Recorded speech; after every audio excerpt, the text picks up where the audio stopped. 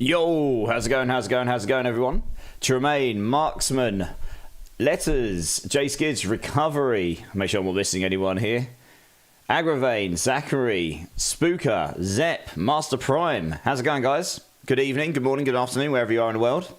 How's everyone's day gone or been? Just bear with me, I've got a cough sweet in my mouth because I can feel cold coming on, so I'm just like medicated to the eyeballs, but we're here. It's fine. What could possibly go wrong, guys? Bloody One, how's it going? I'm not actually too bad right now, but you know when you can feel something coming on? So I'm just kind of like, yeah, just preempting it. Hopefully we'll be okay. Hopefully it'll pass. I don't feel too bad, so we're okay. Doing good, Bloody One. Good to hear, good to hear. Good to hear, guys. New character, call it Eric, cousin of Bob. So what I'm going to do, guys, because anyone that was here the other day will know I don't get frustrated very easily, but I was getting frustrated and I was getting tired and I didn't get my pit 85 done. So I'm going to give this Hydra Stalk about another hour. I'm just going to go do a couple more glyphs runs. I'm going to level the glyphs as much as I can in that time, and I'm going to try and do an 85. And then that's it. I'm going to put it to sleep. And then, yeah, I mean, I haven't actually quite, I've cleared a character slot, so I don't actually know what I'm going to play. So what I'm going to do is I'm actually going to let you guys vote for the next hour or so what I'm going to play next. I guess I presumed you guys would probably vote for me to do Rogue, because many of you have been trying to get me to do Rogue for 2 seasons, because I've never played Rogue. But I will set up a poll, and then we will just start a new character, we'll play that class, and we'll figure out what the build will be from there. So let me do that quickly. Let me set that poll up quick. That'll take 2 moments. New poll, here we go. What class should I play next? Question mark. Rogue, Sork, Barb. And it really doesn't matter to me which one. I've got to be honest. I'll play anything at this point. It will all be fun. Rogue, Sork, Barb, Necro, Druid. There we go. We're not playing Spiritborn. That's the only one that won't be on there because we know we don't need to play this. Oh, I can only make the poll 10 minutes long. What? Why can't I make it longer than this? Wow. Okay, I'll wait half an hour then before I run the poll. That sucks. Rogue.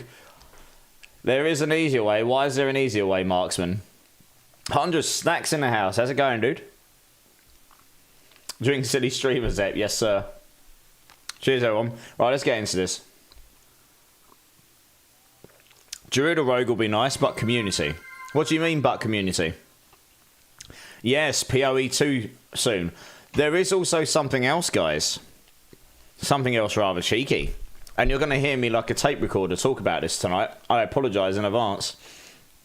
So, I don't know if any of you guys heard, but there's a new game coming out next Friday, and it's not being talked about at all. You know, it's a small game.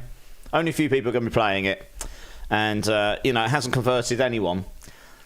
But I have 3 early access keys which I'm giving away, and those are going to go away. Those are going to be given away during my live stream next Thursday. And it'll probably be nearer the end of the live stream. It'll be well in time for me to get the keys to the winners so that they can claim it before this very tiny game that's coming out. It's not going to have an effect on the ARPG world at all, you know, but it should be a bit of good fun. You know, you're going to get your keys and you're going to be able to go and install the game, and you're going to be able to go and blast your entire life away. Well, it should be available on all. It should be available on all platforms that can access it on early access. Yeah, Rowlett. Is it the My Little Pony Super Happy Friends? How did you know? How did you know, Ro? Of course it is. My Little Pony. We're going to go blast demons and ponies, guys. It's going to be fantastic. You wait. This is what we've all been waiting for our entire lives. Ro, you absolute joker. But first time chatter, welcome in absolute That's actually made my... That's a great... I don't even know what to say. That's fantastic. Love it. But yes, it might start with a P. It might finish with a 2. But, you know, we'll find out. But yes, there are 3 early access keys. And what do you have to do to enter this giveaway, you say? Now, what travesties do you have to do? So, all you've got to do is join the Discord, if you haven't already. Some of you I've seen have already entered because you're already in there. I'm going to set up an automated message for this, actually. If you join this Discord, it'll ask you to go through an onboarding. This is just to make sure you're not a bot, because no one likes bots. And then you'll go to the game giveaways channel, and there's a little box in there. You'll see it. It says Path of Exile 2, Early Access Giveaway. There's a tiny emote underneath it. You click that emote, that'll enter you. Golden. And then on Thursday in the live stream, that will automatically pull the winners from all of the entrants. You can only enter once. There are 3 prizes. It will draw all 3 at about 3 a.m. my time. That'll be about the time live next Thursday going into Friday. And then I will get the keys to the winners. That's all you got to do. It's the easiest and the cleanest way I can do it, and it means it can go on from now all the way through to then. So if any of you haven't entered and are interested in playing the game, but weren't quite sure about playing Path of Exile because you don't want to pay for the early access, or you're just not sure about the game because maybe the first one wasn't your kind of thing, well, here's your chance to get a chance to play it without having to pay a penny. So there you go, guys. I've just linked it in the chat. I'll link it in the YouTube as well. You're going to hear me like a tape recorder about this. But yes, there are 3 of them. And it's a little thank you to the community. So I'm giving some stuff back to you guys. Ro, how's... A, Ro, welcome to the community, dude. Appreciate you being here. B, how's the game treating you? I'm presuming you're a D4 player. Already bought it. I pledged $50 to the game back when I was 2012, 2013, but never ended up playing it at all. Gonna redeem that now, though. Fair enough, dude. Well, all I'll say is you can still enter. Because maybe you've got a friend. Maybe you've got a family member. Maybe, I don't know. Maybe you've got someone that you could gift it to. That's absolutely fine as well. You can enter. It's a key. I give it to you. It can be claimed. You can absolutely enter on that premise. The only thing I ask is please don't enter to get it so you can sell it on, because that kind of defeats the purpose of it. I obviously can't guarantee you aren't going to do that, but I would like to think that people here... Never heard of you. Right, there's that ban button. One moment. Let me just mod this guy. I don't know, I'm joking. Never heard of you. How is it going, dudes? I hate that I have to say that. And it's not that I think you're going to do it. But if I didn't say it, then people were like, well, you didn't say we couldn't. So, you know. Well, never heard of you. You're a naughty, naughty boy. Gonna put you on the list of people who are guaranteed to not win. Wink, wink.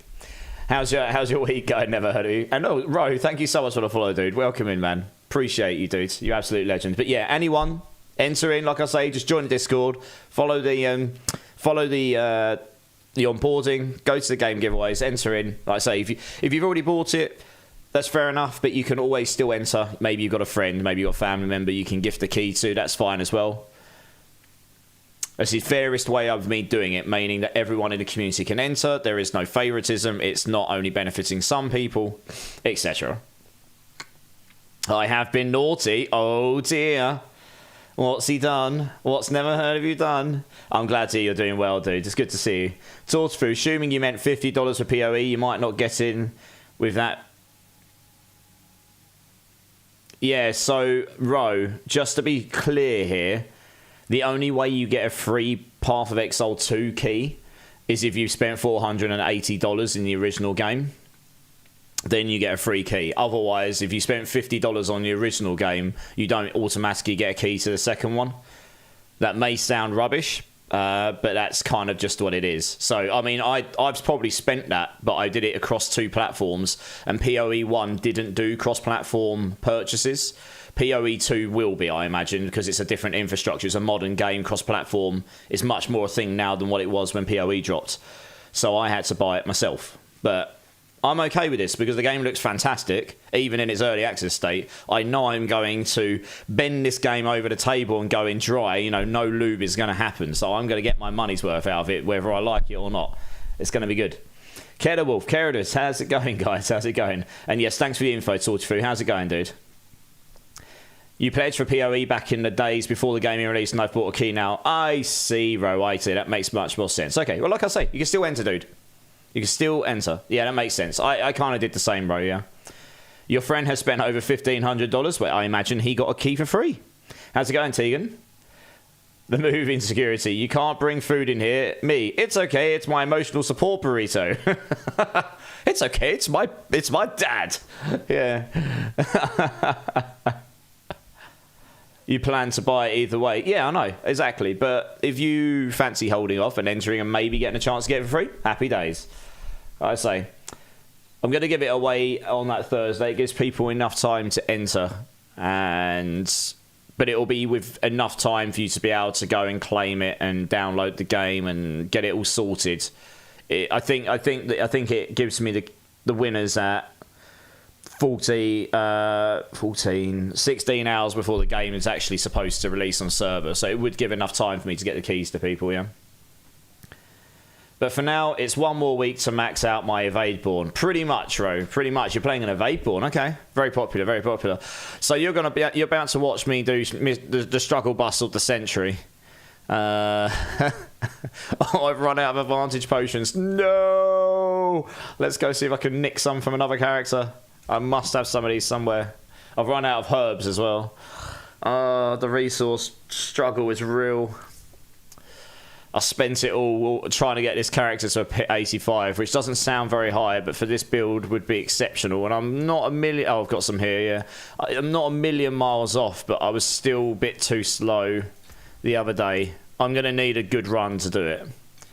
I'm going to do I'm going to do a little bit of leveling on the glyphs first, just to eke out any power I can anywhere, pretty much. And then we're just going to try and then we're going to go play another build, which I'm going to let you guys vote on what class I'm going to play, and then we'll decide what build we're playing. You guys get to choose the class, and I'll choose a build. And then we'll go. It'll be fantastic. You wait. I think I know which way it's going to go, though, because I know people have been trying to get me to play a particular class for months and months, and I've pushed back on it.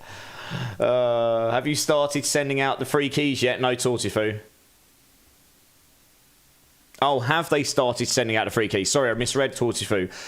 Yes, I believe so, because I believe Gorsh... actually, not sure. Gorsh, you here? Did you qualify to a free one? I remember you said you had to communicate with them about some stuff, didn't you? I can't remember if that was to do with free keys or to do with a certain pack level. You'll have to clarify. I'm not sure, because I didn't qualify. I'll try and find out for you. Bone Mill's in the house. How's it going, dude? It's good to see you. You know what it's going to be. Yeah, probably. Oh, I got one of each of the classes, but I don't see a point in playing anything bar Spirit. But yeah, I mean, you and a lot of people are in the same boat, Ro. So the thing with me, Ro, I'm kind of taking Spiritborn, and I'm going, do you know what? This was lovely. Brilliant package. Let's shove him over there, stick him in a box. He doesn't exist anymore. As much as I love my Spiritborn, I made my own Spiritborn build. It's pretty good. But then that means I can treat every other class like and treat them against each other with Spiritborn taken out of the equation. So sure, they are significantly weaker. And to be honest, this is about as off meta gets, and it's got a lot of problems with it, and I'm going to make a YouTube video demonstrating why this build does not go to a pit 100. No matter what you do with it. And I can probably give Blizzard some ideas as to how you can fix this build. It's something I'm probably going to try and put together tomorrow. I'm going to try and pull together the build planner properly tomorrow as well. I've been saying I was going to do it for days, but honestly, I've been so busy, and I'm not going to go through what has been tying up my entire lifetime for the last couple of days. But I've been so busy that it's just not been able to be done yet. But it will be soon, hopefully. Bone Mill coming in with the Prime. How's it going, dude? Thank you so much for your Prime, dude. You could have given that to anyone in the community this month. You've given it to me. Thank you, big love, dude. Honestly, I really do appreciate your support and for you to being here all the time. Tremaine, how's it going, dude? Wolf Ever Bleed. Welcome in, dude. You absolute legends. with the follow. How you doing? Welcome to community. How's the game treating you? Good to meet you. You're currently helping someone do T4 right now. Nice. Which build? Hydra Spooker. So I'll show you. You'll see the problem immediately. I'm going to go and do a couple of pit 70s? I don't know. I need to pick those potions up. I just want to level up my glyphs a bit more. Maybe we'll try in some 75s and see how slow they go. The big problem with Hydra is it has a lack of AoE. If it had like splash damage on all the heads, so you could group all the enemies together and then they all splash damaged, it would probably be pretty good. You'd probably be able to do 100 even without any damage boosts. This aspect, quite frankly, needs a damage boost. You're pretty much taking this, it gives you an extra Hydra, but you don't get any extra damage. So really, they should make this so you can get up to 2 extra Hydras, and maybe even give it extra damage. It just needs a buff, a big one. Anyway, you'll see. Let's warm up with a 70 because frankly my hand needs warming up. So you'll see. Once I get to the boss goes at a reasonable speed, but the clearance on this build is not fantastic because there is no AoE on the bolts. And the bolts get destroyed on collision. And you can't do the constant summon on the Hydra to get faster attack speed anymore. So, because you can't control where the Hydras go, attack, they kind of do their own thing. So you end up in this vicious cycle, especially when you get like a massive horde of mobs and you've got the resistance mobs in the middle, and they're all really, really tanky, so you're not insta-killing them. You can't actually get your Hydra heads to all attack and stack up the burn damage and whatnot on the resistance mob, but then they're all attacking the other mobs that have all got resistant on them that don't take very much damage, and then you end up in this vicious cycle where clearing a single group of mobs can take 3 minutes, so it just takes so long to get to the boss. But if I can get to the boss on an 85 with 1 minute left on the clock, maybe a minute and 15, maybe a minute and a half, I'm pretty certain I can complete it. It's just getting to the boss in time. And the other day I was probably 2/3 of the way through and I started to fall behind. So I'm just going to try and eke out just a little bit more power for some glyphs because they're all level 70 right now. I mean, if I grinded, I could get all my glyphs to 85 probably just by pure grinding of pits, and that would be another 15 glyphs across the board. That would give me a little bit more power. It's not a huge amount, but it's more. More is always good. I need to change one of my runes as well, I think. Yeah, I'll need to change one of my runes. That will help. I'll do that in a moment. I'm actually running... Normally, I run the anti-CC setup as well, where when you get crowd controlled, it gives you anti-crowd control immediately. But I'm actually... I think I'm running... Yeah, I'm running a Necromancer. I've got Moni on right now, so I need to keep moving. I'm running a Necromancer aura right now because that will help with clearance, just because it gives you the execute on them when they're below 10 or 15% life, whenever it is. And that works on elites as well. So it does help with clearance as long as you don't play like a potato and stand in all the CC. Because I'm playing a Sork without no defensive skills. I'm using Tenuous Destruction. It's the highest damaging aspects in the Sork arsenal. My goal was to try and get a pit 85 done in this build. I haven't got perfect gear. If I had more Obdusight and more resources so I could get a triple masterwork on Conjuration Mastery on my amulet, this build would probably, just from that alone, do a pit 85, because that extra 1 rank in Conjuration Mastery would give me another, well, anywhere from 10 to 20% damage multiplier from Conjuration Mastery. That would probably be enough, honestly. And then there's other gear I could get triple masterworks on as well and just eke a bit more out of, but I don't have any resources. So, just going to try and do it with the glyphs and see what we can do. I mean, I could use the seasonal potion for extra 20x damage, and that would probably do it as well, honestly. Maybe I'll just do that if I get frustrated, just to say I've done it. we'll see what we can do. We can see what we do. You started playing a Spiritborn, got bored after like 2 weeks, I tried out all the other classes, but now I'm stuck on the Evade one since, well, it's just so freaking fast and does rubbish about 5,000 times better than all other fast classes. True. True, yeah. I mean, look, Spiritborn next season is going to be memed as being awful. It's going to be terrible, no matter how... It doesn't matter what anyone... It may still be the best class next season. It will still be terrible, though. Because it will be compared to how good it was this season. And it absolutely will not be as good as this season. Because it's got so many bugs right now, which you would presume they're going to fix in Season 7, since they know about them all now. That would just inherently make them a lot worse, right? Every build's going to need rebuilding differently. Every build will need to be built differently because you won't stack max life for damage like you are right now, for example. You won't stack block charts to get crit damage like you are right now, for example. And so on and so on. There'll be... So look at this. The boss damage is pretty good in this build. Because all those hits will just target one target and stack up the damage. So that actually works quite well. Okay, one was 71. Oh, we got one glyph level out of that. Come on, really? Game. What is this? You hope it's terrible. I think, yeah. Well, it will be, right, compared to now. Did you hear people found out how to trade Obdusite? Oh, did they? Well, that doesn't sound legitimate, does it? Have they fixed the Viscous Shield bug yet? No, they won't fix it till Season 7. And if they did fix it before Season 7, everyone Spiritborn would just suddenly do like 50 or 60 times or more damage less, probably. So they were never going to fix that in this season for that reason. I'm going to go spam these Murmuring Opals, and you never know, maybe I'll get better stuff. Yeah, they were never going to fix that before Season 7. It would just break absolutely everyone's Spiritborn build, pretty much. Spooker, thanks for the alert, dude. Appreciate it, man. Big love.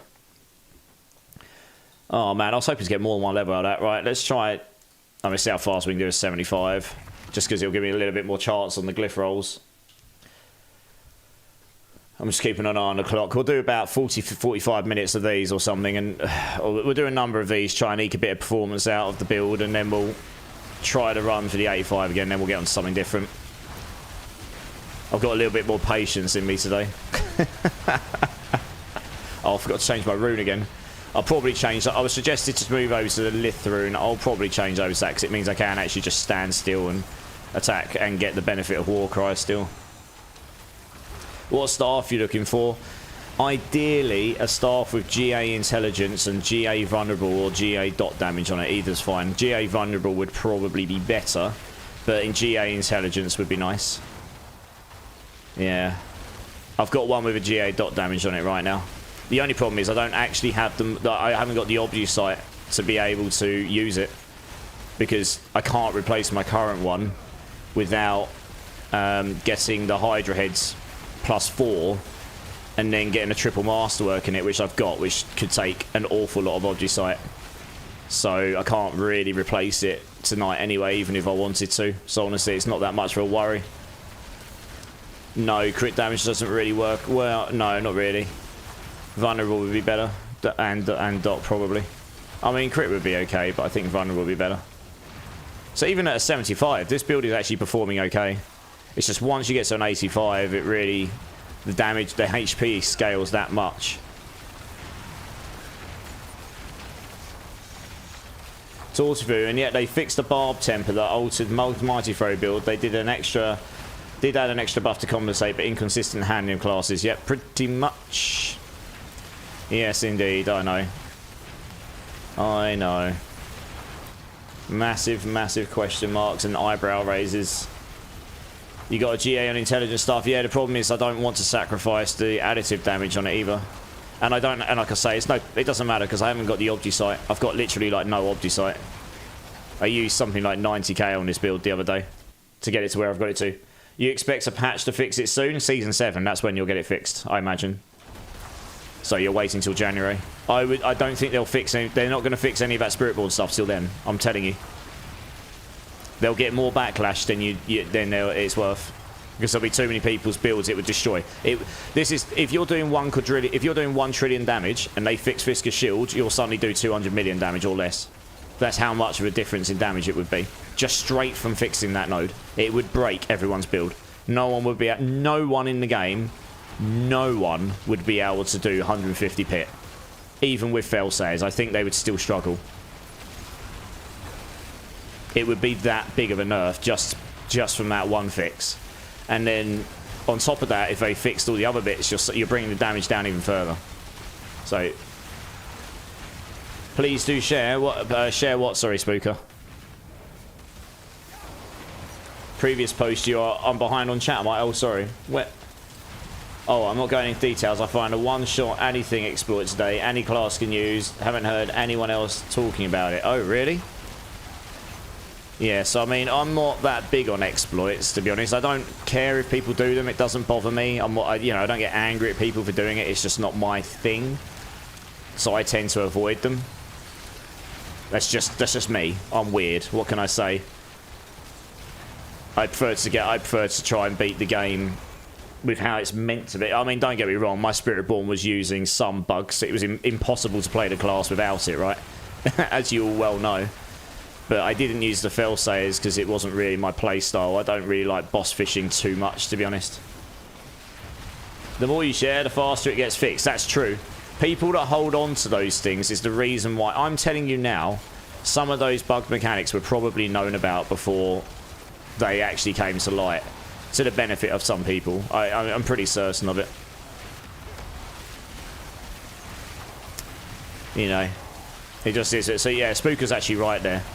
The reason these things get found out and fixed ultimately is because someone shares it, it goes viral, and then the Blizzard team see it and they're like, oh, okay, yeah, we should probably fix that. That's really bad. This fixes the Hydra build here. If I get the artillery shrine, I'll say fixes it. It gives it some AoE, right? Because it's got, look at these bolts, they all pierce, right? Look how quickly I clear stuff. Because all these bolts clear. That's one way you could fix a Hydra. You could give them piercing attacks. But I personally would just make their spit attacks have a small area. Like, make it so you can get a unique or something that gives them a small area of splash damage. Because what that would do is it would mean no matter... It mean they could hit a target in front of the one you actually want them to hit, like a resilient mob. And it would still apply... and make it so it does splash burn damage. But if you've got enough of them attacking in an area, it would stack up burn damage, and then you could play into a burn damage build. Hydra is inherently a hybrid skill. It does hit damage and burn damage. But then you could play more into the burning damage with combustion rather than using enlightenment, and that would actually probably be better then. At the moment, I'm using enlightenment because it still works out better overall. Because it scales all of the damage, and you get so much additive damage from enlightenment.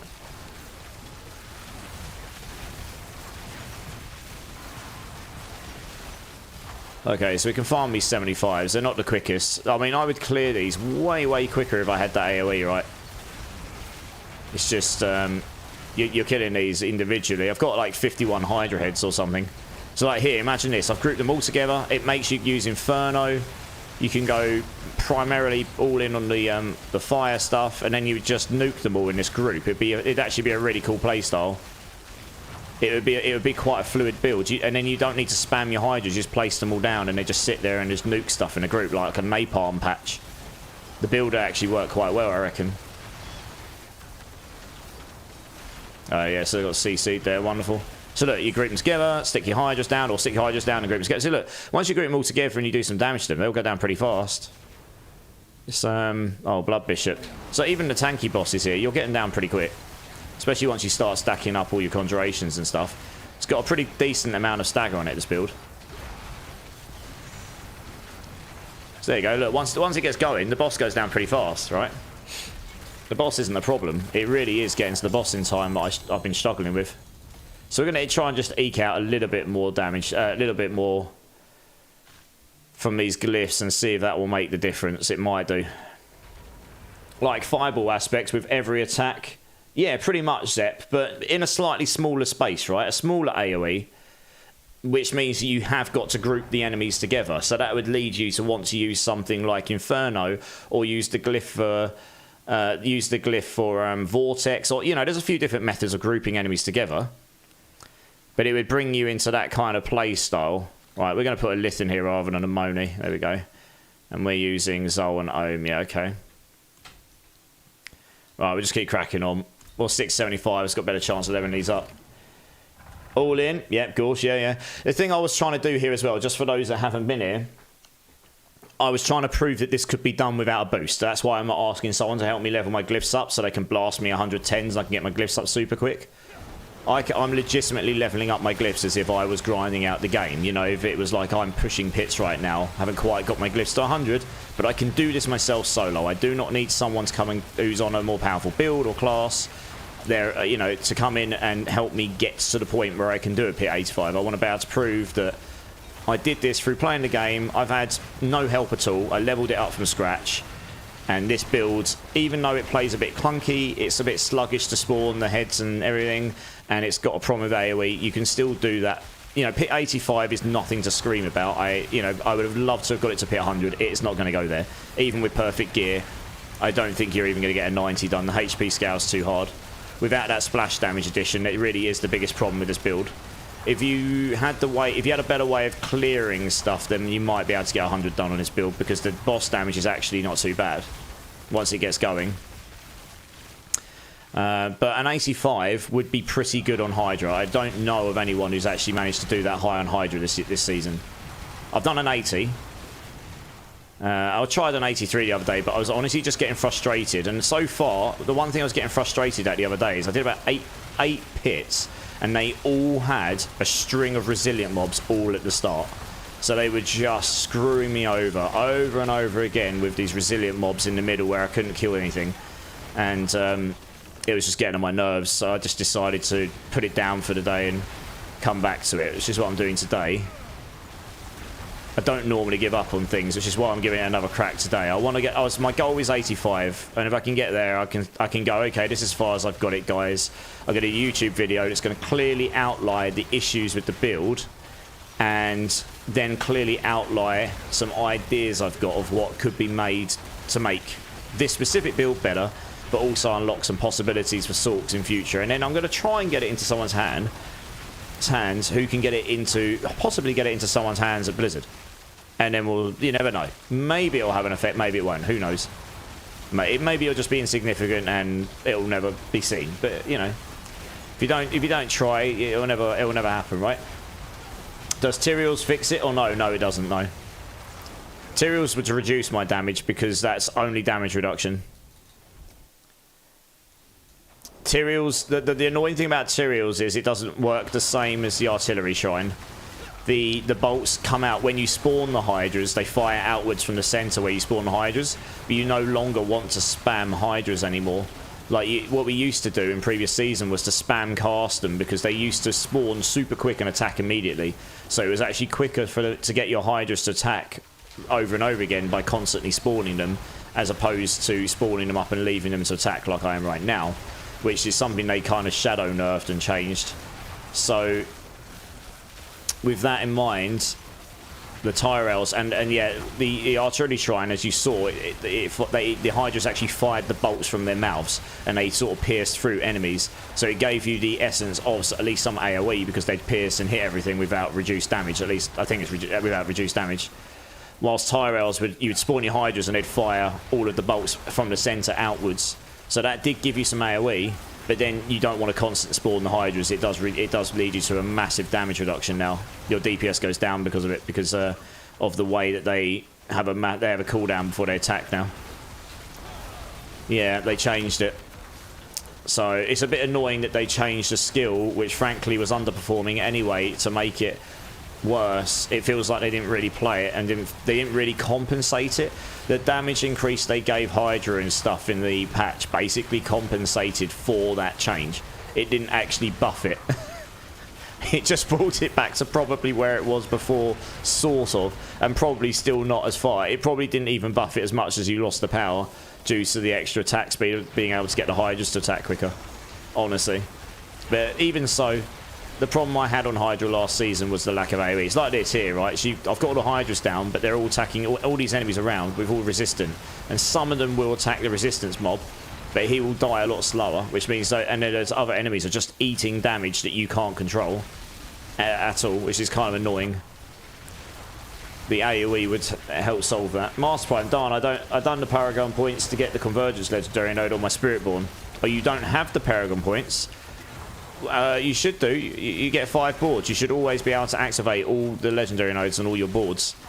Where have you spent all your points? Actually, no. What Paragon level are you? That might be the problem, right? You might need to get some more Paragon levels. If so, I'd probably, if it's a damage node, I would recommend rushing the Paragon node, probably, because it'll probably give you more damage overall.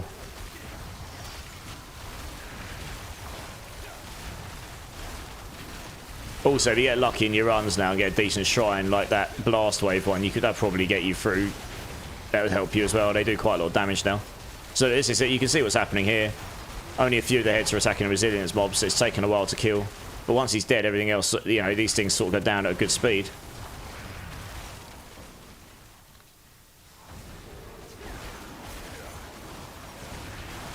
Your Paragon 251, yeah, okay. You should definitely be able to activate all your legendary nodes. I'd be surprised if you can't. Yeah.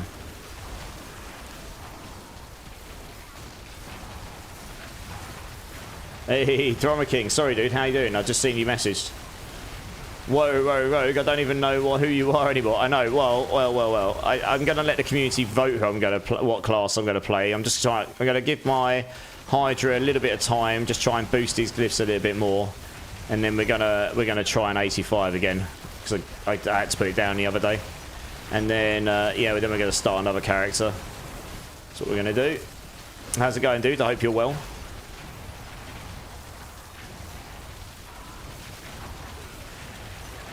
You just need more damage. You need more Paragon. All good, Drummer King. Good to hear. Good to hear. I need a tiny bit more here. Okay. There we go. So I can do it. Yes, it is. Yeah, nice. Right. Just see what we can do. The glyphs. Just trying to get the glyphs up a little bit because it will just eke a little bit more damage out. Okay, we got Den Mother, but it doesn't matter to me what boss because I'll just place these down. And then we just go for the damage. And like I say, the boss will go down at an okay speed, honestly. Probably get out of the way of that. There you go, yeah. Just goes down eventually. No problem. Just got to stack up all the conjurations to scale the damage and happy days. GG's. She dead? Where's she gone? Oh. Oh, she's probably the worst boss for Hydras just because she jumps in the air and it resets the dot damage, which is a bit cheeky, really. It's a bit of a cheese mechanic. That's why she didn't die there. I thought she died. It's okay, we got her. Is this still 70%? Okay, we'll keep going with this one then, I guess, because it's the high scaling. 55.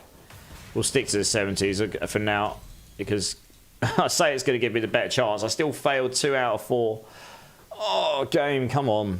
Really? Almost 70% chance. Goodness me.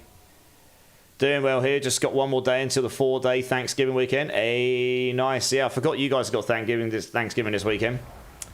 Have you, all of you that do Thanksgiving, have you got big plans to spend time with your family and such? Over on YouTube, Kyle, how's it going, dude? It's good to see you. It's good to see you. How much gear is dedicated to getting Hydra heads? Just one at the moment. 1 second. It looks like it's spamming YouTube. Why the hell was that active on YouTube? I didn't turn that on. This bot is weird. It turns itself on. Yeah, Carl, how's it going, dude? Welcome in. So the only gear I've got that's dedicated to that is the two-handed weapon. I've got the triple masterwork in here, so you can get 12. So one of the recommendations I would make to Blizzard, if I could, to improving this build, would be to have an amulet, probably an amulet, because you wouldn't want to allow them to have a winter glass and an item dedicated to Hydra that's unique for Hydra, where it comes with implicitly Hydra heads on it, maybe, or implicitly Hydra ranks or something. It comes with an implicit on it useful to Hydra, but either way, it allows you to get all of your Hydra heads like this. Either implicitly just comes with 12, or make it so that it's one of the 4 stats and you have to masterwork into it, something like this. So make it so you can get your Hydra heads, and then maybe have it on it so you can get Hydra ranks, because Hydra ranks, the problem with Hydra ranks right now, it scales all your damage. But I've only got 5. And why do I only have 5? Because the only way you can scale those ranks is actually to do it through a helm. You can get it on all ranks, which is on a Shaco only at the moment. Or you can roll Hydra, which comes on helms on legendaries. But you're going to end up using an Air of Perdition here or something, because it's just so much better for this build. Like, you've got +3 to core skills on this helm, but it doesn't help you with Hydra at all. If that changed to +3 all skills, say, this would immediately be much better for this build. Because that would give us +3 ranks or more to Hydra. That would scale our damage, and it would affect more builds. I feel like this probably needs to change from core skills, really, to just all skills. So this is one of the things D2 did. D2 had all skills everywhere. So that should probably be all skills. This should probably be all skills, frankly. you're limiting to certain types of abilities here, which you can't convert by shoving core skills on them.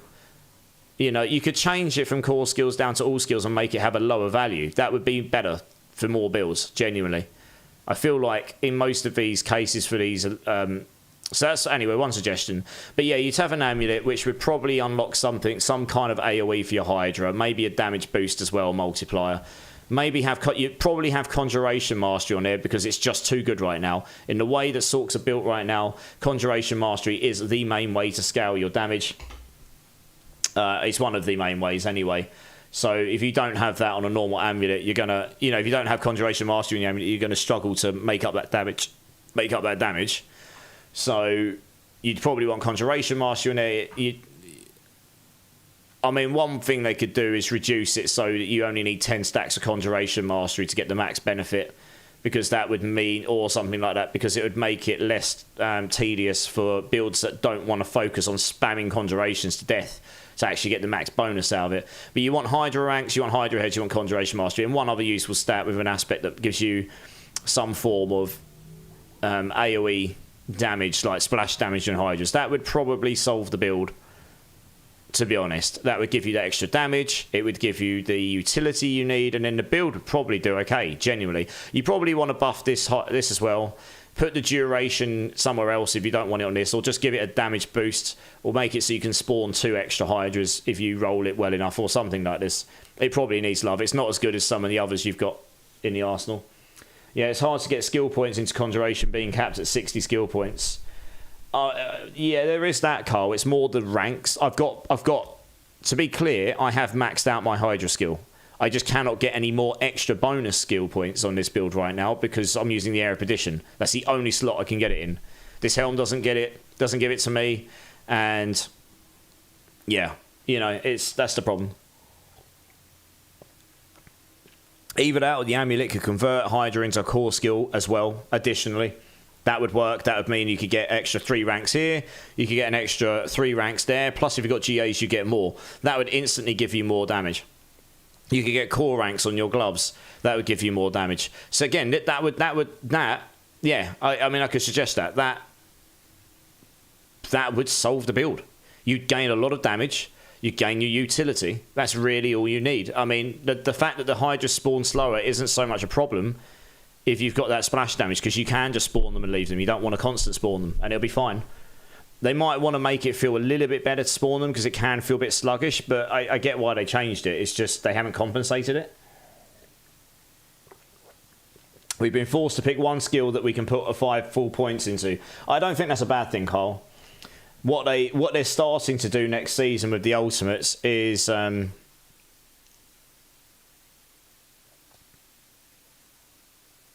that's weird. Try that later. So one of the things they're doing next season with the ultimates is they're making it so that investing 5 full points into it's going to give you an extra bonus. And I said this already, the Spiritborn's got some nodes on it where it's like, put 1 point in it, you get a bonus. Put 5 points in it, you get an even bigger bonus. So it incentivizes you to invest fully into a skill. They need to give that love to all the classes across the board, at least for a bunch of skills, to make it so that it's actually like, yeah, I want to go all in on this skill because this extra bonus will benefit me. So that's another thing they can do, adding extra layer. If they want to stick to their current skill tree ethos, that's another thing they can do. And they can do that for the passives as well. Spiritborn passives have got, put 1 point in this passive, you get your normal bonus, but you get a little added bonus. Only 1 point. And then if your build, you might want to max out this passive because it's very, very good for your build. But you get that one, and then that means if you put a Death Shroud on, you get loads of added little bonuses just because it gives you +1 in all these nodes, for example. So, yeah, there's a lot of things they could do. But the biggest thing for Hydra is you can't scale the Hydra ranks, you can't scale the damage there. You haven't got any utility or splash damage, it's really hard to clear stuff. And the only way you can get the added heads right now is to put it on a staff. Now, that limits you, meaning you have to use a legendary staff. You cannot use anything else because it's the only way you can get the Hydra heads. It's the only way right now. So it means you literally cannot do anything else on this build. So, I mean, I would love to be able to put a Shatter Vow on this build. You can't equip polearms on a Sork, which they should probably change. Because why on earth not? And the Shattered Vow would play very, very well for this build. It would help you max your attack speed without you needing other things, because you'd be berserks all the time, which would give you a bit of extra damage as well. It would give you a crazy amount of dot damage. It would be the one and only way on a Sork right now to extend your damage over time duration, because that's been changed to have an extension of time duration. That would be very, very good for Hydra build with all the burn, because you can see I'm applying burn damage here. That would be very, very good for this build. And it would give you a whole bunch of max life. What else does it give you? It gives you Berserk, gives you a ridiculous amount. I've got 4GA1. It'd be incredible if I could have used that this season on this build. But you'd need to be able to get the Hydra head somewhere else, which is why I suggest having it on the unique, because it's the one thing. That and Hydra ranks are two things you can only either get in one slot. You can only get in one slot each right now, and you realistically are not going. It's not going to be better than using an Era of Perdition, or you know, there's nothing else you're going to get that's going to be better than getting the Hydra heads. So, you know, if they want to make a build for Hydra more viable, you want to have it so you've got this amulet that solves a couple of these problems for you, so that you can choose to build your build slightly differently. I mean, that Shattered Vows are nice to have. That that wouldn't have to be added to make the build decent. You could still have a legendary staff in there which doesn't use Hydra heads that you could then roll something else on. But that's just you know, just a few thoughts from me. I've played Hydra quite a lot. I made a build last season that was actually pretty good. I got it to... this is T4 viable, by the way. I want to make this clear. I can demonstrate in a bit before I log off. I can smash all the T4 bosses solo. I haven't tried at Lilith, but I'm imagining I'll be able to kill Lilith as well. It might be a bit slower than my usual builds, but it'll be doable. It's just not going to push Pits to 100 because you haven't got the AoE clearance. That's the biggest problem here. I mean, sure, it could use some love in the damage department as well, honestly. But it has got enough damage to do 100 if you could clear stuff quick enough. Because if you got to the boss with 5 minutes left on 100, I've got no doubt you'd probably be able to kill the boss. Even without any of the damage buffs. I haven't got perfect gear. If I had perfect gear, it would, you know, I have no doubt that'd be the case. 1 sec, Sage Beast. I'll have a look at that in a moment. What do you think, me? An amulet with move speed, max life, vulnerable. Not too bad. It's not too bad. I don't know if any builds would particularly use all of those.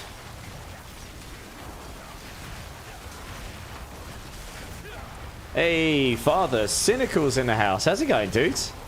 I saw you follow me the other day. How was your stream? I saw you live earlier. Cat, can you please? Like, come on.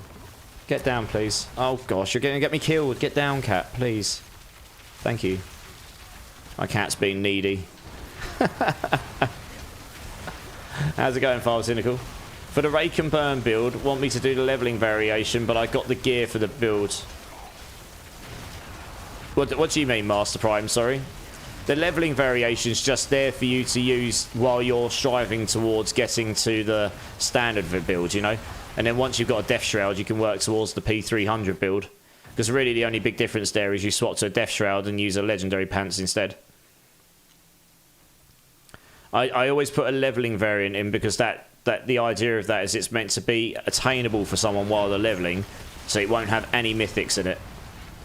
Unless the build literally... I mean, even if it's an Andes build, I'll normally put a leveling variant in that has no Andes on it to say this is what you should probably level on if you're not going to level on another build.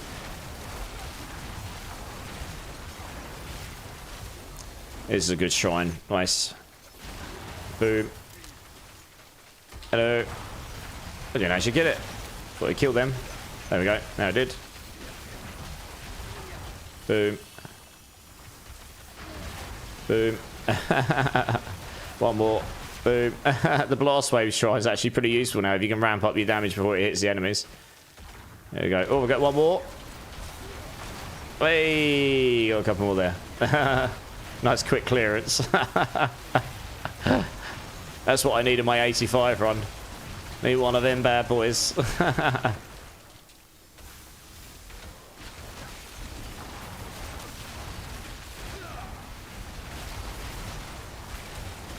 My cat was also Zachary. Yeah, like he's just being needy. He's all right. He's fine. He can just be a little bit overtuned. He can be a little bit overly needy sometimes. I love him really though. You switched your rogue from Dance of Knives to Arrowstorm, and it's doing pretty well. I think if I'm going to do a rogue, I'm going to strive towards the Arrowstorm build, because that seems like it'll be quite fun, and I know it's a decent build, and it just seems like something that'll be pretty fun. Yeah. Not Spiritborn levels, but I'm happy with the progress. Yeah, dudes. I mean, I've heard that build's been doing pretty well. Like, the highest has gone into the hundreds on the pits, I think, which is pretty good. If you can get to a pit 100 plus on a build, that should be the benchmark for any class. But I got 2 out of 4. The benchmark for any class should be it can do pit 100 on a build. And then pushing beyond that is pushing beyond 100, right? Blade Master, have you got over on YouTube? How's it going, dude? Have you got a Fireball build? I do not have a Fireball build right now, but I can find you. I can link you one if you're interested.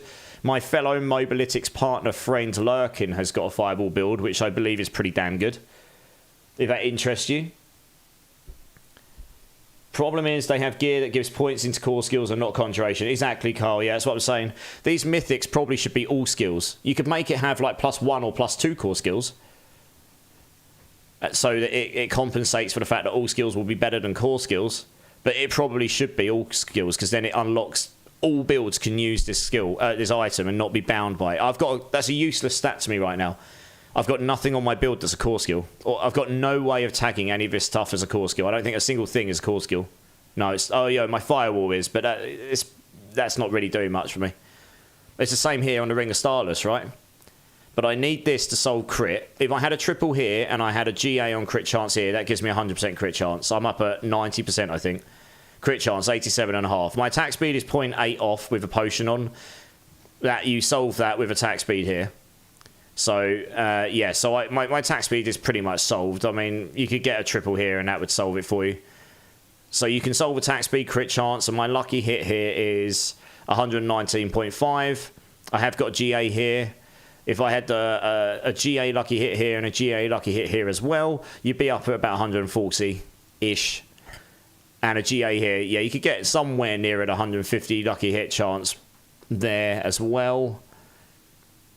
So you can actually solve, and you can't quite solve lucky hit on this version of the build, but you can get pretty close, honestly. But you can solve crit, you can solve attack speed with perfect gear. Yeah. Alright, let's keep going. I'm nearly 286. Woo! The grind continues. You're using the Unkillable Flurry build. It's amazing. Nice. What pit's that gone to, Gorsh? Hey, Unsensible's in the house. How's it going, Unsensible? How's your weekend been? How's your week? Is that a pit 75 I see on Sork? Yeah, Unsensible. I'm trying to get that 85 done again today. I'm just leveling up my glyphs a little bit more. See if I can eke just a little bit more damage out to see if it makes the difference. We're doing 75s fairly casually, you know, not like super duper quick because the clearance isn't there, but it's doing 75s okay. I've done an 80. I really want to get an 85 done on Hydra. If I can get an 85 done on Hydra with stuff that you can legitimately get, and I just got pits, I just got Paragon 286. Let's go! Only 14 more to go. It's alright, we still got 2 months to do it. It'll happen. But yeah, if I can do an 85, I'll be really pleased with that. That's probably about as high as it's going to go, honestly. You can borrow your Shroud from the other classes, Master Prime. Yeah, the Rake build is super fun, right? I mean, you guys have seen me play my Rake build enough. I can carry 4-man 110s in like 2-3 minutes or something, if I'm paying attention. It's pretty quick. But yeah, Unsensible, I'm good, dude. How are you? It's been something, lol. Just pushing through till end of day Wednesday. What's happening at the end of day Wednesday? Oh, you off for the weekend for Thanksgiving or something? I suppose if that's the case, at least you'll Adrian 1, first time chatter. Welcome in, dude. How's it going? I wanted to talk about something related to business and collab. Where can I contact you? I'm sorry if I bothered you or disturbed you. You don't have to say sorry. That's fine. If you look in my about me on this page, I have a email address, so you can email me there. That's probably the best place for anything business related or collab related, if that's okay. I do have a Discord as well, but I'd prefer it to go through to the email first, and then if it seems appropriate, I'll get you in the Discord and we can chat there. Does that sound okay? Thank you for asking and not just doing stuff. I appreciate the regards to etiquette and stuff there.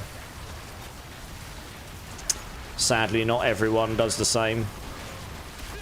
Yes, sir, off the weekend. Nice.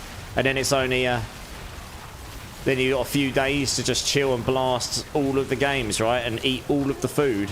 And I'm going to assume you're going to spend loads of time with your family or friends or something. Sounds awesome. Man, they made mastery skills count as core skills, but imagine if they made... Well, this is what I was saying, unsensible. If they had a way to tag Hydra as a core skill, or, better, those mythics were all skills instead of core skills, you could reduce the number of ranks on it, because it's all skills, to compensate. But look how quickly I'm clearing stuff with the artillery shrine, right? You see what I mean? It is honestly the biggest problem with this build. The artillery shrine is crazy because it's like a Star Wars episode when you've got Hydras on. Look at them, it's insane. That's what the Tyrells does. You see those things going inwards, those bolts, that's what the Tyrells does. But the Tyrells does not make the Hydras spit bolts as well. If it did, if the Tyrells made it spit, if Tyrells made them spit bolts as well, you'd probably use a Tyrell's might on this build over a Shroud. That's another way they could go with it. They could make that interact with Hydras and make it spit bolts like the artillery shrine does. But I doubt they would do that because then it would sort of negate the artillery shrine. You just need some form of AoE, piercing bolts, ricocheting. It doesn't matter which way they want to do it. It just needs to be something that can deal with groups of enemies, because at the moment it's a big problem on this build. It's the biggest utility issue going. There's no way of really solving it properly. Yeah, it doesn't unsensible, yeah, unfortunately. Yeah, thanks, Adrian. And thanks for the follow, dude. Appreciate you, absolute legend. Welcome into the community. Supposedly it's the highest pit spec at the moment. It's Flurry Overpower build. Oh, okay. Are they snapshotting power? Are they snapshotting the damage on that? So to make it so you get the overpower damage all the time, or they actually come up with a way to constantly activate the overpower. Yeah, I'm going to be pretty squishy in an 85. It's kind of why I liked the Moni, because you could keep moving. That's it, like Handa Hydra Sork new meta. Well, that's actually a good point. This is what I was trying to say, right? That or a Shattered Vow, if they made Shattered Vows equipable on a Sork. If they made Pole Arms equipable on a Sork. Imagine how good that would be on a Sork. But to be able to do that, you need to be able to get plus Hydra heads somewhere else other than your weapon. So my suggestion when I do my YouTube video, which I'll probably put together tomorrow, is you would have an amulet. So that you can't wear it in conjunction with the Winter Glass. The aspects could be something like your Hydras are now tagged as core skills if you want it that way. They now do splash burn damage of X% of their base damage or something like this. And maybe a damage... Oh, what? Oh, yeah, I don't like standing still on this build. Don't normally die, but the reason I'm getting pulverized is because I'm just standing still attacking. I prefer the Moni room, but it's a bit clunky to play. What was I saying? Yeah, and also a damage multiplier as well, because frankly the build just needs damage. Or some kind like this. I'm not actually sure what ultimately killed me there. Honestly. Not too sure.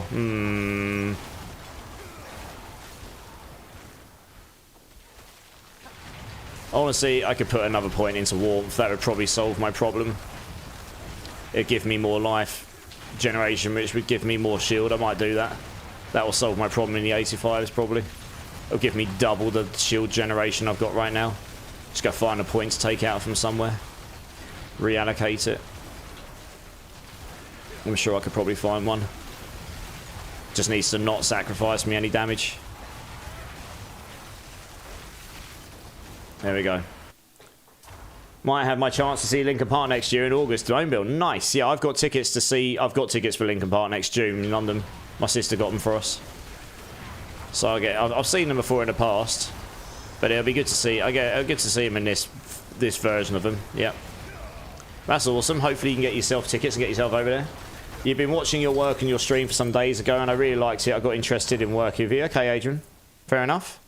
Well, like I say, send us an email to that address, and I'll check it after this stream if it's there, and if it's not, I'll check it when it comes in as soon as I can, and then we can discuss whatever it is there.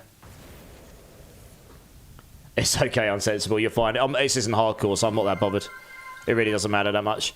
Right, where do we put this point? We want any form of damage we can get here. Get 20% from that. Or...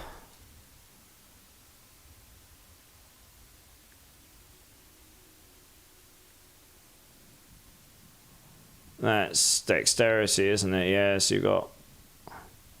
I mean, we've got dexterity here. Yes, it's probably better to go in here because it gives me more. There's so much of it as well, that's the thing.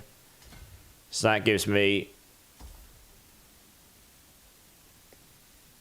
saying that, the vulnerable damage does get scaled up by 60%, but that still wouldn't be more than that. So, like... let's have a look at my vulnerable damage here. 1, 2, 4, 4. If I take one of these out... I've lost 20. Okay, so it is actually more. 1, 2, 2, 1, 2, 2, 4. 1, 2, 4, 4. It's literally, that's 19.9. This one here is giving me... where is Conjuration? 966.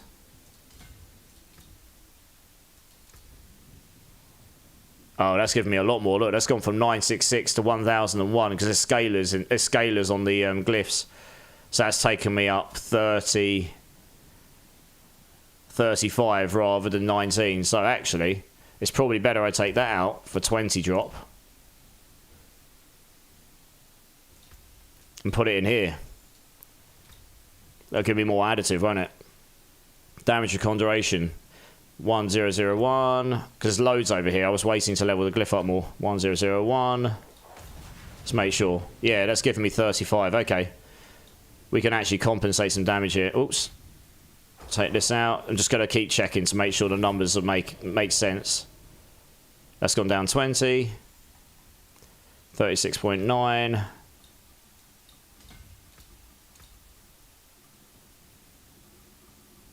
Yeah. Okay, that is better. Just need to make sure we're not destroying this. We got loads of wiggle room, so we can just take all these out. Any of the spare. Well, okay, there aren't that many spares. That's the spares, so we can just put them in here. So that gives us more there. What about down? I think there's another one somewhere as well. Yes, this one here gives 25.9, and that will get scaled up. So that probably does work out better to max out. We can check though, crit, because I'm not critting 100% of the time. I'm 87.2. So we've got 862 crit damage. If I take one of these out, goes from 862. Yeah, so that's lost me 44. So that is actually better. But I don't crit 100% of the time. So even though that gives me more, 44 over 35, this is all the time. That's almost all the time. So it's probably about the same, honestly. Although crit damage does not affect dot damage in this build at all. So that will only affect the hit damage. So actually it probably would be better to scale in here because this Conjuration will scale the dot damage. So even though that's slightly higher, that will be affecting both the hybrid areas of the build. So I wonder if that would actually give me... how much wiggle room I got here? Quite a bit actually. Yeah, I reckon that will make a difference. And we can only sacrifice so many nodes, to be honest, without jigging things around. And when we could do this. So that's gone down a fair bit. But then this has gone up to compensate, I think. So we don't want to waste a node getting to there, but we've got one here. Is there another one we can grab easily without wasting a node? How much we got? 119. No, that's the last one up there. We're not going to get that one right now. Okay, so I'll put 1 point back in down here then. For now. Stick that there. Fine. Okay, so we've gained a whole bunch here. We've not lost too much here. We've lost a tiny bit here, but not as much as we've gained down here, I don't think. I'm catching up on chat here. Sorry, guys. I'm just mathing the boring stuff. But I really want to get this 85 done. I'm a Sork main, I forgot, but you are theory crafting this beyond what I thought Hydra would make it. Unsensible, yeah, I do. I'm on the Mobalytics build team, same as Cliptus. I don't particularly have like one class, I'm like, this is my main. I've done Sork, I've done Necromancer, I've done Druid builds, I've done Spiritborn builds. I like to go across them, I guess. But Sork probably is my overall main, and I've done Hydra before, so it's not new to me, you know. You can't trade Obducite, Bloody One. Unfortunately not. I would love it if we could, but we can't, yeah. How's Hydra working out for you? Trolled your fortune. How's it going, dude? I've done a pit 80. I'm really going to try and get pit 85 done today, and then we're going to start a new class and a new build. Yeah, that build last season worked pretty well. The one this season doesn't work quite as well because it hasn't got the AoE. You can't keep spawning them to get them to attack faster anymore, so... I'm going to make a YouTube video. I'm hoping I can get an 85 done. I can demonstrate it does this, but it can't go any further because of this problem, this problem, this problem. These are the problems, and these are my suggestions of how you can fix it. And then I'm going to try and get that video into the right hands because I've got a few friends that could potentially do this. And might get it to someone at Blizzard that might watch it and go, oh, that's some good ideas. Or maybe they'll think they're terrible ideas. I don't know. Or maybe they won't see it at all.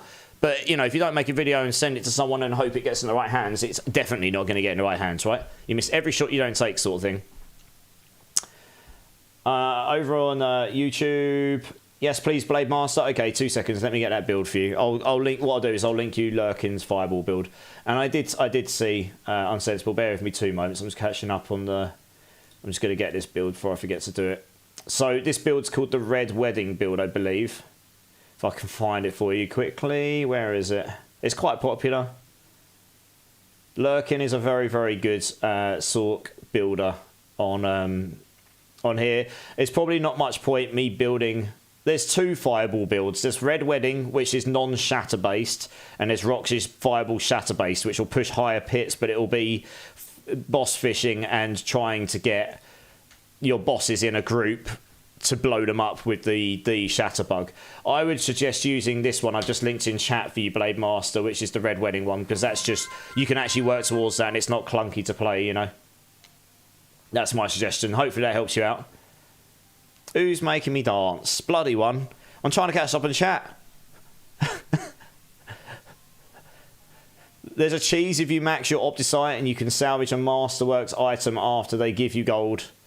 But who has maxed Obducite? Well, exactly. Who that indeed. Unsensible. I did see. Thank you so much for the 10 bomb, dude. That's outrageously generous. Thank you so much.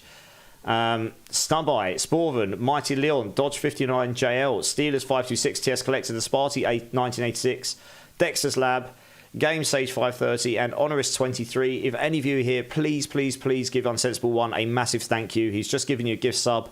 It's incredibly generous of you, dude. Thank you so much. So you got a choice here. You can either give me 2 bean numbers, because I'll give 1 per 5, or you can have one of the ultra bad beans, if you like, which is in this box. So it's really up to you, dude. You give me 2 numbers or 1, and I'll take it from the box accordingly. No worries, Blade Master. I hope that helps. If you've got any questions about the build, I can probably have a quick look at it and help you with it as well. I don't know it inside out, but I know Sork well enough. I don't need anything, but since you asked, oh, you know me, we like to have a bit of fun.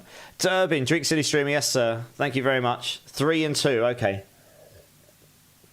2 moments. Let me just catch up and chat here. YouTube, Jameson Bush. When you hop on Rogue, you should check out Dance of Knives plus Yens. I'll probably level on Dance of Knives because I've heard it's very good for leveling. But I'm ultimately going to go for... I think I'm quite interested in playing the Arrows build because it just seems like it's just fun, right? I like playing fun. Doesn't matter to me if it goes the highest. I like playing stuff that's different and interesting. And I've never played Rogue before, so we'll try a couple of builds. We'll try one to level, and then we'll just... Rogue is not necessarily going to be something I'm going to craft a build in. It's just, let's watch me fail at Rogue, because I haven't played Rogue before. Or do well at Rogue. We'll see. I'm pretty good at these games, but I haven't played Rogue before. Not once. It's the one class I haven't played. It's a minor bug, so some are choosing to ignore it, but it's great on my Heartseeker Victimize build. Okay, fair enough. Good to hear. Good to know. Rogue is your favourite for movement and speed. It's the same for a lot of people, I think, yeah. Meshi1416 over on Twitch. Thank you so much for following, you absolute legend. Welcome in, welcome in. How are you doing? How's the game treating you? Welcome to community, my friend. Right, let's do these jelly beans before we crack on. Number 3 and number 2. I need a number 3. I've run out of them in that box. There we go, there's a number 3. Right, so for anyone that doesn't know and is new here, when someone subs to my channel or drops 5 gift subs, and as we just saw, Unsensible drop 2, lots of those, I've got these jelly beans, which are either good or bad flavours. It's just a bit of fun, really, which some of them like to use occasionally. Rogue virginity, Quakey, I know, right? Got to be a virgin again once in life, right? But basically, they're either good or bad flavours. The yellow one is lemon or sour milk, and the blue one is bubble gum or blue cheese. So we'll start with the yellow one first. This is number 2. So this is lemon or sour milk. So anyway, let's see how this goes. Oh, that's sour milk. Oh, yeah, that's not good. Oh, I've got my drink at the ready because that does not taste good. Oh, I've got that down. I'm just gonna get on with the next one. This blue, oh man, that's bad. This one is bubble gum or blue cheese. I'm just gonna get it in my mouth. Get it in your mouth, boy. I'm just gonna get on with it. I think that's bubble gum. It's bloody sour though. Bugger me. Oh, God, that's got a bit of a kick to it. That's bubble gum though, at least. Right, that sort of kills the sour milk taste a bit. That jelly bean got nerfed. Oh, thank you very much again, No Unsensible. And Dark Lord Rebis coming 100 bits. Thank you, dude. Thank you so much for your support. I got these 3 bits. I thought you should have them. Dude, thank you so much. Pete, how's it going, dude? I did see you say hello. How are you, man? How are you? Sorry, I'm falling behind chat. Thanks again for the Rod of Kepelecki. Got Matt. Oh, yeah, you won the 4GA perfect Rod of Kepelecki I gave away the other day, didn't you? You got max rolls and chance for core skills to hit twice after 12 tries. Well, I bet you're doing pretty well with that rod, eh? You took my perfect rod. Giggity. The entire interaction was my reaction to Sork nerves in the campfire. Yes. Yes, indeed. Enough said, right? I'm trying my hardest not to meme and everything in it because I've seen a lot. I was watching a lot of YouTube today. I was doing a lot of research and learning on PoE2 today, and there are some freaking hilarious troll videos right now. I'm sure some of you have seen them, but I really try not to go down that route because I'm a developer myself, so I really feel for the developers. Some of them probably should learn to keep their mouth shut and their fingers off of Twitter, though.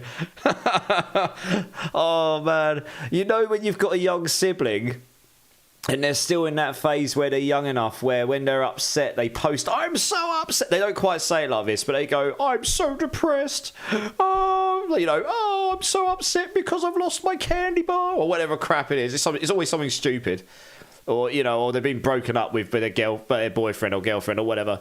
And you're sitting there going, I understand why you're upset. You really shouldn't post that on Facebook or Twitter, right? And then I see someone who's in like a position of power doing exactly the same thing in a different context. And I'm like, that's never going to end well. Like, what did you expect to happen? Like, you've got no one to blame but yourself, and you wouldn't like to hear it, but it's just true. It's just, I saw it and I was like, that is just fatal mistake. It's fatality, you know. You might as well shoved him in an arena in Mortal Kombat and watched his spine get ripped out. It's because that's exactly what's happened. I've seen some of the YouTube videos today. He has been savaged. It's completely outrageous. I feel for him, but at the same time, he did kind of do it to himself. And if you don't know who I'm talking about, just go on YouTube, Path of Exile 2, Diablo 4. I'm pretty sure it'll come up pretty fast. You probably won't even need to type anything more than that, honestly. We don't know the other changes. We are getting the patch notes tomorrow. I'm very interested to see. Until we see the full range of patch notes and changes, I'm going to hold the nerfs. I'm doing it with bunny rabbit ears tentatively because they may be... If they don't compensate elsewhere, that would just be stupid. You are just flat nerfing a class that really needs some love. That would just seem very backwards to me. But until we see that full range of changes, it's what I do think they did very badly, particularly this time round, is they did not...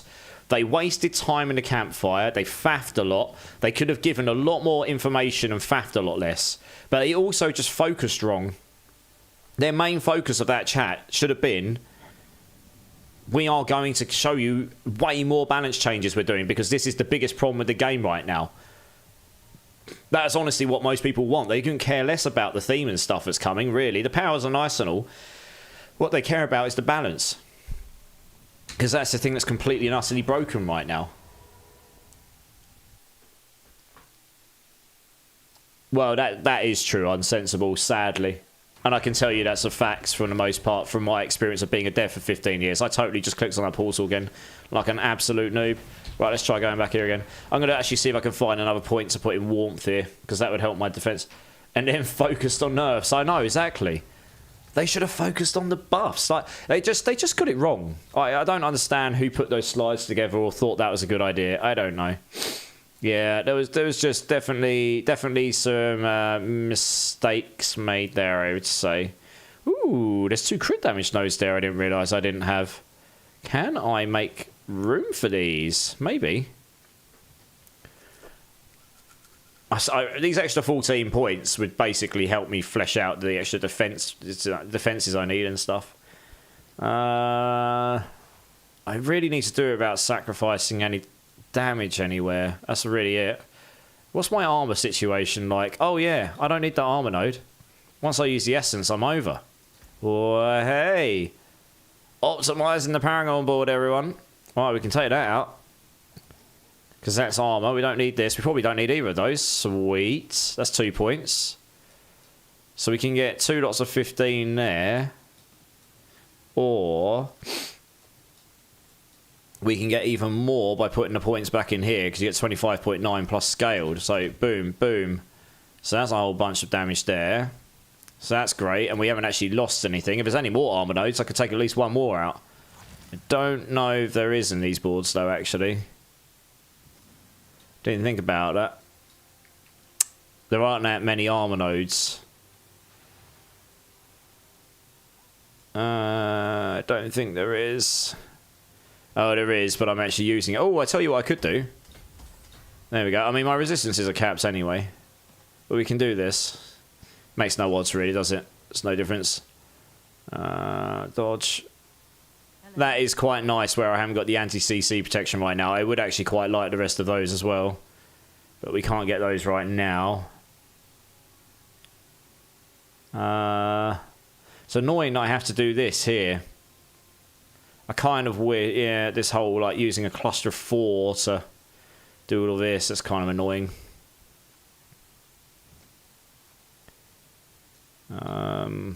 I mean, I don't know if there's any way of optimizing this board any further, honestly. In fact, I can see I can gain a node here.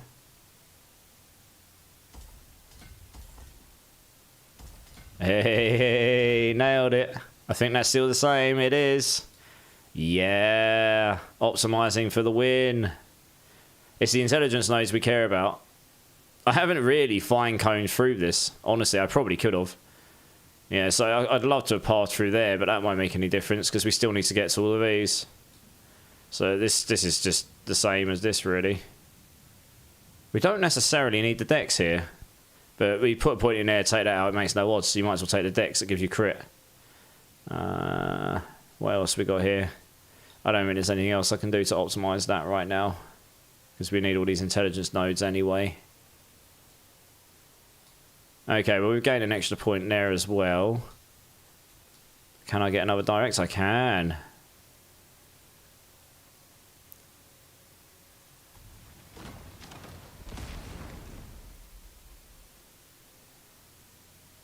Yeah, so what I'll do is I'll actually do this. The reason I did it that way before is because it's the same number of nodes, but I don't really need strength. Intelligence gives me more damage, even if it's just the tiniest amount. So that does just work out better.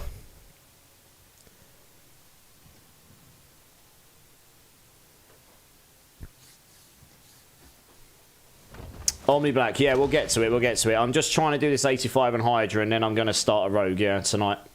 I think. Well, I was going to get you guys to vote on it, but I think we've decided everyone wants me to do a rogue. Right, I'm just catching up on chat here. You still doing the same Sork, or did we get a new class? Zep, I'm on the Hydra. I'm just optimizing the board. I'm literally trying to eke out every little bit of extra damage to see if I can get this 85 done, because I wasn't too far behind the line before. I was just behind.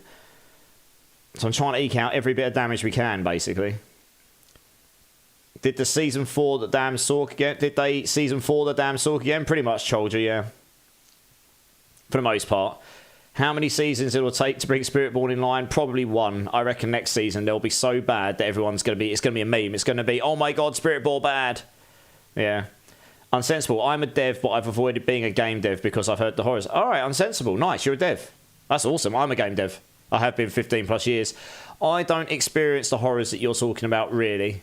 They're actually really good where I work. My issues with being a game dev is nothing to do with horrors or me having to have to do overtime or being treated badly. They pay me okay. They've treated me really well. My work-life balance is actually pretty good. I've just hit a bit of a plateau in... It's stagnated for me a little bit. If that makes sense, as a dev, you might understand that. Quakey, what's getting nerfed? So the Firebolt enchant is getting changed, so it's no longer going to do fire damage or apply burning next season. And that was one of them. What was the other one? There was a second big thing as well. I forget. There was something else. It'll come to me. They looked like they were constipated while doing the campfire. They were probably just nauseous and anxious of the fact that the PoE 2 reveal was like literally the hour afterwards. The Spiritborn could end up being the best class next season again, for all we know. But the problem is it will just feel so bad compared to this season. That would not be good for the game. Really, you want other stuff to be good so people can be like, yeah, we got something new to play. Or something different to play. Made even unspensable, exactly right. Yeah. You do not believe them? Yeah, well, we'll see, Trollja, we'll see. It will probably still be bugged, right? All your resistances are now at 70. Decent, that's very good. They even destroyed Rod of Kepaleka. Well, that was always going to get nerfed. That is the one thing that actually needed nerfing. Everything else didn't need a nerf. It needed a fix. It's a very, very subtle difference, and they do kind of equate to nerfs. But one is just, it should have never been that way, and one is, this was just balanced very badly. They are different. So the Rod of Kepaleka was just broken. It's just too good compared to everything else. So that was always going to get nerfed, to be honest. Did they go too hard on the nerfs? Maybe, we'll see. So who won the next class, Zep? Well, I haven't actually done a poll, but it looks like Rogue is probably going to be next. I don't know, everyone's been trying to bug me to play Rogue for months and months and seasons. I've never played Rogue. So I don't know, unless anyone's really dying to see me play something else, that'll probably be it, right? They knock numbers around enough and things get goofy sometimes, yeah. It is very hard to balance a game with this many modifiers and stuff going on, so I do sympathise with them a little bit. But, yeah, they don't always help themselves, do they really? I'm wondering whether I can get away with taking one of these out and sticking this somewhere. Any more of this to gain? No, we've done all those. We'll find out if I've got enough when I go out there, but that gives me another bit of crit damage there. And the other thing I wanted to do is possibly try and get another point in warmth, because that would give the overhealing on temerity a bit more. Is there a point I can gain from this? Yeah, I'm just going to take out Crippling Flame, because as much as that gives me CC and everything, we can probably get away without that. I'd rather have the point in this, just to give me more healing, actually. Yeah, we'll see how that plays. We don't necessarily need the Immobilize, because we're not playing a build that benefits damage from it. Shred Druid, the build no one knows they needed or wanted or asked for. Yeah, they're trying to buff a whole bunch of builds next season, like Ball Lightning and stuff, but it's still very narrow-minded and single-focused. You know, they're not buffing it so that lots of builds can be played in a good way. You vote Rogue, obviously, Jameson. Yeah, nice. Yeah, nice. Season of the Druid was last season, Imo. Stormslide was hilarious. Yeah, that build did do well last season. Do you play games other than Diablo 4? Yes, Adrian. Not on stream much, but I will be streaming Path of Exile 2 next Friday. Spiritborn is going to be #1 class for being bad. Yeah, Trollja. I was interested in Shred, but I'm pretty much in a point where I just want to push Quill Volley Spiritborn as far as I can go and burn out till the game kind of works again. Do it, dude. The Shred Druid's actually next season, I think. They're doing like the season of werewolf, as they're calling it. So they're making pure werewolf builds much better next season. Apparently much better. We'll see. Firebolt, yeah, Firebolt and Ball Lightning. Ball Lightning's changing because of the uniques, yeah. The rod's getting nerfed, yeah. Unsensible, that's great. I won't ask where you work because... Oh yeah, no, Unsensible, I work at Hutch Games. I'll show you. Right, I don't mind. If you guys want to come and stalk me, that's more your fault, you know. I'll come back. What you'll do is you'll come and you'll find me and they'll be naked in my window. And I'll be sitting there like, you know, just having a dance like I do on stream, except no clothes. And you guys will be like, oh my God, my eyes, no! And that'll be it. And you would have wished you'd never done it. But no, in all seriousness, I work for Hutch Games. I joined them as a tech startup just under 12 years ago. And to prove I am not lying about this, I am, if I scroll down to the development part for engineering, there I am. Yep, right here. That's me. Still bald. I joined them when I had hair, believe it or not, but there's not many pictures of that. Yeah, so that's me. I work for Hutch Games, and I've worked on a quick context here.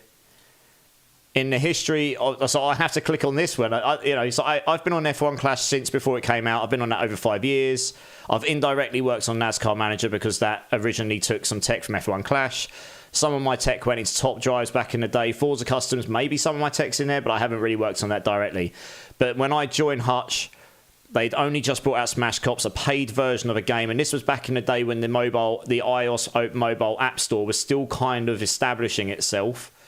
And that made a bunch of money so they could bootstrap a company and get angel investors. And then this is their first attempt at free-to-play. It was a free-to-play version of Smash Cops. I did some work on this in some updates. They just bought this out just before I joined them, but I did some updates to it when I joined. This was the first game I worked on from beginning to end, MMX Racing. So that was back in 2014 probably, and maybe 2015. I can't remember how long I worked on it for. So I worked on that for its entire completion. I indirectly worked on Smash Bandits, just helping out where needed during the process of MMX Racing, but that was largely another team. I was on Hill Dash. I was one of the primary programmers on MMX Racing, MMX Hill Dash, MX Hill Dash 2 and Hot Wheels Race Off, which isn't actually in this list now, so I'm guessing they've been told to take that off. That we did a Hot Wheels game that was similar to MX Hill Dash, which is actually going back to the Apple Store soon as a Apple arcade game in relations with Mattel, so that's pretty cool. And I also worked on Rebel Racing on a little bit of some of their club tech and Profanity Filter. I did their tech for that as well, so I wrote a Profanity Filter there. And I didn't really work on racings directly, but they did use some of our tech. So my name is pretty much in the credits for the majority of the games that this company's worked on. Pretty much. So that's kind of a little overview of what I do in life. What do you all do? You don't actually have to tell me. I can't keep up with the chat. I want to go blast demons. But yeah, I don't mind talking about that. That's fine. I am a game dev. You know, I'm proud of it. I worked my tits off to become one, and I've just stagnated a little bit in life right now with it. It's not exciting me like it once did, unfortunately. But who knows why? You know, lots of reasons for that. And it's not because they treated me badly, though. RD Princess is in the house. How's it going, RD Princess? How you doing? He's so far behind, yeah. Do you play games like Tomb Raider, Far Cry? I do, but not on stream. You cleared a 95 with Penshot Rogue. Awesome. That's great. Good job. I'm actually going to try a Rogue in a bit, apparently. Quakey, something Blizz do that I'm critical of is they balance by nerfing rather than making the other specs stronger, more fun. Yeah, they keep saying they're trying not to do that, Quakey, and trying to do it through buffs, but yeah, you're right, it kind of, it gives and takes a bit, doesn't it? What was your attack speed for your Spiritborn builds? 100%, I think. I think I capped it out, Zachary. But I have very, very good gear on my Spiritborn, remember this. Unsensible, he'll hack us. I'm not that good. Promise I get a naked dance. Well, giggity. If you're playing Quill Volley, you want 96% attack speed without any buffs. Yeah, because that's the break point. Same with the rake build, yeah. Cried a short, how's it going, dude? Welcome in. Yo, why are you looking like a true Sigma? Yeah. You're doing the rake, Jaguar. Yeah, that's the build I did, yeah. So like I get So, like, I need get my resistances to 70% on my Spiritborn. You don't actually need to. My Spiritborn, I think my lowest resistance was 44%, but I did have near 30k life when I was in combat. So when you get all your buffs in combat, I think it was like 20k outside, maybe. So you just become so tanky through the fact you've got so much life that you just do not worry about. You don't worry about dying anymore. You don't even cap your armor or your resistances anymore because you've got so much life, nothing can hurt you. It's completely absurd. It's completely broken. You played Hot Wheels Racing? Nice. What? Hot Wheels Race Off on the mobile. If you played that, Killer, that's a game I worked on. I was one of the primary programmers on it. Yeah. And it's coming to Apple Arcade. So if you've got Apple Arcade, you'll get access to a version of it where it doesn't have microtransactions in it. I can't remember I don't know if a date's been set, but I think it has been announced as coming now, so I can talk about it. Yeah, that's a game I worked on from beginning to end of Killer. So there you go. You have played on a game. I at one point wasn't officially entitled a lead programmer on that, but I was essentially leading the project before I moved on to F1 Clash. Yeah. I went to LA to El Segundo to the Mattel HQ for that in relation to that project with my team to go meet the Mattel team over there, and I got to go into the Mattel top secret design building. It was like going into Willy Wonka's chocolate factory except for toys. It was completely insane. They had like massive Barbies walking around and Hot Wheels, the biggest Hot Wheels track I've ever seen in my life, with cars zooming around the ceiling. It's completely insane. I've never seen anything like it. I couldn't take any pictures because they took your laptop and phone and everything off of you when you went to the entrance to, oh, for God's sake. Not having the anti-CC on this build does harm you a lot. Yeah, I do. The problem is I don't think I'm going to clear an 85 without the Necro thing. So there's a trade-off between being able to just be permanently anti-CC'd and being able to deal the damage and clear stuff, I suppose. But yeah, it was good. It was a good trip, that was. Yeah, we went over with the intention of there being 5 days of business meetings. It turns out they crammed them all into 1 and a bit days. So the company just said, oh, cool, you got 5 days to holiday then. And you just got 5 days in LA for free.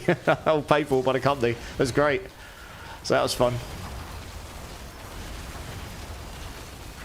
Yeah, that was back in the good old days. We were still a really small company, you know, not many staff, and I don't know, it's hard to explain, but when you've been at a company, when I started, I'm employee number 15 officially on their system, and there was 5 founders. That includes the founders.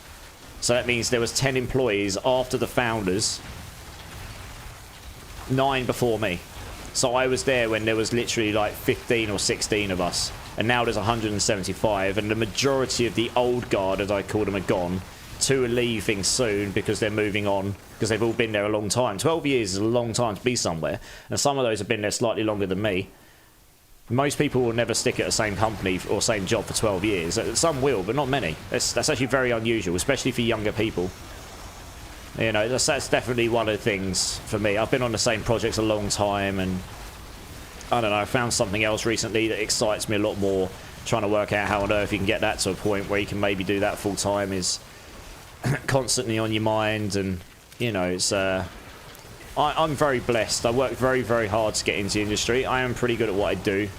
There are always people better than... There's people I work with who are even better than me, genuinely. They're so talented at what they do. But yeah, I've been very blessed with, you know, what they've enabled me and the games I've been able to work on, the people I've been able to work with. And I was saying the other day, I've worked with people and work with people now. A lot of them works at like Lionhead and Bullfrog, so they worked on games like Dungeon Keeper, Theme Park Hospital, Theme Park World, Black and White, Fable, all of those games. Some of them works at Criterion, so they works on Burnout. A lot of them works at Sony. All the founders came from Sony, so they worked on various Sony titles. A lot works at Microsoft. Some have works at like Natural Motion and Zynga. Honestly, you know, some of the people I work with are some of the best in the British game dev industry. They really are very, very good at what they do. And then some of them have been doing it a very long time. So I've been very blessed in that regards, really. It's not that big an industry in the grand scheme of things. I was worried you'd say EA. No. That's over in Guildford. So I do work with people who've worked there, and they all say they'd never go back to it. That's all I'll say, because I'm not gonna crap talk another company in my industry too much. I don't want to, you know. You don't need resistances to a cool body build. Exactly, yeah. He's playing my rake build, but it's the same thing, basically. I work as a production supervisor and we refurbish trains. Oh, that's cool. Yeah, that's quite cool. Do you get to see, like, the trains being pulled apart and stuff? I did over 34 years in the RCAF. Oh, wow. Well, hats off to you, dude. 34 years, that is some going. I say my dad was a lifer. He did his job for a very, very long time. I come from a family of lifers, if you want to call it that. People have done their jobs for significantly long times. But it's not usual. It's definitely less common these days than it was, say, 20, 30, 40, 50 years ago. If they don't balance by nerfs to a certain degree, they need to increase pit levels for difficulty. Look at what happened to D3 with 16 levels torment. I know, right, Tortifu? They did say they don't want to have those torment levels scaling infinitely, so... You have max armor and res. Fair enough, Zachary. You don't actually need it, but you need to have lots and lots of max life. You want the max life to scale your damage, because at the moment it scales your damage with Viscous Shield, like, infinitely. So until they fix that, that's the way to go. When they fix it, that will not be the way to go. Murder Society coming in with the follow. How's it going, dude? Thank you so much for follow, you legend. Welcome in. How you doing? Welcome to the community. How's the game treating you? The problem is they nerf it too much to the point that the other classes can't even do 100 pits to level their glyphs. Exactly. That's the problem with some of these builds, like I'm having right now. Three-Phase Gaming's in the house. How's it going, dude? Master Prime, I need a max roll loyalties mantle with GA on damage reduction. Let me have a look to see if I've got one. I may or may not. First time a Murder Society, you mean new to the game? Or welcome in, dude. If you're new to the game, you're in the right place. If you've got any questions or anything we can help you with, just let us know. And we'll do our best to try and help you. But we're all about having a good time here as well. Very community driven. And yeah, glad to have you here, dude. Do I have any... I mean, I don't have a GA damage reduction one, but I do have this bad boy. I've got a triple GA one, but it's got everything but the damage reduction. I think that's the only loyalties mantle I've got right now. With a max aspects, which I'm probably not going to use now, honestly. So you can have that in a bit if you want. How's the current project timeline? Is it on track? Yeah, Quakey, you joker. You joker. Oh, dear. That's wild. Yeah, when I was on top dog at one company but moved to another, I realised the levels to the development world and how many skills you truly need. I know, right? You never stop learning in the dev world. Sniper 1's in the house. How's it going, dude? It's good to see you. Really humbles me. I think it's a good way to be, just to be humble in general. At least it's good to have your moments, but you know, then you need to bring yourself back down to planet Earth, don't you? A little bit. Everyone gets excited sometimes. You was an avionics technician, dude. That sounds to me like you're a very smart individual. You got to be pretty smart to be in avionics, I would imagine. So you got to work on planes and stuff. That sounds really cool. What kind of planes did you work on? Fighter jets and stuff? All the fun ones? We need to see for Season 7, so wait, yeah, the patch notes are tomorrow, so hopefully those are longer than a page long, because they're really in trouble if they're not. They need to be actually quite good, these patch notes tomorrow, otherwise they're actually in a bit of trouble. Again, not trying to come off as favouritism, but they've obviously taken a few blows to the nutsack this week. There's no other way of putting it, really. Yeah, dear oh dear. Maybe wrong person to respond to, sorry. I think you're okay. You used to play Moo Online 15 years ago. Oh, Moo Online, I remember that. Blimey. God, that takes me back a bit. So you're new to D4. Okay, so D4's a little bit better than those conventional MMOs. But it's pretty fun. Like I say, you got any questions or if there's anything you want a hand with, you're not sure with, just let us know, dude. Honestly, we'll jump in and help out if we can. You need a legendary glove with GA ranks to rake on it. You mean something like this pair of bad boys here? Where is it? Where did I put them? I've got a pair somewhere. Where did I put them? Oh, here they are. You mean something like this?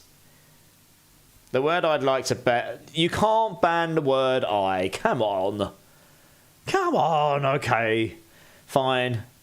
Oh god. Oh my god. I'm not. That is not. How can I go through a whole stream without using that word? That's crazy. Savage. But yeah, I'm not giving this pair away, unfortunately, because this was given to me to use on my build. I know I failed in 5 seconds. I'm clearly very good at this, guys. Oh dear. Hey bro, would you happen to have 2 Ahu runes? The only thing I'm short to craft my Doombringer. I imagine I can help with these. I can't remember if are they blue. I'll have them on my other character if I don't have them here. I can't remember what colour they are. What colour are they? They're yellow. Ahu. Yeah, I might need to go on my other characters to get them. Because most of my runes are sat on my Spiritborn.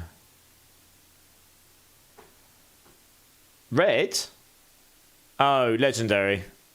Yeah, okay. They'll be on my other build.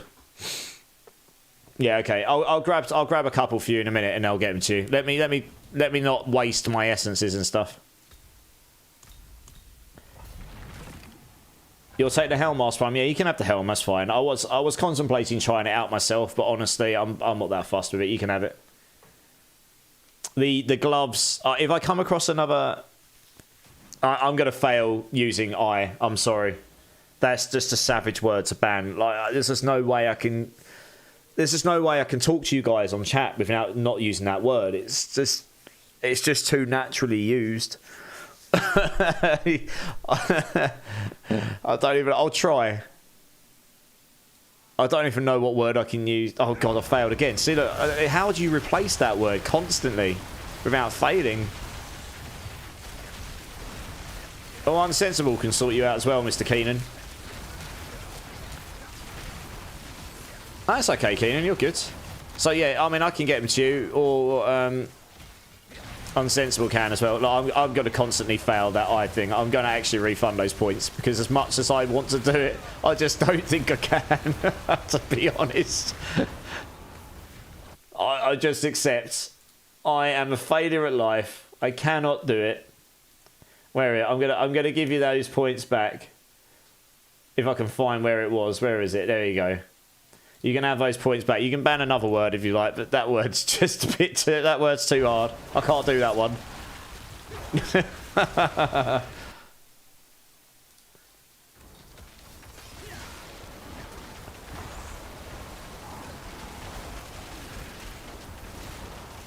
Raiding you? What?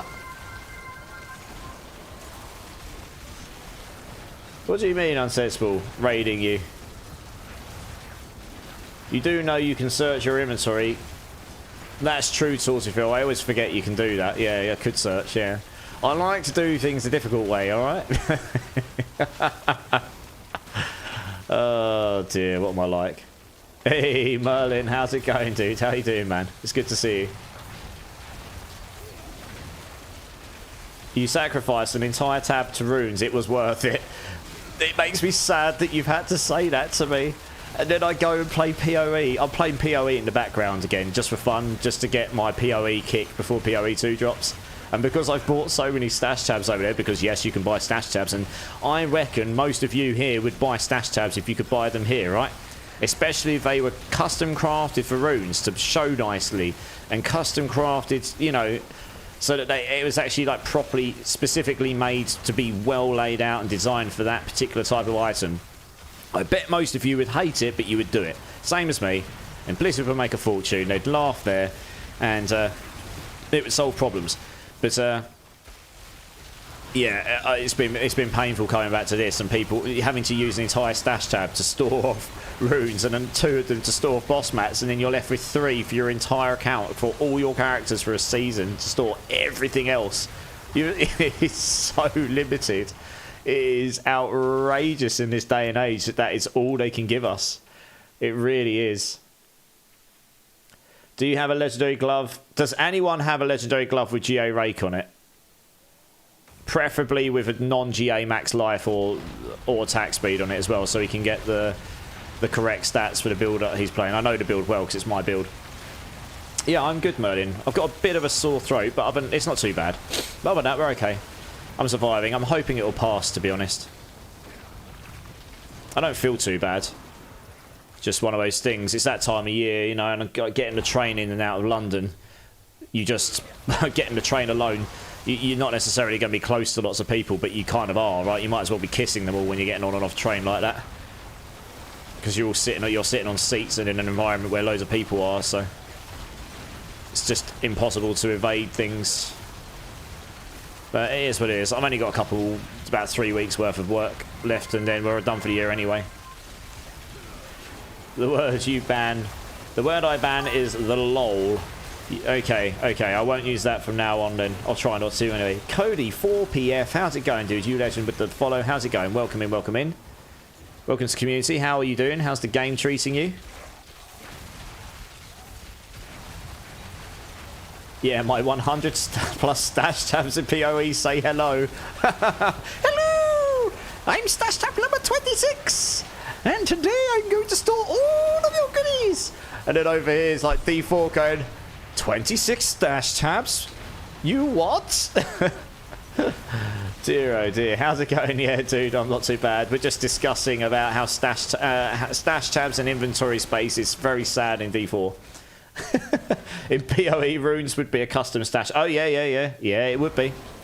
I haven't got 100 stash tabs. I think I've got 10 or 15 premium ones, and then I think I've got the 5 normals, 5 or 10 premiums, and then I've got one of each of the specific resource ones up until the last few seasons. So if there's any new ones, I'd have to get them as well. But you sort of buy those specific ones as you need them. You only really need a flasks one, a gem one, a resource one, and like 5 premium stash tabs. That's all you need to buy. You can get that with your if you get the early access pack to PoE 2, you'll have enough MTX to buy all those, and that's it. You're sorted. You're good to go. Everything else you can get as you go if you really feel like you need them, but that's if you start getting into the end game, to be honest. I don't think I missed anything there. So yeah.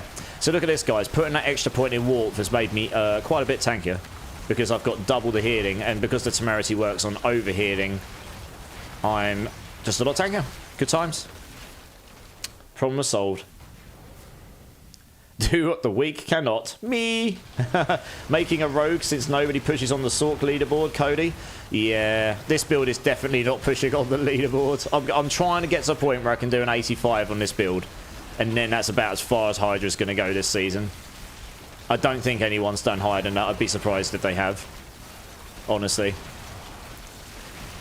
And then I'm going to go play a rogue, which should be soon. I was hoping to have this done already, but I really want to get these glyphs a bit higher, and there's been a lot of talking. And the only ones I have are 2 GA Dex Max Life and 2 GA Dex Crit Chance. Yeah, they're not going to quite work, unfortunately. Like I say, those ones I've got, they were gifted to me. So unless I really decide in the future I'm not going to use them, then I might give them away. But right now I might use them, so I'm not going to give them away just yet, because they're quite hard to come by. Hey, Method, first time chatter, welcome in. So I do have a planner for this build, but I need to update it. I've been saying I'm going to update it for a few days. I will update it tomorrow, because I'm going to put together the YouTube video tomorrow. And the YouTube video will demonstrate where I've got it to and what the inherent problems with the build is and why it isn't going to go to pit 100. It will do Uber Lilith, it will do all the tormented bosses. I will demonstrate that in a bit. I'm just trying to do I'm doing some 75s, trying to get my glyphs up a little bit higher, and then maybe I can get an 85 done. That's kind of my goal at this point. If I can get an 85 done, I'll be happy, even if it takes the full 15 minutes. But AoE clearance on this build is an issue. So you can check out the build plan now, but it is not complete and it's not completely up to date. I will update this tomorrow. So yeah, maybe check it again tomorrow if that interests you. Also, Virid TV, first time chatter, recently bought D4 and learned that PoE 2 is coming out next week and told the game is dead. Is that right? Question mark. Firstly, Method, Virid TV, welcome into the channel, welcome into the community. I hope you're both well. Glad to meet you both. Secondly, D4 is not dead. That is something you're going to hear a lot of, because PoE 2 does look very, very good. PoE 2 is going to be more complex. It will not be for every single person in this genre. D4 does some things very well. It definitely makes accessibility to the ARPG genre much. It does that better than any other ARPG does it. So for people who don't necessarily want to faff around with a gazillion numbers and a gazillion levers and gazillion buttons and tools to build together a build that works, D4 makes that more streamlined than any other game does. It does do that well. It has the highest production quality when it comes to the campaign. It does a whole load of things well, right? It just hasn't got... There's certain things it doesn't do as well, and I'm not going to go through them all right now because I wouldn't want to ruin your experience of the game. I've got thousands and thousands of hours in this game, so I'd like to tell you I play games for fun. I'm a game dev. I didn't go into making games because I don't enjoy games. So... yes, the game is good. No, you have not. You wasted your money. If you're interested in PoE 2 as well, then, you know, the chances are you might end up getting torn between the two for a bit, but you can come back to D4. And D4 has improved magnitude since release, in the first year of coming out. I have hopes that it will keep getting better, but, you know, that's a timely process. I don't think the game will be killed. I think initially... there will be a significant reduction in player base and significantly reduced amount of streamers in Diablo 4. And that's always the case when you get a new game come out. It's the new shiny tool, right? It's the new shiny toy. It's like Christmas. You've got a PlayStation 1. You've been playing that over and over and over and over again. But then suddenly you get a PlayStation 2. It's like, goodbye, PlayStation 1. But you're still going to come back and play the PlayStation 1 again at some point because you're like, oh, that nostalgic feel. That's not necessarily the best example. But you're not... it'll get sidelined by a lot of people. There'll be some people that just don't like Path of Exile 2. It'll be too complicated for them. Path of Exile 2 does look like it's streamlining some of the systems that PoE 1's got, but it isn't suddenly going to be simple. I was doing a lot of research today. I'm on a build team, Mobalytics build team, so I'm doing research because I'm going to be doing builds for the game. I want to know the game. It's going to be quite a hard game, guys. Like, you are going to die a lot on the bosses. I'm probably going to die a lot on the bosses. It's got Elden Ring, maybe not quite as frustrating as Elden Ring, but it's got that kind of feel of you've actually got to learn, at least on your first playthrough, you've actually got to learn the boss mechanics to beat them and get your build in a place where you can do it. It's not going to be like D4 when you can walk in and just like two-shot a boss. It isn't going to be like that at all. So it is going to be a game that some people will try it and go, this isn't for me. Probably. But yeah, I mean, the audience will be significantly down, Virid, for sure. That is almost certainly the thing. And that would have happened regardless of how good D4 is, because it's a new shiny toy. And people tend to follow the streamers or the influencers they follow in that genre, and all of them are interested because it's the new shiny toy. They've all blasted D4 into high heaven for the last year, and they kind of want to do something else because D4 has become a bit stagnated for them.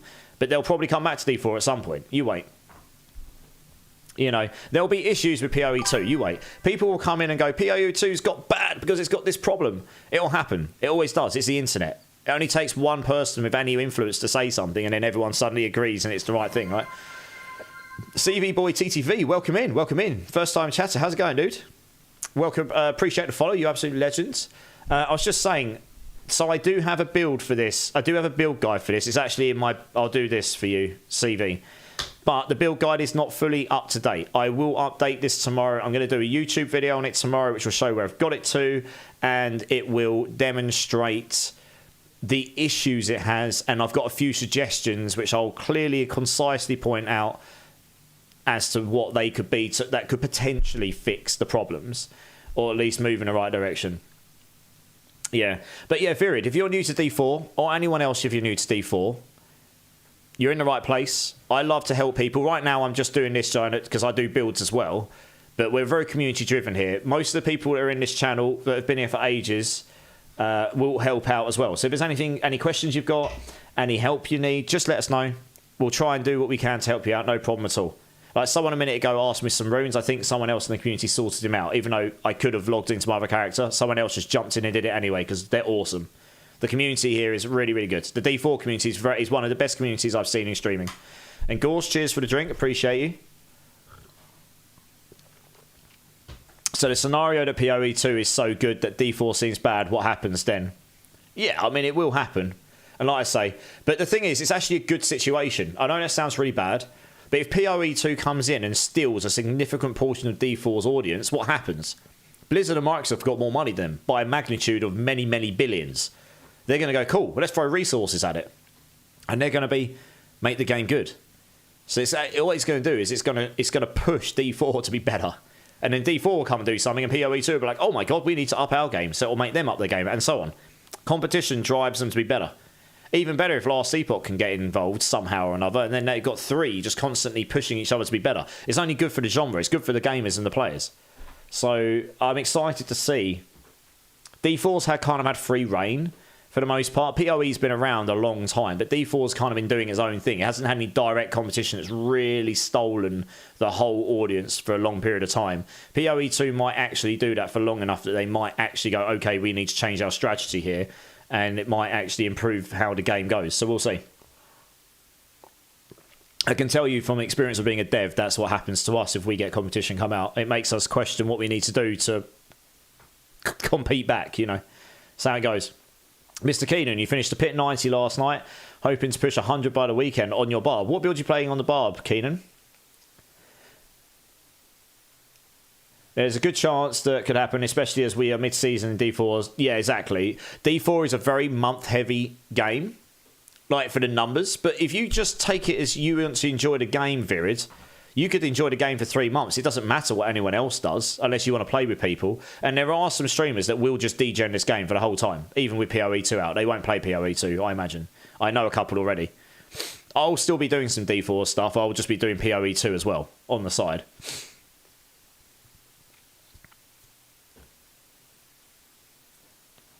Same as PoE1. Everyone said it was better, but everyone still played D3 and D4, think it's just the interest in new seasons. Exactly. When a new season comes out D4, a load of people will go and play it. They'll play it for a month, they'll get bored, they'll go do something else. And then they'll come back for the next one. That's what most people do. They go around all different games for a month. It's just PoE2 is the new thing. Same as D4 was the new thing last year, right? When D4 dropped, everyone was screaming about how good it was, and then a month later they're like, oh, it's so bad. It's just how it goes. Is there any videos you can recommend? Because starting out D4 seems a bit overwhelming. Virid. Oh, good question. Starter videos. Last Epoch was good, unsensible. I did a build guide over there as well. I was doing build guides over there before I came back into D4. Wow, I don't know. Has anyone got any recommendations for starter D4 videos these days? Because a lot of the ones that I would have recommended in the past will probably be out of date now, honestly. I tell you what, like Virid, it might just be better if you ask questions here. Hey, Flower Kid Nena. I think I got that right. Flower Kid, first time chat, new to Diablo and the channel. Welcome in, welcome in. We've got a lot of new people to Diablo here today. I'm really glad to meet you all. Welcome to the channel, guys. Appreciate you being here. If you've got any questions, feel free to ask. Thank you for the follow as well. Appreciate you. You're legends. So what I would suggest, Virid, as a new player, don't worry about anyone else. Pick a class that seems fun to you. Enjoy the story. Do the story. Don't rush it. Enjoy it. It's actually not bad. It's not the best story since sliced bread. You know, it's not going to compete with the likes of God of War Ragnarok's story or anything like this. But it's not bad. It's pretty good production value, and it's got some epic cutscenes in it, and you'll have a good time. Do that, and as you go, just try and do some. You'll see if you go to your map. Don't know what platform you're on, but if you go to the top of your map here. You'll see at the top this renown bar, right? You've got one in each area. So I'm trying not to ruin too much for you, but you've got 6 areas. If you've got the expansion, 5 without. And you've got your renown. So if you open up that renown panel, you've got each area here. 1, 2, 3, 4, 5, 6. I've got the expansion, so I've got the 6th one. And you've got a top track of rewards, bonus XP, gold, all the way along the top, 5 sections. These unlock as you get higher in difficulty. And you've got a bottom track, skill points, potions, and paragon points. Paragon points are a system for later on. Do not worry about these, but when you hit level 60, you will need these. They're like an endgame system that you can use to craft your build outwards. So what I would suggest is, you've got these things here you can use to gain renown and unlock these. This bottom rewards tier here, skill points, paragon points, obels, these, once you've unlocked them on your realm, they stay unlocked indefinitely, even across seasons. So once you've done this once on softcore, every season in softcore, even though that's a hard reset of your characters, you will still have the bottom track unlocked, which is why you can see right now my number 4 is 60 out of 400, but I've still got my paragon points and obels here because I've unlocked these before. You have to do it once on hardcore, once on softcore. If you don't care about hardcore, you've only ever got to do it once. You've got to do it once per area. It's a bit tedious. And the way to do this, the easiest way, is do the story, and as you go, pick up as many waypoints as you can, unlock the entire map discoverability as much as you can, do all the strongholds when you can, find all the altars of Lilith, which you can use an interactive map for if you want, because that might make it a bit quicker and less tedious to do. Do all those, and that will leave you with a certain amount left to do. And then what you want to do is find side quests that match up with side dungeons and just go and do as many of those as required to finish this. And if you're really lucky, you can find a team of 4 people and you can all go do a side dungeon. You can do these in like the lowest difficulties. You can just one-shot everything. You can join a team where you can all go do a side dungeon all at the same time, but you can go do different ones. You don't actually have to be in the side dungeons to get the renown. So you can do 4 different dungeons at the same time, which 4 of you can do, and you can complete your renown pretty fast. So I would do that, honestly, before anything else. And don't like make it your primary objective, so you just do that and don't do any story. Just try and do what you can whilst you're doing your story. Pick up a few things along the way. Enjoy the game. Just go and do some of the side content and enjoy it for what it is. And then you can sort of complete off the rest of it as you go. I would highly suggest trying to get to the number 3 as quickly as possible, because these extra skill points do help you a lot early on. The Paragon points, they actually changed this season.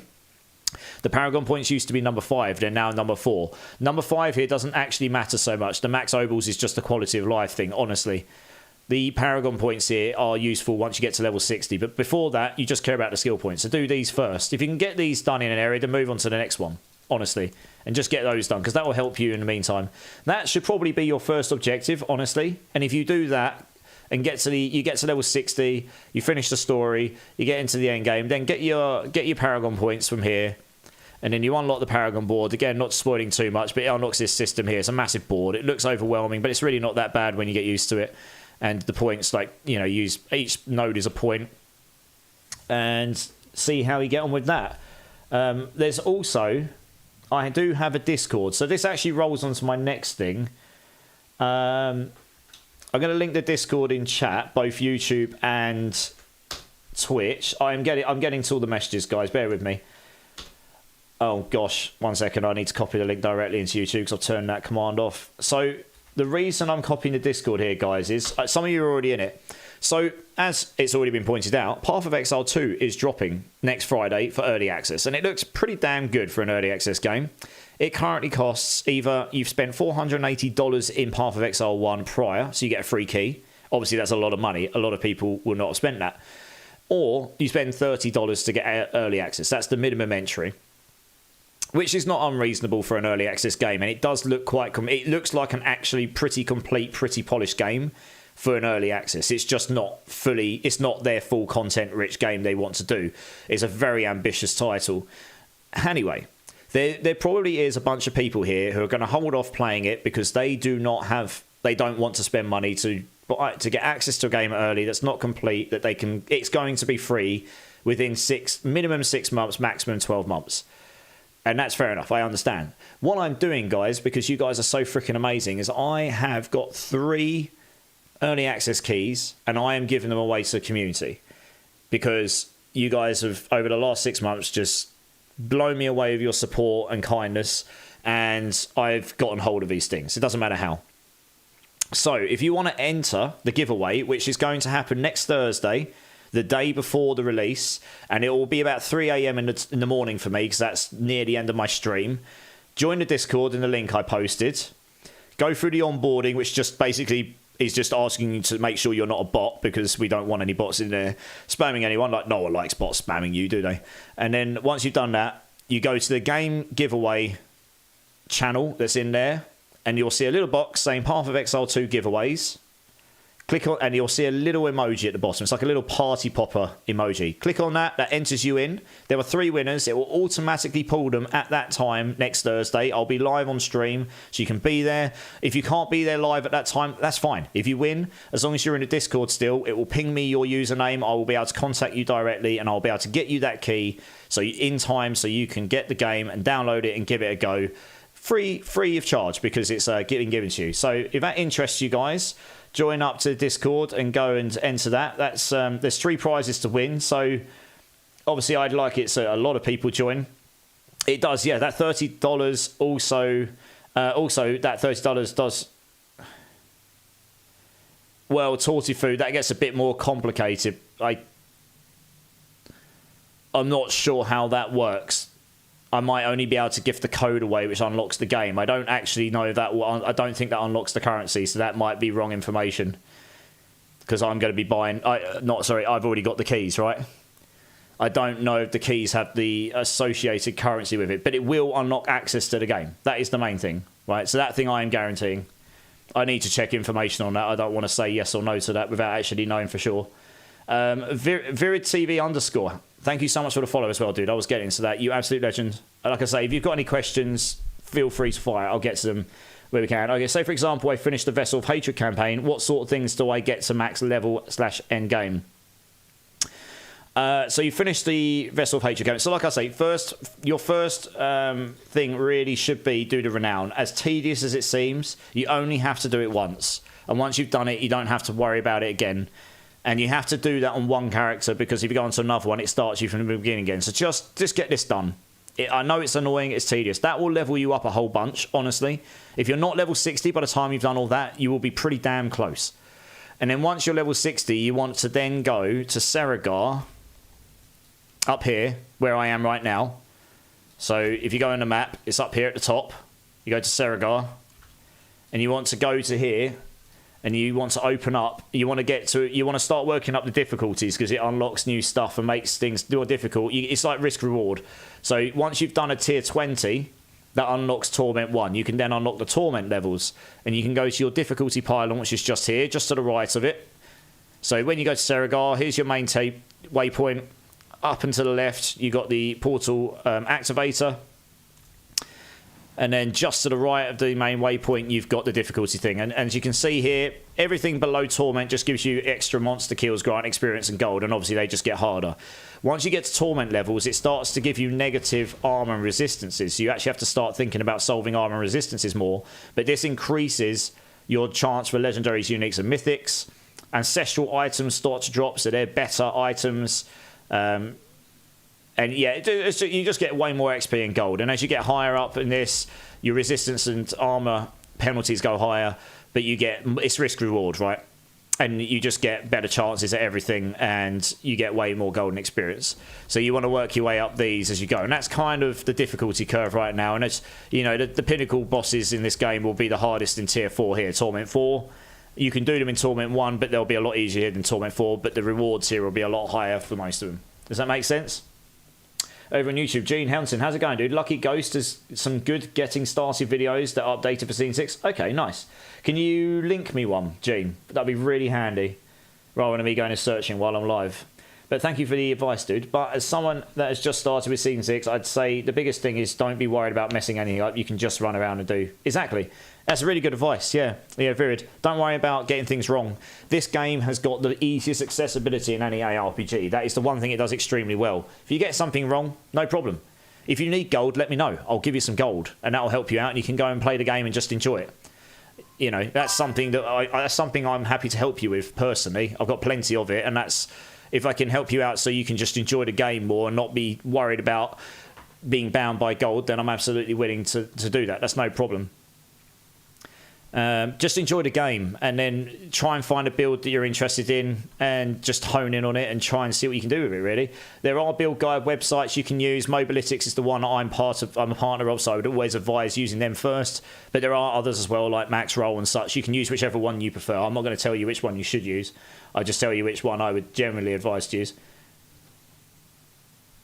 Oh yeah, if people buy access to keys, they will get the MTX currency tools through. Yes, you are correct. Yeah. But me giving away the keys, like I say again, if you want to get involved with the PoE2 giveaway for the access to the keys, and I'm going to advertise this more from tomorrow, if you join my Discord, I'll link it again.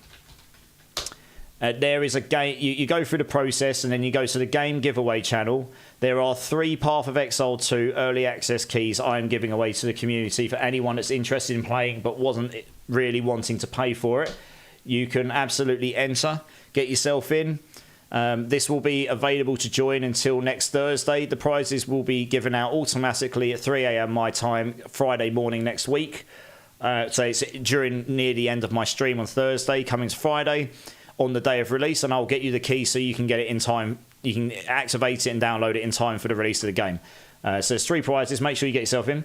Chance Squared. How's it going, dude? Welcome in. Appreciate the follow, dude. You're an absolute legend. How you doing? Welcome to the community. And how is the game treating you? And Burnham Downs in the house. How's it going, dudes? I was glad to be able to catch your stream for a minute the other day. Was it yesterday, was it? My life right now is work. I work as a game dev full time. So it's work, sleep for 2 hours, stream, sleep for 2 hours, work. It is completely insane. Maybe occasionally I do something else, but yeah, it gets a bit wild. You're in a Discord. Yeah, I was going to say, also, Virid, if you're in the Discord, just tag yourself as you're interested in D4 in the onboarding.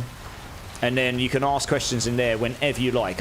Even if I'm off stream, I'll reply when I can. I do reply to people pretty frequently. And if I don't, normally someone else will. So it's not as busy right now as it was a month ago. At the beginning of the season, I was logging in and there was like 8 to 10 people in the voice channel all just playing together. Because, you know, it's a first month heavy game.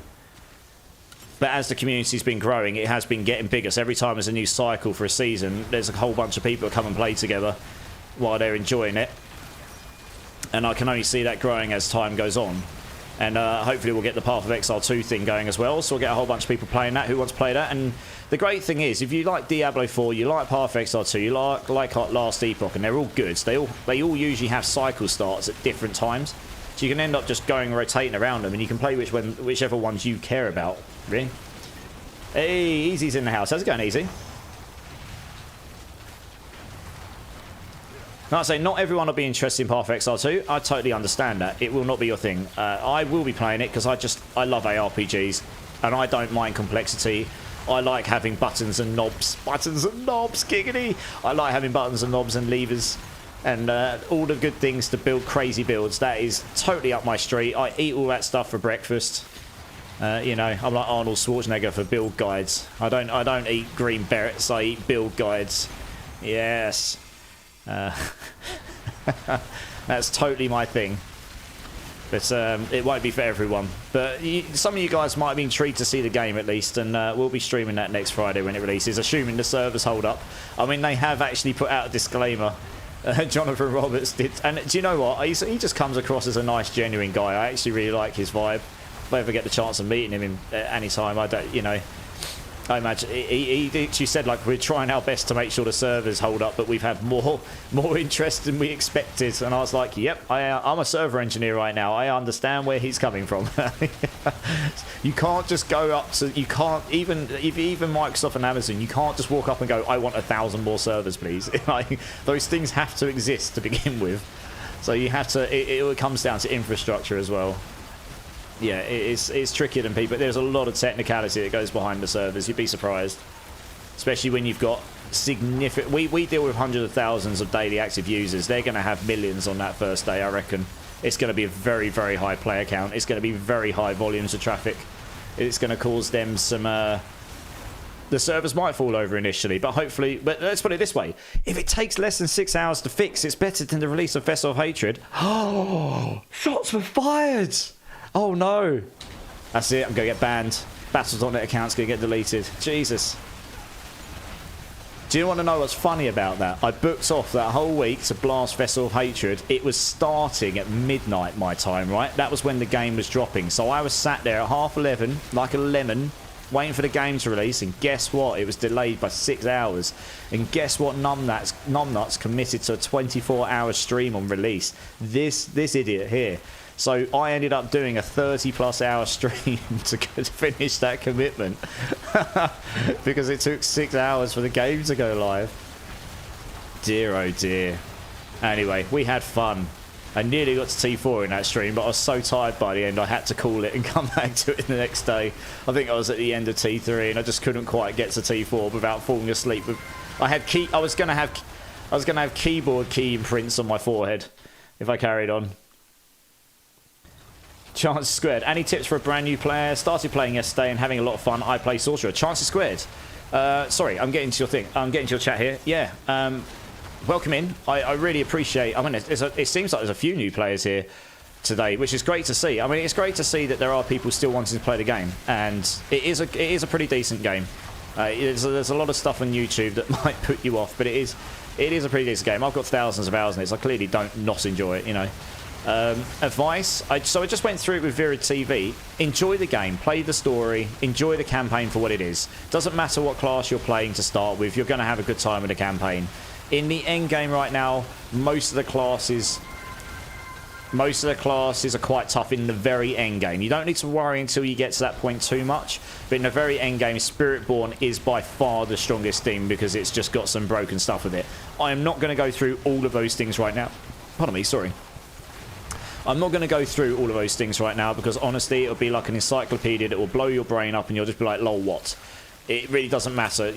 My recommendation, enjoy the game, enjoy the campaign, and once I've done this pit, there's this thing called Renown. If you go to your map, there is a bar at the top. If you're on your map and you're on PC, you press W, it opens it up. On console, I want to say it's square or triangle. I can't remember. It's one of those buttons, but it opens up the Renown thing. What I said to Virid is as you're going, try and complete as much of that as you go without holding yourself up too much. There's 5 stages, 2 tracks, top track and bottom track. Top track, as I'll demonstrate in a moment, is gold and XP rewards. Those reset every time you start a new character and every time you start a new season. They will be reset. You won't have those by default. The bottom track gives you extra skill points, extra Paragon points, which you'll find out later in the game as a slightly more mid game system to end game system, and a couple other quality of life things like extra posting capacity and stuff. Those, once you've unlocked them, are always unlocked on that realm. So once you've done them once on softcore, they are always unlocked on softcore, even on new seasons when you have to start from fresh. You have those by default, meaning you'll start with more skill points on your new character, more Paragon points when you get there, and so on and so on. So I would recommend getting those done, really. As tedious as it may seem, it's worth getting them done, because once they're done, they're done. You know, that's the first thing I did with the expansion release. I literally, instead of trying to blast the top level as quickly as possible like some of the content creators, I pretty much just went out my way and got those rewards done so that I didn't have to worry about them again in future. I've still got to do them on hardcore mine, but I did them on softcore immediately, and I'll check chat in a sec, guys, and I'll demonstrate exactly what I mean by the rewards for you. Let's get this boss down. I am noticing more damage here, actually. So that might mean I might have a chance with the 85, because I wasn't a million miles behind, as long as I didn't get a terrible, terrible dungeon, which we could still get. Right, we just keep leveling these up. Oh, come on, it keeps giving me failures at 70%. It's really tedious. There we go, we've got a couple there. Right, okay. So I'll demonstrate quickly. And I need to catch some chat. So if you're just looking at my screen, if you're still here, chart squared. So when it loads in, you'll notice here, so I go to my map, up the top here, this thing here. So I'm going to press W, because that's for view rewards. And you've got 6 tabs. If you've got the expansion, you've got the 6. If you haven't, you've got the 5. But basically, this represents each major area on your maps. If I go to the map, you've got one up here, Skosglen, you got Kjovijad, in the Fractured Peaks, Harazard, and so on. Right? There's all these big areas. So you go to your rewards, and you've got top track of rewards 1, 2, 3, 4, 5. Bottom track rewards 1, 2, 3, 4, 5. And you've got various different ways you can gain renown. So you can see here, reward 1 and 3 are skill points, reward 4 is Paragon points. Those are the 4 you really care about getting, because those are permanent. You can see here, I haven't actually finished track 4 here on this character, but I've got these unlocked still, because I've done them before. These top ones not, but the bottom ones yes, and I've done that in every area. So those, I would aim to do that, and the way I normally do it, do all your waypoints, do all your strongholds, discover the whole area, do all of your altars of Lilith. You can use an interactive map for these. If you Google it, they're easy enough to find. And then after that, you do side quests and side dungeons. Try and find them that link up together. And if you can find a team of 4 people or multiple people, you can blast these dungeons on a low difficulty, and you can do them individually. So you can each do a different dungeon at the same time. You do not need to be in the dungeon when it's complete to get to renown rewards. You just need to be in the party, so you can split farm them. Once you've got that done, you'll probably be level 60. If you're not, you'll be very close. And then you can go to Saragar up here, which is where I am. This is your waypoint. If you go directly up here, you can work your difficulty up. So you can go to Penitent, which is probably what you want to do at level 60. And then you can come to your obelisk here. And you can work your way up the pit levels here. And once you've done a pit 20, you unlock torment levels. And once you get into torment levels, you unlock the better items. You unlock better drop chances. Everything just gets better. And then you can just keep working your way up here. You can keep working your way up the difficulties. You can interact with the boss mechanics, the other mechanics like hell tides and so on. It all seems like a lot. So for now, I would just focus on your story. Do your renown. Get to Saragar. Start doing your pits. That's kind of like goal number 1. And if you've got any other questions, join the Discord, jump in, and we'll help you out where we can. Absolutely. Just catching up on the chat here, 2 seconds. Is there any way you can help out easy? I don't know. I'll have to see if anyone asks for help, I guess. Thanks for checking out the stream. Oh, yeah, absolutely, Burn Down. No worries, man. Glad my D4 peeps put me onto your channel. I mean, look, whoever told you to come check me out, I appreciate them big time. I mean, it's a really great community, the D4 community, and you seem like you had a pretty good vibe going on, dude. I was only able to sit in there for a small amount of time, so I'm sorry about that. My time is very, very limited right now, but I do try and support people where I can, you know. Matty Momo, how's it going, dude? It's good to see you. And Joe Necro, how's it going, guys? Tortifu, always will be a server bottleneck, typically linked to login. Yeah, there'll be login servers and there'll be gameplay servers, absolutely. Agreed, Tortifu, yeah.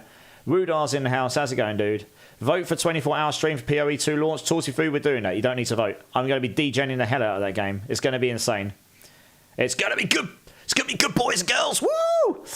Yeah. Bone Meal 87. As long as the launch of PoE 2 is better than the AQ40 launch of Vanilla WoW, the event made Scylla sink into the abyss for good 72 hours. I think it might be a bit better than that. I'd hope it is. It was you giving me the sheep screen, was it, through Phase Gaming? You savage. Virid TV, yeah. My only worry was starting now. Will I have enough time to get to endgame? But it sounds like it is pretty quick to get to the endgame here, yeah, on this game.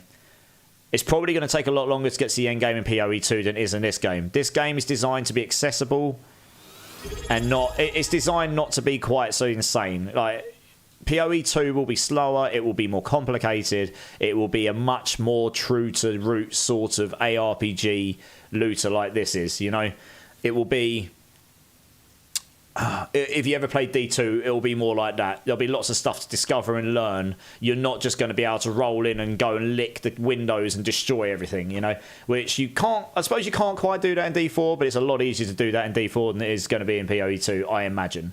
That's just my take on what I've seen. Matty Momo, drink the silly streamer. Yes, sir. Cheers, dude. Stream's lagging for you, Zachary. Is the stream lagging for anyone else? It doesn't seem to be lagging on my screen. Let me know if it is, guys. I'll try and see if I can sort it. Yeah, Vera TV, like I say, if there's anything we can help with as well, just let us know, really. I'll do my best to try and help where I can. Awesome tip. I've been working on getting my renown higher. Yeah, burn them down. Get like anyone that wants and has got any questions, just fire away. There's no bad question. Don't feel bad or stupid or feel embarrassed if you don't know the answer to something. Honestly, we all start somewhere. We all had to learn the game. Darth Ziggy's in the house. How's it going, Darth Ziggy? How has your day been? Good to see you, dude, as always. And burn them down. You didn't need to do that, dude, but I really, really do appreciate your support. Thank you so much for the sub. That really makes a difference to me. I am actually going to try. I'm trying to look to see if I can make this a full-time thing some point in the future. I have no idea how long that would take or if it's even possible.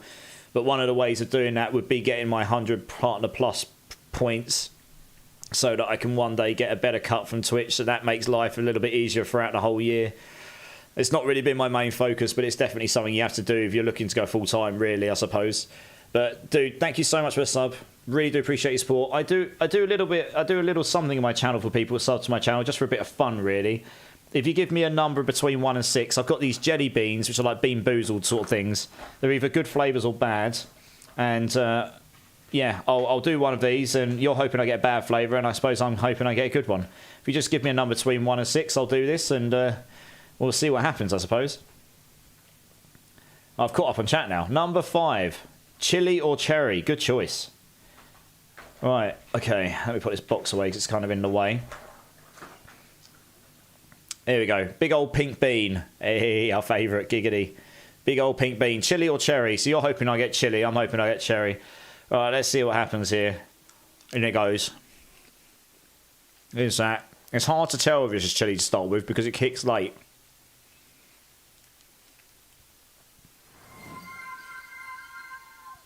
Yes, easy. I think it's cherry, but they do still have a bit of heat to them, the cherries. They're just not, it's just not ridiculous heat. I think that was cherry. A win this time. But thank you, dude. Honestly, that support really does mean the world to me. Thank you so much. Torchfu, best to do it solo first, but for subsequent characters, there are ways to get endgame in a party in just 30 minutes. That's true. First playthrough, play the game and enjoy it. Don't get boosted because you're missing out on the game and the content. It kind of defeats the purpose of it. But later on, if you want to play a new character, we can boost you to 60 so you can try a new character in 30 minutes. So you don't have to go through that process and pain again. As Tortifu said, yeah. Oh, man. Yeah, it did have a bit of kick to it still, that. It's surprising, isn't it? It's just cherry, but because I think it's because it's rubbed up against the chili ones, it's still got a bit of heat to it. Right, we get a couple more of these done, then we go try an 85.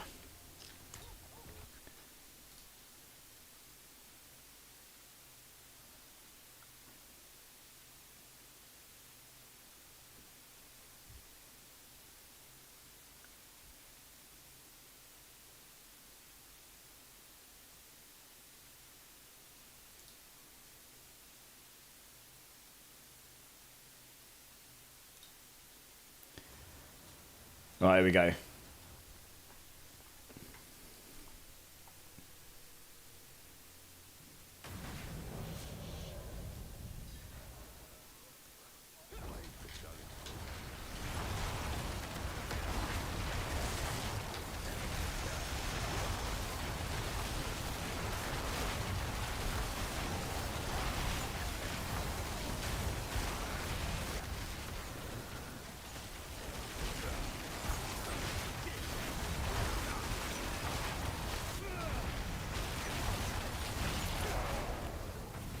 Right, and the clearance of this is definitely feeling at least a little bit better than it did before.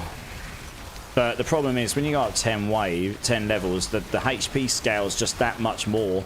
The problem I've got is because I don't have that huge amount of AoE, it's when I run into a pack where you've got these here, these resistance, and you can't get on top of them without everything else, and then you can't kill them quick enough. But I have increased my additive damage a bunch. It's a shame I've not been able to increase... I'll tell you what, there is a non-physical node.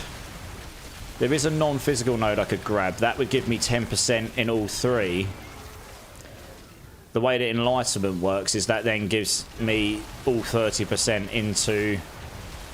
Yeah, that gives me... And I've got maybe I've got a multiplier on it. I have to see how much if it gives me. If that gives me like 20% non-physical to each, that would actually give me 60% when Enlightenment's active. That would actually be quite strong. I'll have to have a look at that actually. So I might be able to gain a bit more additive there. That would scale my burning and my hits. It's just about gaining every little bit of damage I can without having to use Obducite to Masterwork. If I got the perfect Masterworks and better gear, I would absolutely be able to do an 85. I just really want to prove I can do it without having to farm for days and days and days just to get that stuff, just to prove it when I'm so close anyway. Honestly. And then we can move on to another character, you know.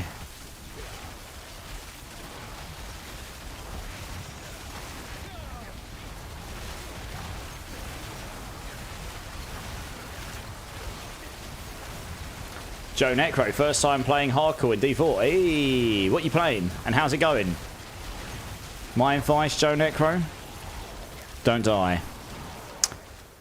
Giggity. Sorry.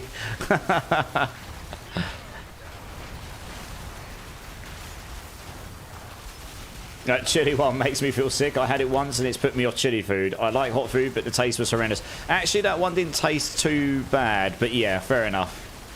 I get where you're coming from. I think it's my internet. D4 just started lagging a little bit. Okay. I was going to say, it seems okay to me. But let me know if there are any issues, guys. Yeah, Joe. Yeah, sorry. I didn't mean to be facetious.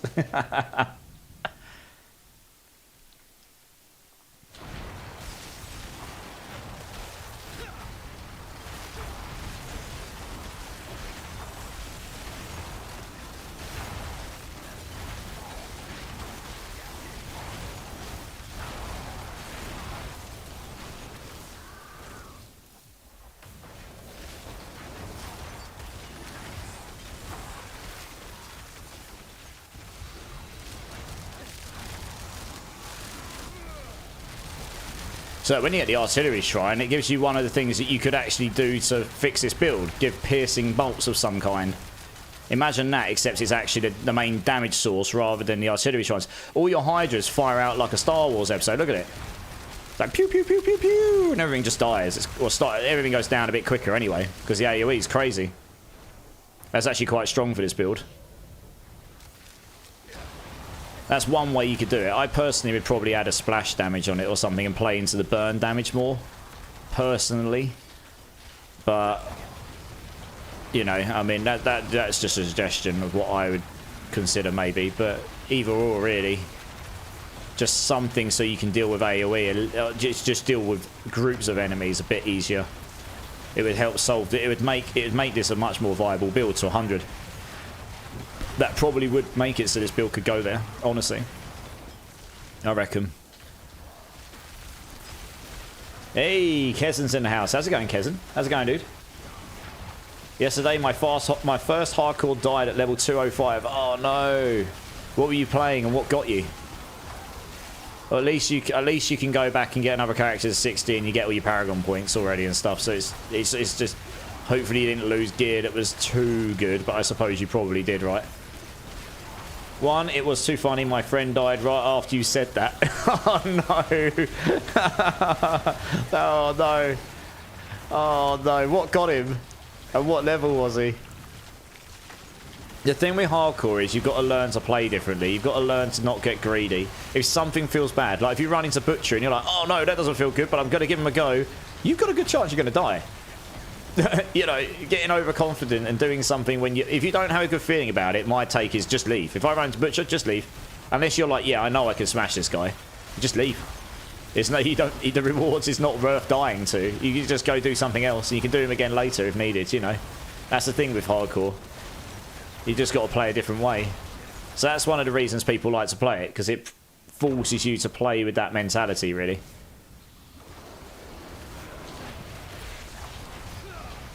Level 25 mob overran him. Oh, no. Well, at least it was only level 25, I suppose. Won't take too long to get back there, honestly. Okay, this is definitely getting a bit quicker on a 75, so that's pretty nice. Where's the level up thing here? Let's have a quick look at that node. Oh, come on. Really? All 4 failed at 70%? Come on. Really? What is that? Honestly. Oh.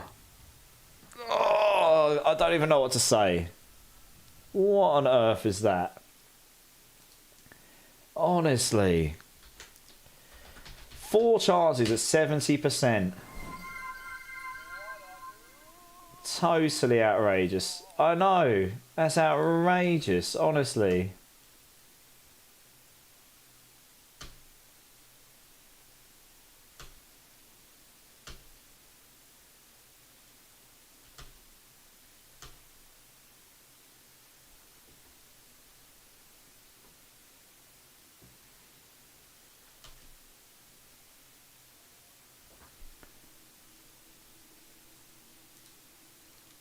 Hey, Neverfail's in the house. How's it going, Neverfail? How's it going, dude?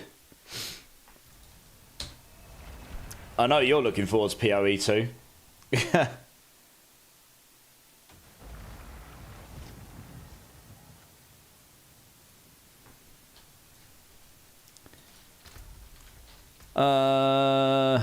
Right, well, I suppose we'll do another one. That's sad. I was hoping to get at least something beneficial out of that. Never mind. Yeah, I'm all good, Neverfail. I'm good. I'm just trying to get a couple more levels in my glyphs, and then I can try and hit 85 on this build again. It's as high as it's going to go. I just really want to get the 85 done. I got a bit frustrated with it the other day, so I put it down for the night because, you know, sometimes it's better to come back to it if you're going to do something with it.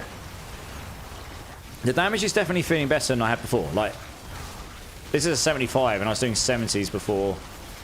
Yeah, it'll be interesting to see. The 80 is going to feel a lot slower because everything will take longer, especially when you get these resistance mobs. But they're dying at a pretty decent speed there.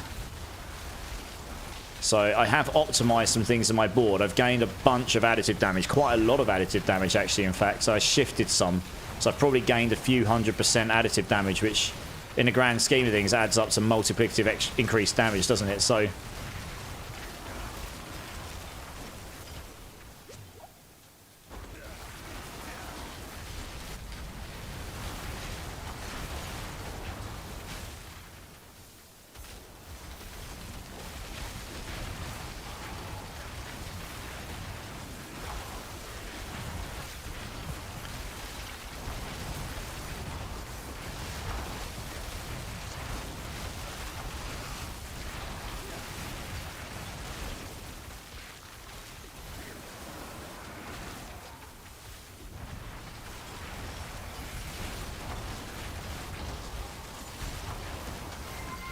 Hey, nifty Ibby. Dude, how's it going? Is it? You're banning me from saying that word. Well, fantastic. I don't know how long I get banned for. But, dude, how's it going? It's been a minute. How's life been? And Rusty Horse in the house. I'm here for the Pikachu cosplay. There's no Pikachu cosplay today, Rusty Horse. Sorry, dude. Just fun and games and shenanigans, but no Pikachu cosplay, I'm afraid. How's it going, Rusty Hall? And Lionel's in the house. How's it going, Lionel? I'm here for Rusty front flips. How am I feeling? How are you feeling today? Yeah, I'm not feeling too bad. I've actually got a little bit of a sore throat coming on, but we're okay. So my concentration level's not quite what it normally is, but we're doing the best we can. You know, it's that time of year where we are. It's getting cold, and getting trains to London means you're innately mixing with lots of people when you don't want to. I normally don't go out and see anyone, so yeah. But yeah, otherwise all good. Very excited for the Path of Exile 2 release. That should be good. Would this help? It would help, yes. But I'm going to kill this stuff first. Never going to be driven to the hospital later by the sound of it. You go. Or cartwheels. Yeah, Never's feeling energetic today, it sounds like. He wants to do front flips and cartwheels and all sorts of things. You'll wait, it's okay. I mean, the next cosplay will be somewhere later down the line, I imagine. I'll spot you, buddy. How's it going, Rusty? How's it going, Never? Well, it's good to see you all. Have you been streaming still, Nifty Ibby? I don't think I've seen you on in the D4 community recently, but you might be doing some other games, I don't know.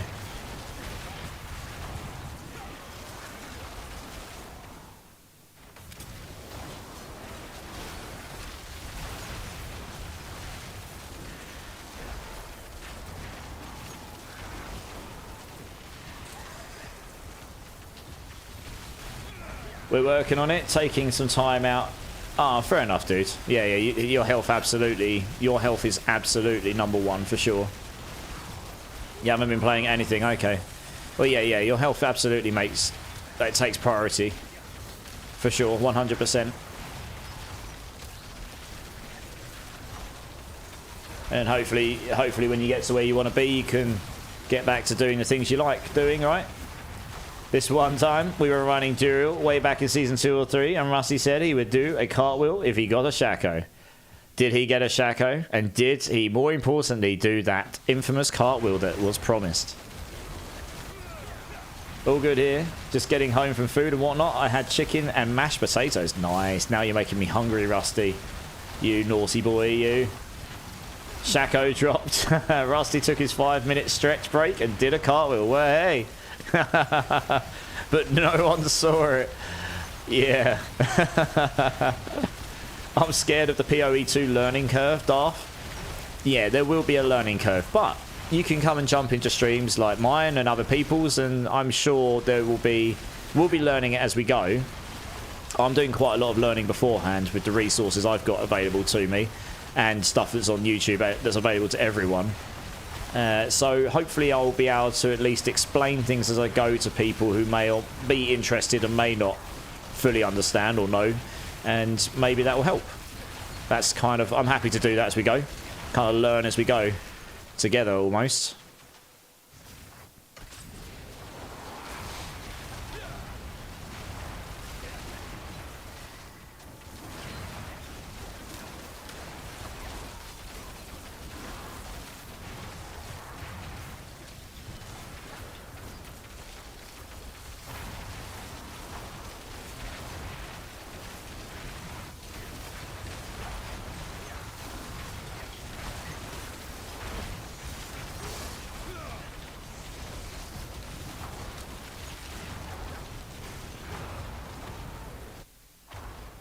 It was more like a wheel cart and less of a cartwheel. Yeah, I can imagine.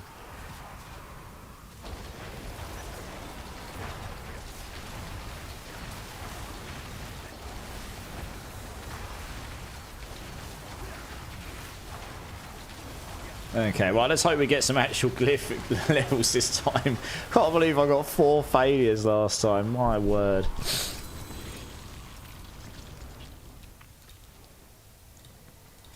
One, two, three. Okay, we got the 3. Let's level this one. Okay, we got all 4 that time. I suppose that's something. Hey, Mama Joker's in the house. How's it going, Mama Joker? Love you, my sticky-fingered friend, you. Darsiggy, hey. What was that site you used the other day to look at pit run times for other classes when I asked you? Oh, Darsiggy, yeah, no problem. I'll link you. It is... So it's helltides.com, but I can get you the link, no probs. It's obviously an unofficial leaderboard, right? But yeah, here we go. I'll just link in chat for you. There you go. You're about to hop on PoE and finish up this build so I could get some of my new build started up. Nice, Level Foul. Enjoy, enjoy. How much do they sell back runes? I need 5 of those. Blade Master. I don't think I've got 5 back runes, but I might be able to source you 5. Has anyone in the community got 5 back runes they're willing to spare with for someone over on YouTube? I'm not sure I've got 5 on my other character anymore. I gave her a whole bunch away. That'd be really handy.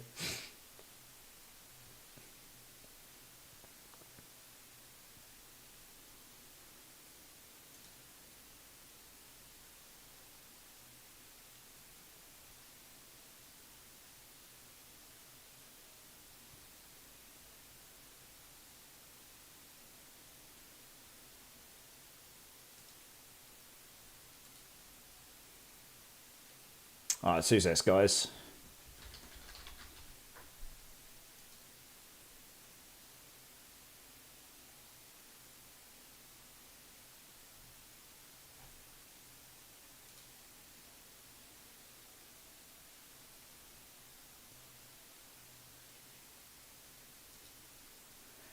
What rune is it? The back rune, BAC. It's a legendary one, Mama Joker. Yeah, if anyone's got any, that would be really handy. Thanks. Yeah, absolutely, Darcy. No worries, dude. Yeah, that would be really handy. We'll see if we can source you some, Blade Master. Bear with me. I might have 1 or 2 in my other character. I don't think I've got 5. I'm just trying to keep this up. I'm nearly at the point now where I'm going to go try this pit. I'm just going to get this last glyph up to 75. Hopefully, I mean, if I get lucky on this run, this will do it. If I get 4 decent rolls, that'll get me, and then I can go try this 85 pit, and we'll see. We'll see how much of a difference all this extra bit of power I've got, which is all additive damage, but it's still extra. We'll see how much of a difference it's really made or not made, I suppose. Bone Meal's got 4. You can front. Okay, I'm pretty sure I might have 1 at least, or 2. I only got 1. Okay, let me get on to my other character in a short while, and we'll try and sort you out, Blade Master. Absolutely no problem. Sounds like we've possibly got some. Or if you want to come and jump in Bone Meal and get me those 4, if that's okay. You know, and then I reckon I've got the other one.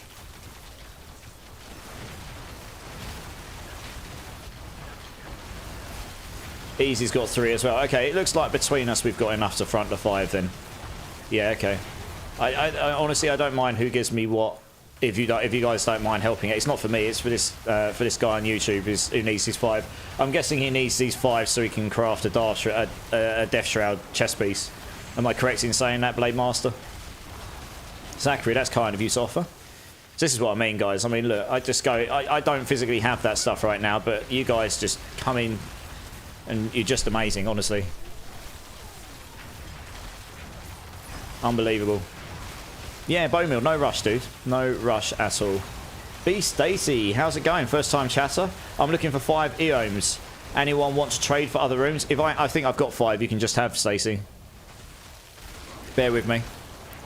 Welcome into the channel, by the way. Welcome in. Appreciate you being here. Welcome to the community. How's the game treating you? What builds you playing? What are you enjoying? Yeah, good. Glad to hear it. But yeah, no, if I've got them, I don't need you to trade other runes with me. I'm happy to give them to you. It's fine. I like helping people out at the end of the day. Spiritborn, new to D4 and enjoying it. We've had a number of new people to D4 here today, and that's been really nice to see. I'm glad to see there's some people still enjoying it coming into the game. Yeah, I'm glad you're enjoying it as well. Spiritborn, if you're going to play it, the best time to play it is right now, because it's going to be very, very, very different next season. It is very powerful right now, more than it should be. So enjoy it while it is, really. You know, screw all the naysayers. It might be broken, but it's, you know, you can have fun with it, and then next season you can just try out. If you want to come back and play, you can play something else. Or you can try Spiritborn again in probably in the state it was supposed to be released in. But, you know, it will feel differently. D-Rock's in the house. Drink City Stream. Yes, sir. Cheers. How's it going, dude? You're off to hardcore. It was fun hanging out. Spooker, thanks so much for being here, dude. Have a good one, man. I'll catch you soon.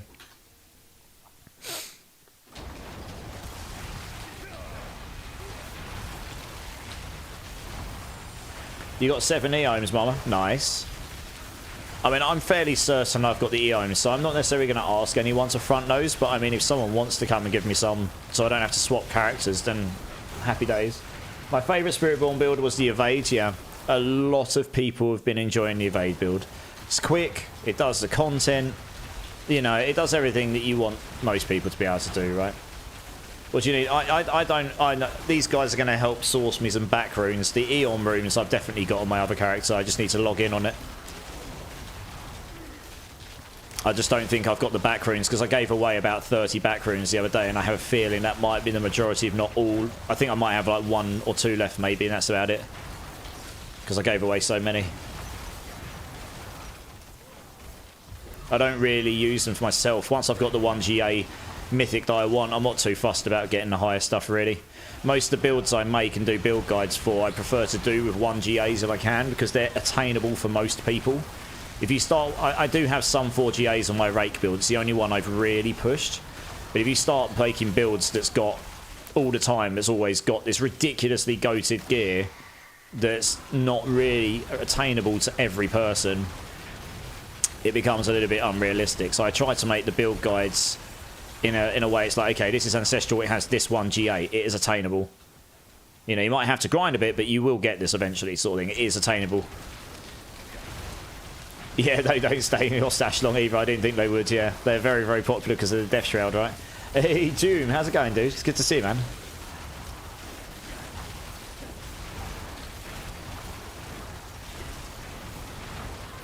Yeah, I mean, this Hydra stuff's taken me longer than I expected it to be honest. I should have probably expected it was going to. It's just because the clearance isn't that quick, but I really, really, really want to get this done, because then I'll be like, cool, objective complete, happy days, can move on.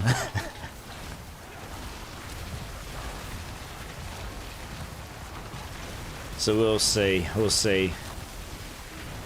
Might need to do one more artist. I doubt I'm going to get lucky enough to get all 4 rolls positive again, but we'll see.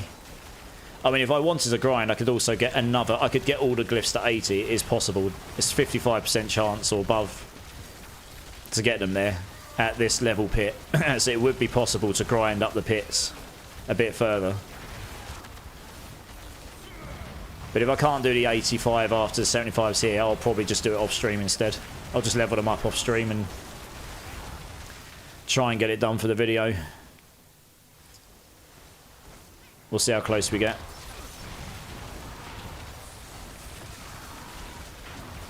I don't know what they are for or how to use them. I'm a joker, the runes. So you have a top rune and a bottom rune, and when you combine them, they're like, one's an activator and gives you offering under a certain condition, and the other one gives you an effect when you meet the offering requirement and is activated through the activator. The invoker, I think it's called, actually. So you stick them in place of gems in your socket, with weapon or armor. So like you'll see on my gear here, I've got 2 runes here.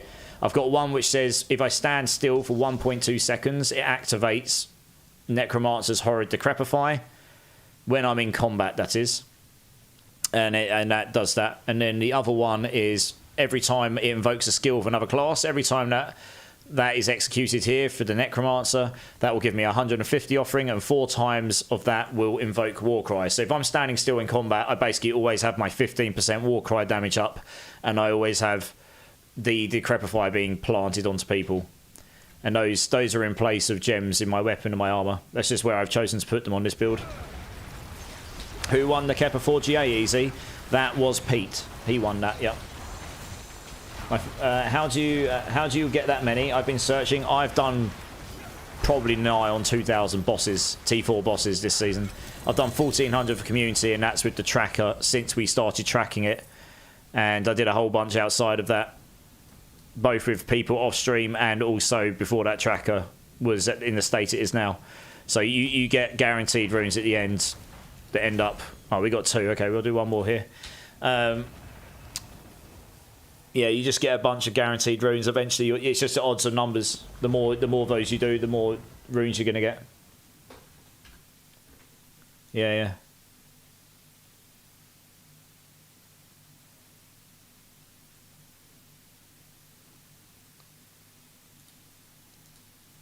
yeah. Bowman's coming in. He's going to have his runes for you, I think. Nice.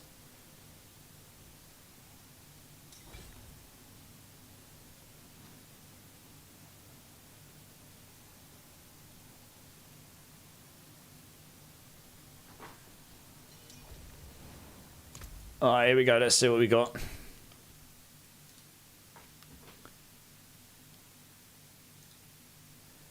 Okay, thank you very much, Bowmill. That's incredibly generous of you.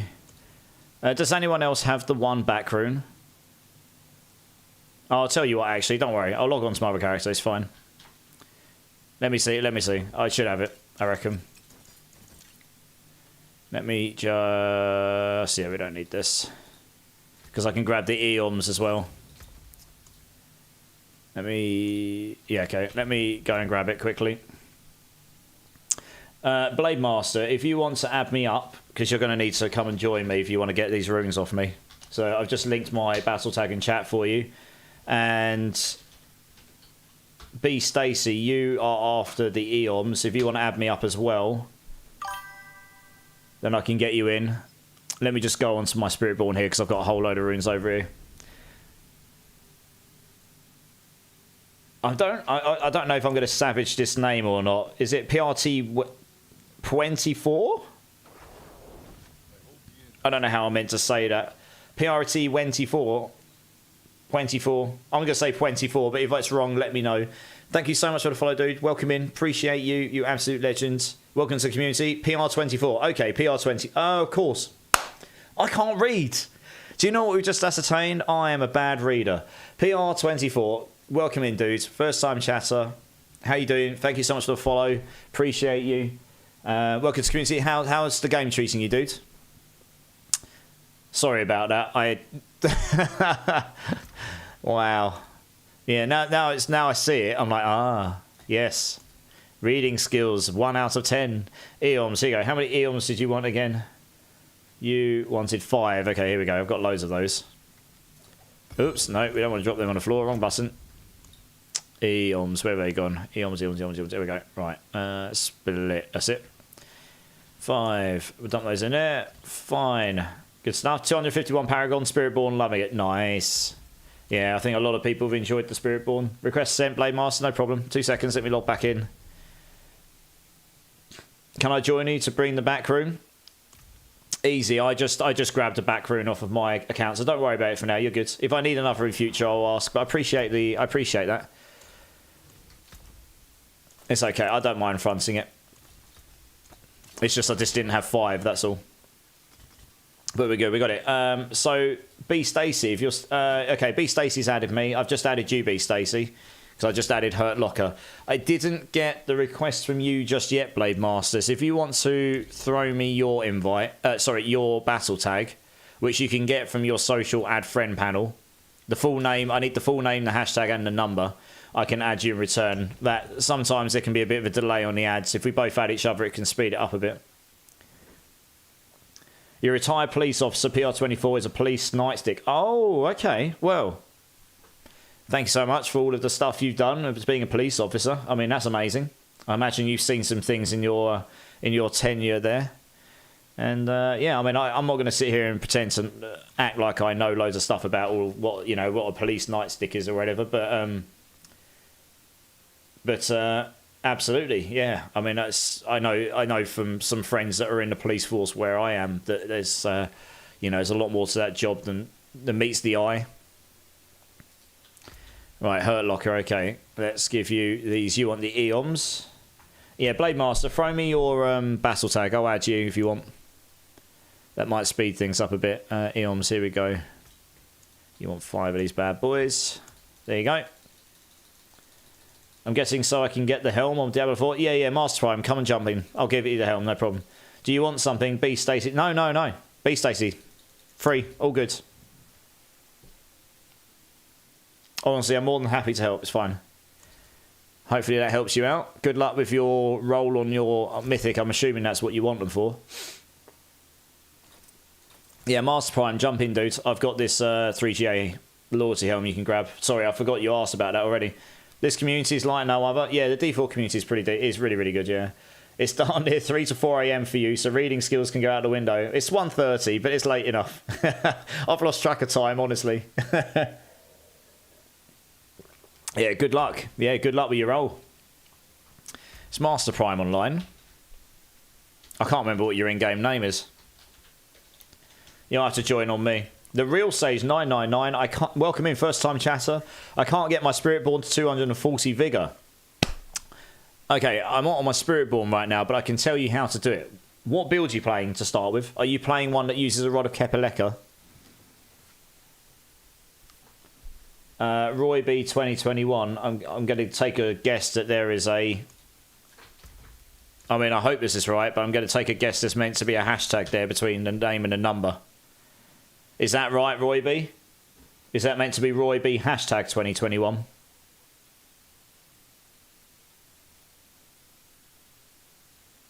Yeah, it's important because it doesn't work without it.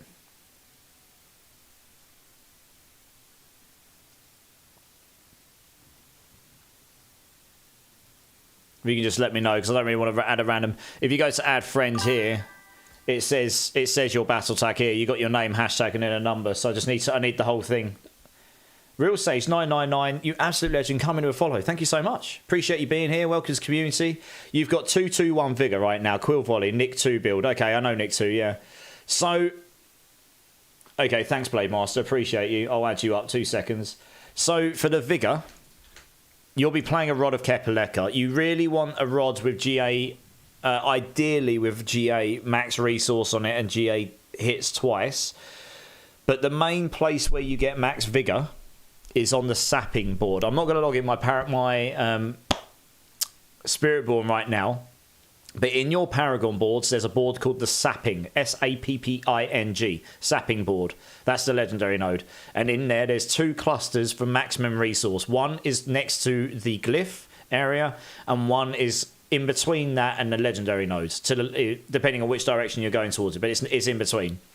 You want to take all of the maximum resource in that, and the glyph you want to put in is the Hubris glyph, because once you've got that to level 100, that scales. You want to take all the blue nodes. That scales your magic nodes higher than the other rare nodes does, because for some reason the numbers on that at level 100 scale a bit higher. You end up getting more max resource, and for every 1 max resource, you get more multiplicative damage from your Rod of Kepaleka. So it's huge. Then you want to level your Hubris glyph quickly as you can, because that's going to scale up your maximum resource by the prefix, which scales your maximum your magic nodes, which are your maximum resource. So you can gain a fair chunk of maximum resource there. You get extra maximum resource on your Rod of Kepaleka, masterwork that. If you're struggling to hit your 240, just put some masterworks in there to start with until you can solve it elsewhere. And when you've solved it, you can then re-roll your Rod of Kepaleka and put it into Rod hits 2 times in core skills, if you find that more appropriate. That's probably what I'd recommend to do. Right, Troy is Greybeard, so we'll do this one. You want the backs.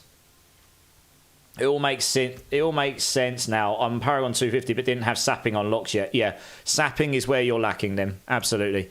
You will find you'll be well above 240 with that alone. You probably won't even need to roll into your max resource on your Rod of Kepaleka if you're missing the sapping board entirely. But no problem.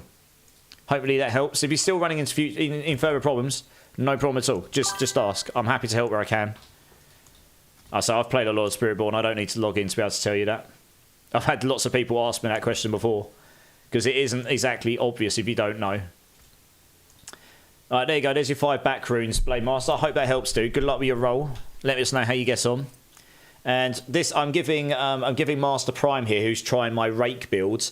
I'm giving him a 3 GA Loyalties Mantle, maximum aspects. It does not have the GA and damage reduction, which is sad, but you can get away with that, I think, to be honest. If you've got enough max life, you'll get away without it, honestly. Yeah, so that should help you out. Good luck. I see Quintos3 coming in with a follow. Appreciate you being here, dude. Welcome in, you legends. Welcome to the community. How you doing? How's the game treating you, man? Land of Doom, how's it going? Sorry, I did see your message. I just wanted to address Real Sage's question there. Hydra is going okay. I'm going to start a new build soon. I'm going to do one more pit run. So I'm going to drop now, guys, because I want to be able to do this pit run. I'm going to do one more pit run. Hopefully I can get my glyph to level 75. And then I'm going to attempt again like I did the other day to try and do a pit 85, which I was kind of falling behind on time the other day. I've made some adjustments, got some more damage, so maybe it will be enough to make the difference. I know that doesn't sound very high, but on this particular build, that probably is higher than anyone else has gone this season.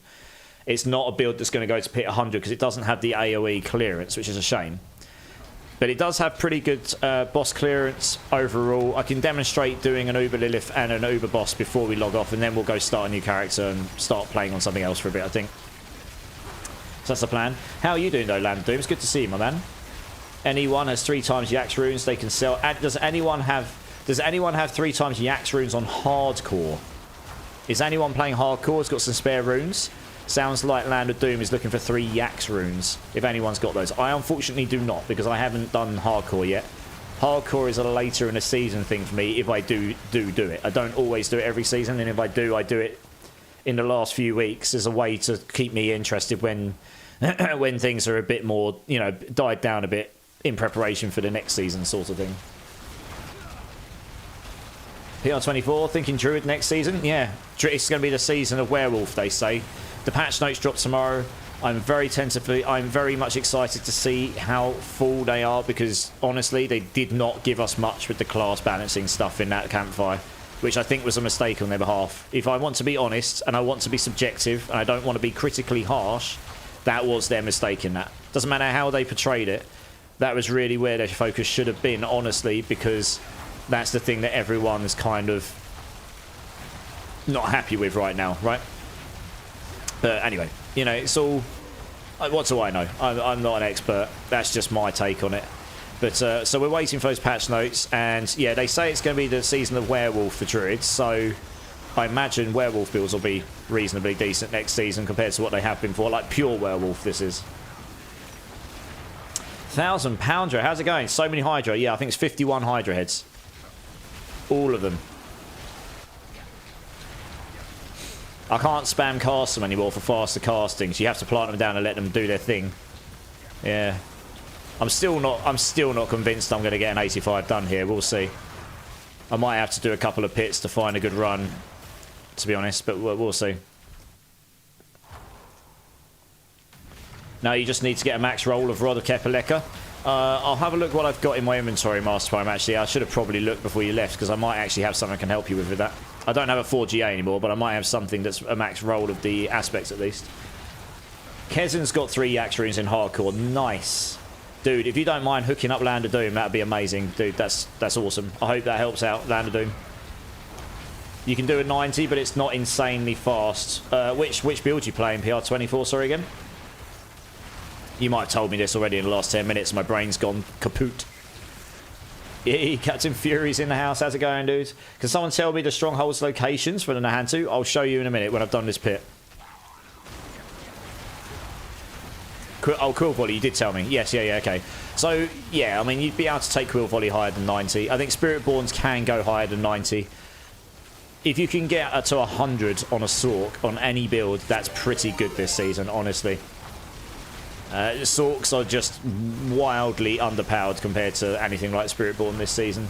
But that's what it is, you know. No shots being fired or anything. That's just what it is.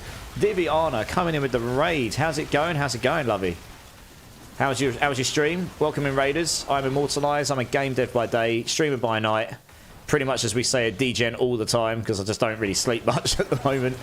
But we do build guides with Mobalytics. But I'm just trying, again, second attempt at trying to get my Hydra to a pit 85. And then we're going to log on to another character and start a fresh character. Probably play the one class I've never played, which is Rogue. So we'll see how that goes. So welcome in. Guys, if you've not checked out Diviana, she's a good friend of mine. She plays all manners of Diablo, Last Epoch, Path of Exile. She's been trying all sorts of these things. I've met her a bit earlier on in my streaming career, if you want to call it that, or time. Let's go check her out, give her a follow, show her all the support. Thank you again for the raid, Diviana. How was your stream? I'm welcoming anyone that came with her. Thank you. I don't know what is going on with the raid. I had a good amount of people, and when I pushed the raid, only 2 came. Oh, that happens, yeah. That happens. Don't worry about it. Honestly. It's all good. Twitch is a bit funny about all that stuff. Stream was good. Played 7D, 2D, new mods. Okay. Nice.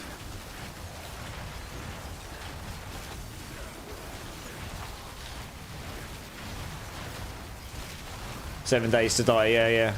I was trying to remember what it was and it clicked, yeah. 7 Days to Die. What's the new mod you were playing? It was so much fun. Well, that's good. Fun is number 1 when you're playing games. Doesn't matter what game you're playing. If you're not having fun, you probably shouldn't be doing it. Most of us don't play games to not have fun, really, do we? Let's be honest.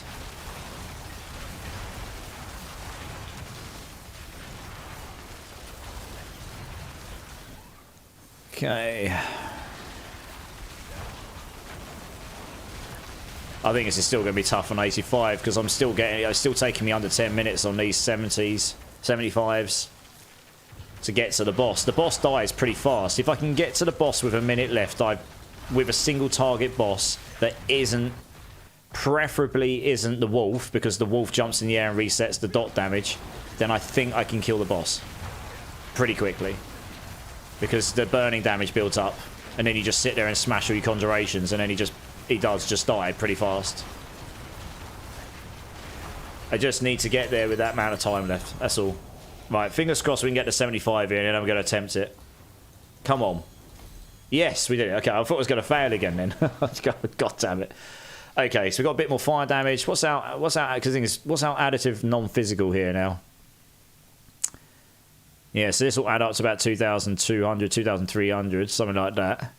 What happens if there's a 10, there is a non-physical node I haven't taken down here. What happens if I take this? Is there something? Actually, what's my resistances like? Do I have leeway? Ooh. No, but this is probably fine. We're probably okay with this. That's probably one of the reasons I'm taking damage, because I haven't actually got all of the resistances I need. But what I do want to test... Is there a node I can sort of I can nick from somewhere for now? Let's see. Is there one node I can pinch from somewhere? I've kind of stolen them all already. There's actually 2 non-physical nodes. I wanted to see how much they would scale. Oh, there is one here. Okay. How much do I gain from it? Because I might have some scalers in there. 811.1. How much do I get? Does it just give me 10 to each? Yeah, it does. Okay, yeah, okay. So I'm getting 30. So it would give me 30 here. So if I manage to bit both of those in, that'd be another 60 additive damage here. It's not that big a increase, but we'll take the 1 there. I don't think I've got another node I can sacrifice for this. Really. I need this. Need all those. Yeah, I don't think there's anything else here I can realistically remove here. Although saying that, actually removing 10 damage to burning enemies in favour of, which is not scaling anything right now, in favour of these 2 here would actually be better. That gives me 30, so that's better. Is there another 10 damage to burning enemies I can take somewhere? Maybe. Yeah, let's take that out. Put that in there. Boom, there you go. That gives me another 60%. So that gives me a whole bunch here. So that's what, 1,500, 2,000, 2,300, 2,400 now. Nice. Extra damage is good. I mean, I main Tarkov. I have never heard anyone call that game fun. Fair enough, Keaton. I've never played it. I've got a few friends that do like it though. Rebirth. What does it do? What does it do, Diviana? Zachary, Drink City streaming. Yes, sir. Cheers, everyone. I really do appreciate you all. Blade Master, absolutely no problem at all. I'm so glad we were able to help you. GA on damage on next attack. Okay, that's not too bad. Not too bad. I mean, max life is the goated one, but anyway, the fact you've got the item at all is a good start, honestly.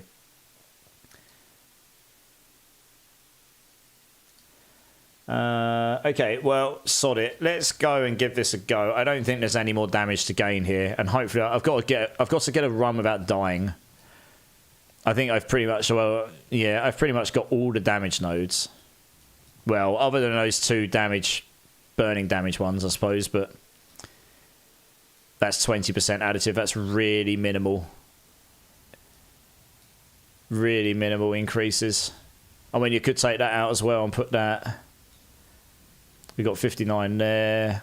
We can't get the last node up here. That's a shame. I don't think there's any more non-physicals to take. Otherwise, I'd put it in there. There's nothing to take here that's useful. Or there. I'll tell you what, it probably is better to take that out. I'll make sure that is actually removing just 10. Damage with burning, 190. Because that scales your combustion node, but I'm not actually using combustion now. I'm using enlightenment on this build, 180. So I lose 10 there, but if I put the dexterity here, that's going to give me... Where's vulnerable? Vulnerable. 1225. Boom, put that in there. Yeah, that's giving me 21, so that's giving me another 11%. Don't think, yeah, I mean, that's too valuable there to take out as a single node. You're not going to be able to replace that one easily. I don't necessarily need the willpower here, though, actually, honestly. Probably get rid of this. Got loads of willpowers, I don't necessarily need this. So we can stick that in another one of these. Happy days. So that's another bunch of vulnerable damage right there. It's all really, really small gains, but every little helps. That's the thing. It is technically higher numbers, probably. Where's Cook? How's it going, dude? Welcome in, man. Appreciate you being here. How's it going, dude? More zombies, though. Some with magic. Oh, okay. So many things. More crafting. You get a dog that fights with you. You pick a class: hunter, witch, doctor, brawler, etc., and you work towards their max. So then, when time passes, you have all their OP items. Oh, nice. Sounds really fun. Nice ink bud. I have a sleeve too. My shoulder. Oh, right. Yeah. I'm not going to get it on camera too hard, but yeah, it goes all the way up. Got a dragon. You might be able to somewhat see it. Let me turn. You can sort of see the green. That's the dragon right there. And then I've got a phoenix right here. It's my own design. I didn't draw it, but it is my own design. I got the drawer to do it according to my design. Yeah, it's pretty good. It's actually not completely completed. I've got a bit on my shoulder that still needs doing and a few touch-up bits, but yeah, time, money. That's cost me £3,500, that sleeve. A lot of colour, a lot of time, a lot of shading. So it's, yeah, I actually haven't had anything done to it for a while. I want to get the upper arm done, but it is an expensive hobby. I've got definitely other priorities right now. Right, let's try this. I want to try and get this done. So how long? We're going to refresh our buffs here, so we definitely don't run out with them on... Yeah, we don't want to run out of our buffs in the middle of a run. That would suck. I do have one of these Gideon's Brews, but I kind of didn't want to do it with this because these aren't going to be available after the event. They may not even be available now. I wanted to do it with stuff you can just actively craft in the game. So, right, we're going to try and pick 85. You're probably going to watch me curse and get annoyed. But let's see what happens. Let's see what happens here. Dinner time. Thank you so much for the raid again, Diviana. I appreciate you. Yeah, and the lurk. I appreciate you. Right, let's see how this goes. I just want to get one of these complete to prove it can be done without any boost. So this is the problem straight away here. I've just messed up grouping them together. If I had AoE, imagine how quickly those would die. Because they would all be grouped up. You just annihilate them with like what's essentially like a napalm patch. What you need to do, the problem I've got is you need to kill these resistance mobs first, so they can cause a problem. Because I can't actually focus them. They're in the middle of the pack. So yeah, I might need to, really, if you get lucky, you can get a run where you don't get that many of these resistance mobs. I'm going to wait. I shouldn't have used my ultimate to start with. They were actually exposed on the edge. You want them to be on the edge so you can place your Hydras down, and then they'll hopefully more of them will focus more of... I mean, look how much time has wasted already. Right, now they're dead. Let's see. Let's see how fast I can clear stuff when the things are dead, though. Because that might be where I can make up the difference in time of what I was losing before. And if I can get a good shrine, like a blast wave or something. Yeah, these are definitely dying quicker. Look at this. This is definitely quicker. Okay. I think it will be possible now to actually do this. If I might need to do it, I might need to do 2 or 3 runs to get a good run. A bit like when you're trying to push pits in the high end. Why the hell is that one taking so much more damage than the others? Oh, look at this. Once they all start attacking one target, because they're all building up the burn, it goes down pretty fast. It really is the problem with this build. If they did splash damage, burn damage, it'd be golden. Like this, group them together. You get 2 groups, and then they'd just get annihilated. So, yeah, this is... It really is the biggest flaw with the build, and it's something if they could fix that, Hydra would work okay. It'd probably work better. I've heard that Incinerate has done a 106. I know someone who's done a 106 in it, but it's just a horrible build style because I think it's using Shatter. I think, and even if it's not, I've heard it's I've heard it's clunky to play. That's what I heard from the source themselves, the person that's been doing it. So it's impressive they've gone that high. That proves that the build is at least viable now, but it's not necessarily very nice to play. You know, not like chill. This thing's just lacking. This is one of the only Sork builds that's genuinely got better boss damage than clearance. That's quite rare on Sork. It's usually the other way around. Oh gosh, that nearly killed me. I definitely don't want to die. That would kill the run completely. Yeah. I'm not as squishy as some builds, but we are just gonna... I should probably go between elites. So we'll just leave them to do what they're gonna do there. This is okay. Let's just get the Hydras down, and then you just want to blast. I've literally got to play the piano at 50 million BPM on my keyboard to just keep my conjuration count as high as humanly possible. The lack of anti-CC here is a problem. It is the one thing I'm not taking right now, in favour of taking the Necromancer Execute, which does help with clearance on the dungeons. Which is where the problem is. So if I get CC'd, that can be a problem. So I'm just trying to avoid that. But yeah, this is our flipping hell. I've just drawn them into a set of resistance mobs, haven't I? Of course I have. I'm going to have to focus on getting those down.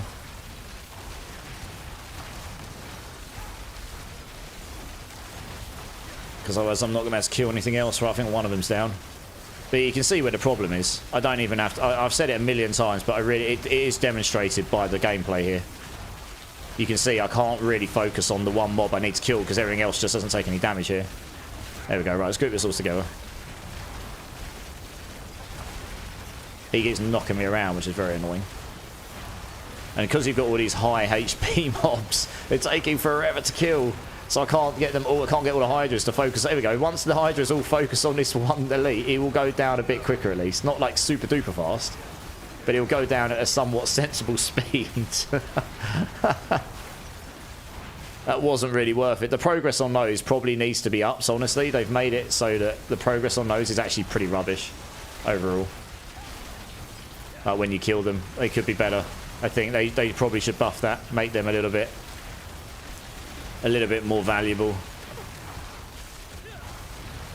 because the amount of time it takes to kill them in comparison to the smaller ones and the amount of value you get from them, it doesn't really add up, unfortunately. These lightning beams are horrible.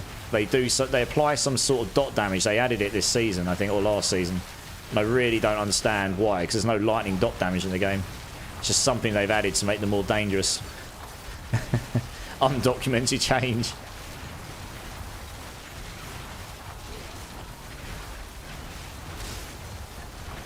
Alright, it's going to be close. I'm not sure this is going to be the run. Really, if you get lucky, you'll get a run where you get all the triples, the smaller ones that are triples, and they take less time to kill. That would be... Oh gosh, that nearly got me. Right, wrong way. Let's just go this way. Dude. Oh, another one. I've had a bad run here at the moment. I'm not sure this is going to be the run. I keep getting all this big super unique elites, or whatever they're called, where they've got way more HP and they've got a barrier on them, and I'm getting all of the lightning beams on the floor. I'm going to die here. If I die, it's the end of the run anyway. Oh no. I'm getting knocks. I've got the snakes as well, which is possibly the worst roll of enemies I can get on this build without the anti-CC tech I was using before. Because they can just CC you over and over and over again, which is just horrible, honestly.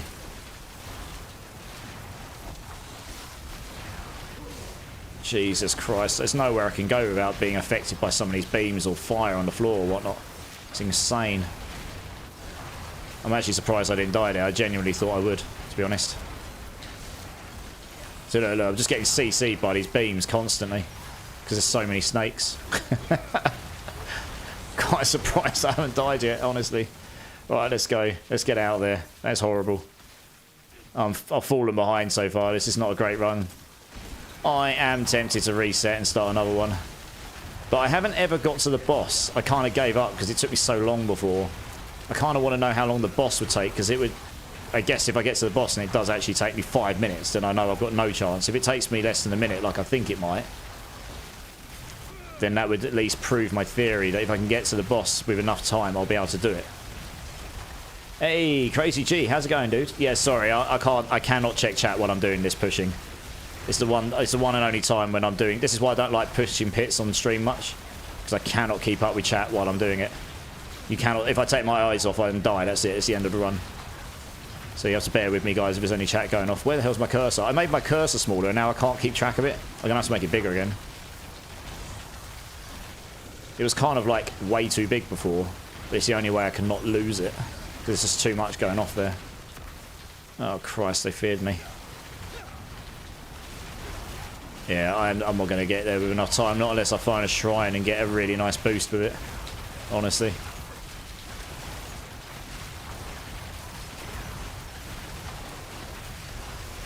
I don't think this is going to boost me anywhere near enough to catch me up.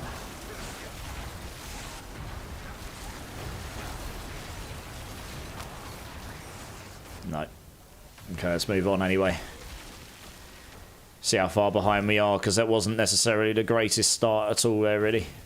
This is better. If there's no resistance mobs. Snakes again, though. We seem to have rolled snakes all the way through.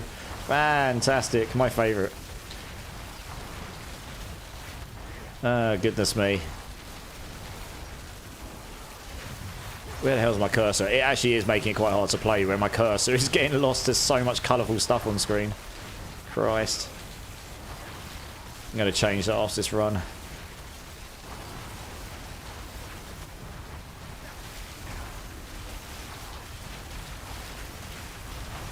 Yeah, it's because all the Hydra heads are splitting. So like, you got 51 heads, but they were splitting between like 10 enemies. So they're not stacking up the burn damage like they could do if they were actually focusing or doing splash. That's really the problem with this build. Oh, gosh. Too much CC on the floor. No, that's it. That's the end of the run. No, that wasn't a great run. I'm going to quit and start another one.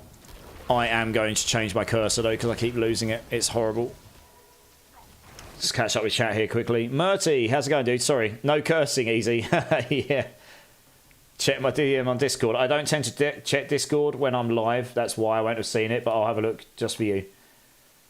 Hey, I'm glad I did. Congratulations, Crazy G, with the newborn. That's amazing. Honestly, that's amazing, dude. Honestly. Good for you. What's his or her name? Hey, bit of Kiwi. How's it going, dude? How's it going? Yeah, no, Crazy G, that's amazing. What's their name? Everyone, Crazy G here has got a newborn, Nicola. Let's get some congrats in channel for them here. That's amazing. What is worse, snakes or spiders? Well, they're both bad, but yeah, the snakes are definitely not great for this build because it's just constant CC, isn't it? Right, let's try again. Yeah, congrats. That's massive. Juggalo, how's it going, dude? How? I think I saw you streaming earlier, Bearded. How was your stream, dude? All right, let's... Hey, PR24, coming in with a sub. Dude, thank you so much. I really appreciate that support. Give me a number between 1 and 6. I do these... I've got jelly beans I do for people who sub to my channel. And once I've either screwed up this run... Yeah, I am not dancing to that.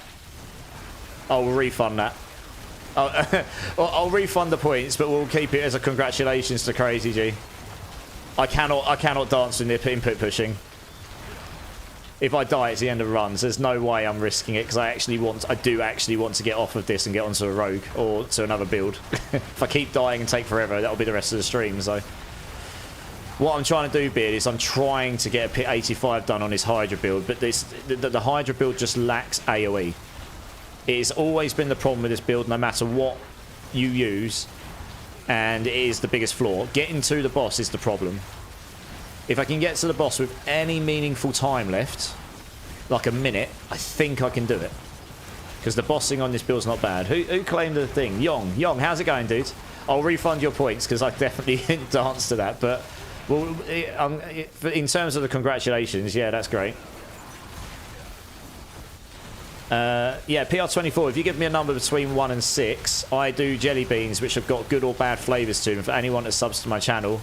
So once I've done this run or failed this run, whichever works out, I guess I'll do that for you. Obviously, I'm just going to try and focus on getting this done. This is the problem. So like, imagine this, right? Imagine if I could group them all together here, and then you had an AoE blast on all your Hydra heads. It would just nuke them all, or it would at least do damage to everything. It wouldn't just get stuck. I've gotten snakes again. Look at this. What is the chances I got snakes on the last 3 dungeon rolls? They are possibly the worst enemy for this build because I don't have any defensive skills and I've not got any anti-CC on in favour of clearance. So there's just stupid numbers of stuns everywhere. It's ridiculous. It really is over the top. One of my least favourite enemies in the entire game because it's just annoying, honestly, when you get a whole group of them like that. Jeez. Right, okay, let's get these down. It's going to be yeah, we're still a little bit behind here. I have managed to keep up before. We have got more damage. That's pretty close. Let's keep going, let's keep going, let's keep going. Keep going. Where are we? Big one. Not convinced that's going to be a good idea. We really probably should try and find another pack of elites. Oh, another one. Not ideal, honestly. I was trying to drag the other one over so I can deal with them all at the same time, but... Whoa, where'd they go? Oh, there they are. These just take so long to kill. I'm actually not sure they're worth doing. You want to find these yeah, I'm not. This is the problem. I actually had this problem in the last one as well. I might just start... Oh, there we go. Although I've now got... This is the problem now. Look at this. Imagine this, right? Imagine if I could group them all together with my ultimate and then AoE blast all these. Now I'm going to be impossible to kill anything. I'm not going to be able to hit this resistance blob. I've got cold walls blocking all the projectiles and they're in the middle of all the enemies. There is no way I'm killing these enemies. Pretty much. I think it's basically nearly impossible for me to do anything here. Unless I can drag him to the side. Yeah, I'm just going to... I think I'm just going to... I was going to die and start again. This is a really bad dungeon roll. I need dungeon rolls where I've got triple enemies, not the super unique elites everywhere. Because they just got such bad value to them. They're poorly designed enemies. I understand wanting to put harder enemies in there, but they should make it so they're actually worth value relative to the difficulty they are, and they just aren't right now. Stream was crazy today. Nice, Bearded. Nice, I'm glad to hear it. Currently sleeping, food drunk on my chest. Hey, nice. He was supposed to join us at the 6th of December. Guess he had other opinions, so he joined at 25th instead. So a little bit early, but not too much. So, oh, congrats, though. Athelo, save yourself time, skip Rogue, go straight to Whirlwind Barb, then uninstall Diablo and jump into PoE. Yeah. How's it going, Athelo? How you doing, dudes? Good to see you, man. Good to see you. Right, let's try again. I'm fishing for a good dungeon roll here. Honestly.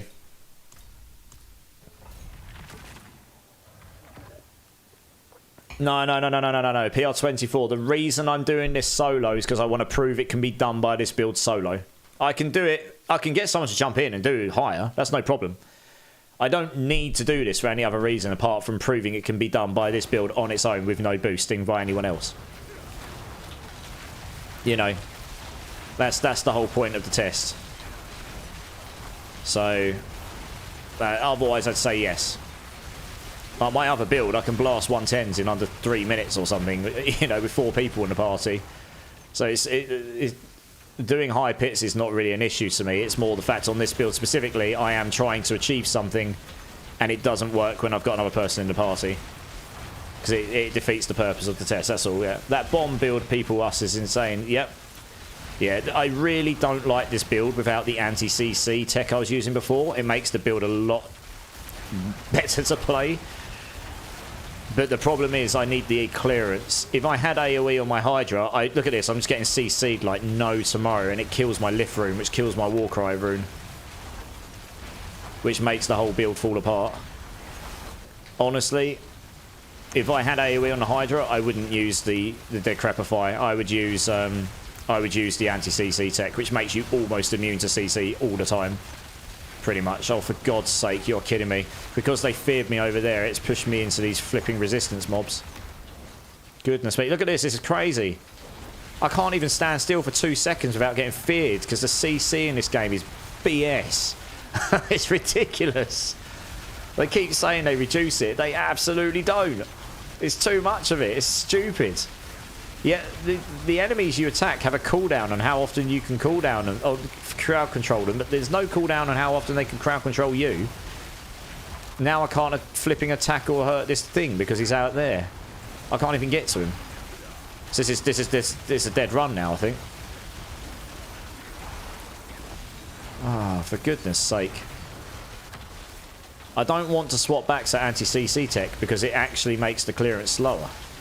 It's a bit of a vicious cycle. I mean, I can't even get to him. Look, he's there in the middle. This is the problem. If I had AoE, I'd be able to kill him. He'd just die anyway. Everything here would get hit and he would die, and then I'd be able to kill the stuff I actually want to kill. It's completely annoying that a significant portion of my Hydra damage is just being eaten by enemies with this, and I cannot control it in any way or shape or form because the AI in this game, when it comes to minion control, is about as bad as I've seen in any ARPG. There is no control. It's literally all automated. You have no way of determining where you're going to attack. Now, they probably don't want to make it that way, but it does bring its set of problems with it. I can't really do much with it. It's really slow. That's killed like a minute and a half of my run. That's probably killed the run entirely, that. So it's the problem I kept running into the other day, and it was frustrating me. Because I've got more damage, but it's still not enough because the AoE is not solvable. Athalogues in this version of the game, it's not solvable enough to make this build good. If you get what I mean. Number 4 PR24, nice, good choice. That's apple or wasabi. I'll do that after this run. Yeah, the AoE is not solvable in this thing. I want to get an 85 done, and then I'm going to make a YouTube video, which I'm going to hope to get in someone's hands who can probably get it to someone at Blizzard. And hopefully they'll watch it and they'll see exactly what the problem is with their Hydra in their game. And I can give them some really good examples of what the problem is demonstrated, and then how you, and some ideas on what some ideas I've got on what you could do to fix it. What the hell is going on? Oh, this is another thing. This is another thing about this game, which I've mentioned in a previous video, which they really need to fix. Enemies that do non-templated crowd control you need to be deleted from the game, or the crowd control needs to be deleted from the game. Non-crowd controlled CC is BS. Like, how am I meant to avoid it? There's nothing to do. Apart from just playing a broken build that's immune to CC, you can't avoid blinds. Like, you can't avoid being blinded by these rogues. Or, what the hell is this? That has always annoyed the hell out of me because it's just stupid. It's just bad design. Like, you can't even be good and avoid it. It's just there. You just have to build to completely be immune to it, which you can't always do. I think this run's dead from the beginning, honestly. That's really annoying. If I'd gotten a good pillar there, I might have been able to catch up the time. I don't think I'm going to be able to make up the time here. But we'll persist. What boots am I using? I'm using legendaries.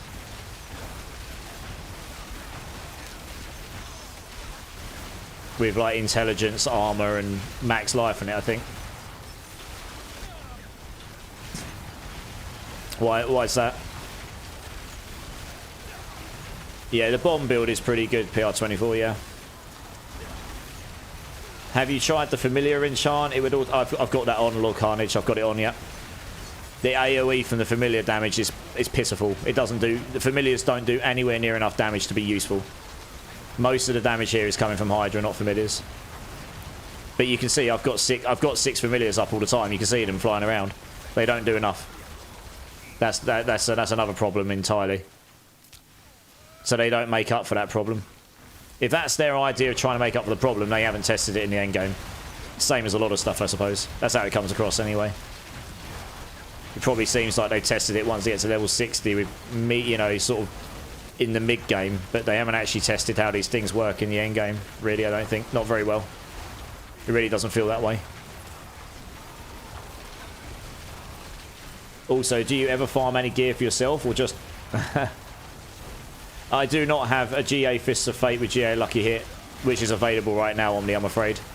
The ones I've got, I've already allocated. I've already said I can give to other people. But, I mean, if you're just looking for one with a single GA Fist Lucky Hit, Beast of the Ice will probably drop one of those pretty quickly, to be honest, in T4. I mean, a good one, on the other hand, that might be a different story, but... You use a 48% bar gen at the RNG? Ah, okay.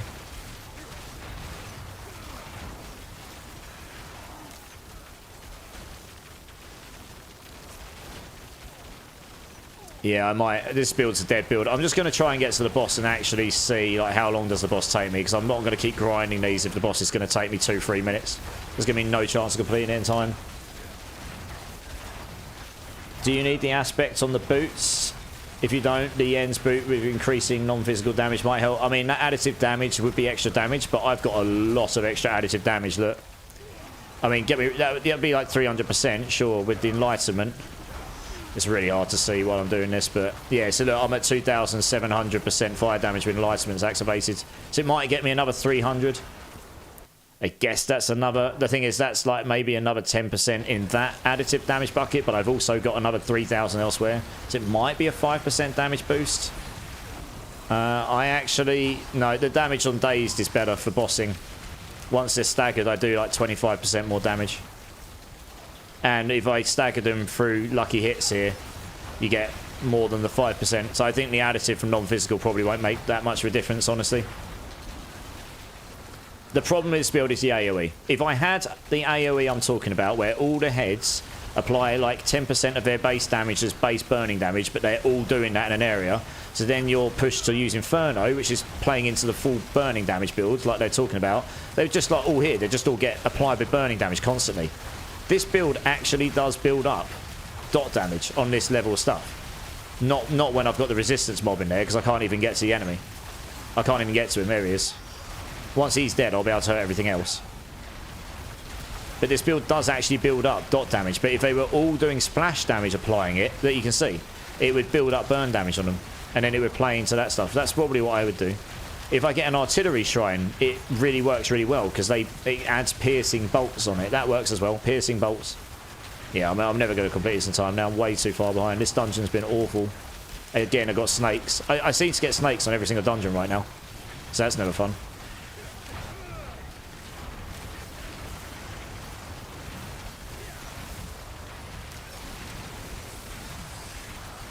You need to get a better rod of a Kepler. Yeah, Master Prime, I will look to see what I've got in my stash. I won't have anything God tier rod of Kepler anymore, because I think I gave them all away.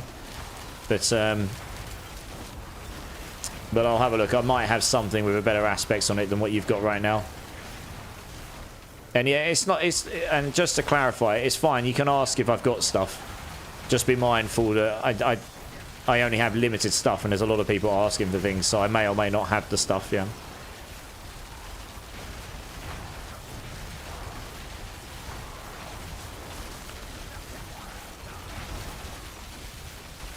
Welcome to the state I was in for the last 5 weeks between 3 different character classes. The unfortunate thing is Blizzard have done what they always do. They make all these awesome items and then pigeonhole everyone into one viable endgame build. Yeah, kind of. The thing is, I can actually give them some really, really constructive feedback on this build, and that's what I'm going to do. I'm not going to be harsh. I'm going to be like, I really like this build. This is the problem with it, and I can demonstrate it. Like, these are inherently the problem. And here's A, B, C, D, E, or however many. I don't know how many things I'll go through, but I can actually go. Here's some ideas I've got on what you could do to fix this build. if you wanted to. You know, and then they would choose to or not, I suppose. But it would, you know, I'd be going, this is the problem. Here's an idea you could do to fix that problem. And that would probably make this build 100. If you had an AoE splash damage, so you were full, you know, you were sort of pushed into playing Inferno to, or Vortex or Rune or something to group all the enemies together. And then you place all your Hydras down, which are in a massive circle. So all the enemies get grouped together in the middle of the Hydras. That kind of makes sense, right? Look, you group all your enemies in the middle here. Like this. And then they all just splash damage the enemies. So they all just build up burn damage. That gives you some amount of AoE. I don't think that would be completely broken. I think that would just make the build good. It'd make it fun. It's a fun build already. That would make it way more fun, and it would just make it good. You'd probably be able to do a pit 100 with that right now. You don't need incredible damage, because all those Hydra heads would just be building up burn damage, and they already do okay on the bosses. And my gear could be better. If I had triple masterwork Conjuration Mastery on my amulet, the damage would be enough to do this right now. That extra 1 rank in Conjuration Mastery would probably make the difference, because I'm guessing up between 10 and 20 Conjurations. So that's another 10 or 20, between 10 and 20% damage multiplier straight up. That would probably be the difference to be able to guarantee do the 85. You'd be surprised how much of a difference that would make. But I don't have the Masterwork materials, and I'm not going to go farm them specifically to do that. I may just try one of these of those 20x damage potion on and see if that makes any difference. It might do. Yeah, so I'm going to do that. That's not what I normally do for build guide videos. I mean, this is really slow because I've run into really horrible packs with loads of resistance mobs in the middle of the enemy, so I can't even kill anything. It's completely stupid. Look at this. It takes forever to kill this thing. Once he's dead, I can actually focus on killing stuff, but it's just, yeah, that's the problem I kept running in on the build, honestly. Space him there, he's on his own. I've had better runs than this, to be honest. How about Blizzard instead of Firewall for freeze? Fat Start, I don't think it's going to make a difference, honestly. The freeze, honestly, isn't going to make that much of a difference. Well, after this run, I'm gonna test how long the boss takes. I'm obviously not gonna make the boss in time. This is just this is a really bad run again, and this is why I got frustrated the other day.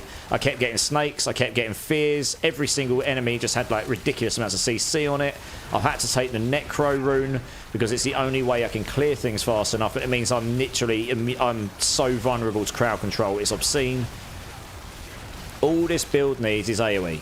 Give me Hydra splash damage. This build will do 100 pit. I would do 100 pit right now. I'd put the anti-CC on. That would solve that problem. You'd be able to group the enemies together. You place your Hydras down. They'd burn them down. I'm pretty sure I'd get a pit 100 done with it. You'd be surprised how much of a difference that would make. The bossing is not going to be an issue here, I don't think. That's what I want to test. I want to prove that.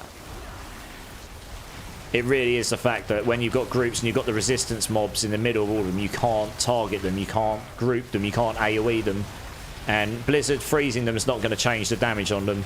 Firewall doesn't do enough damage to really be noticeable to solve that problem either.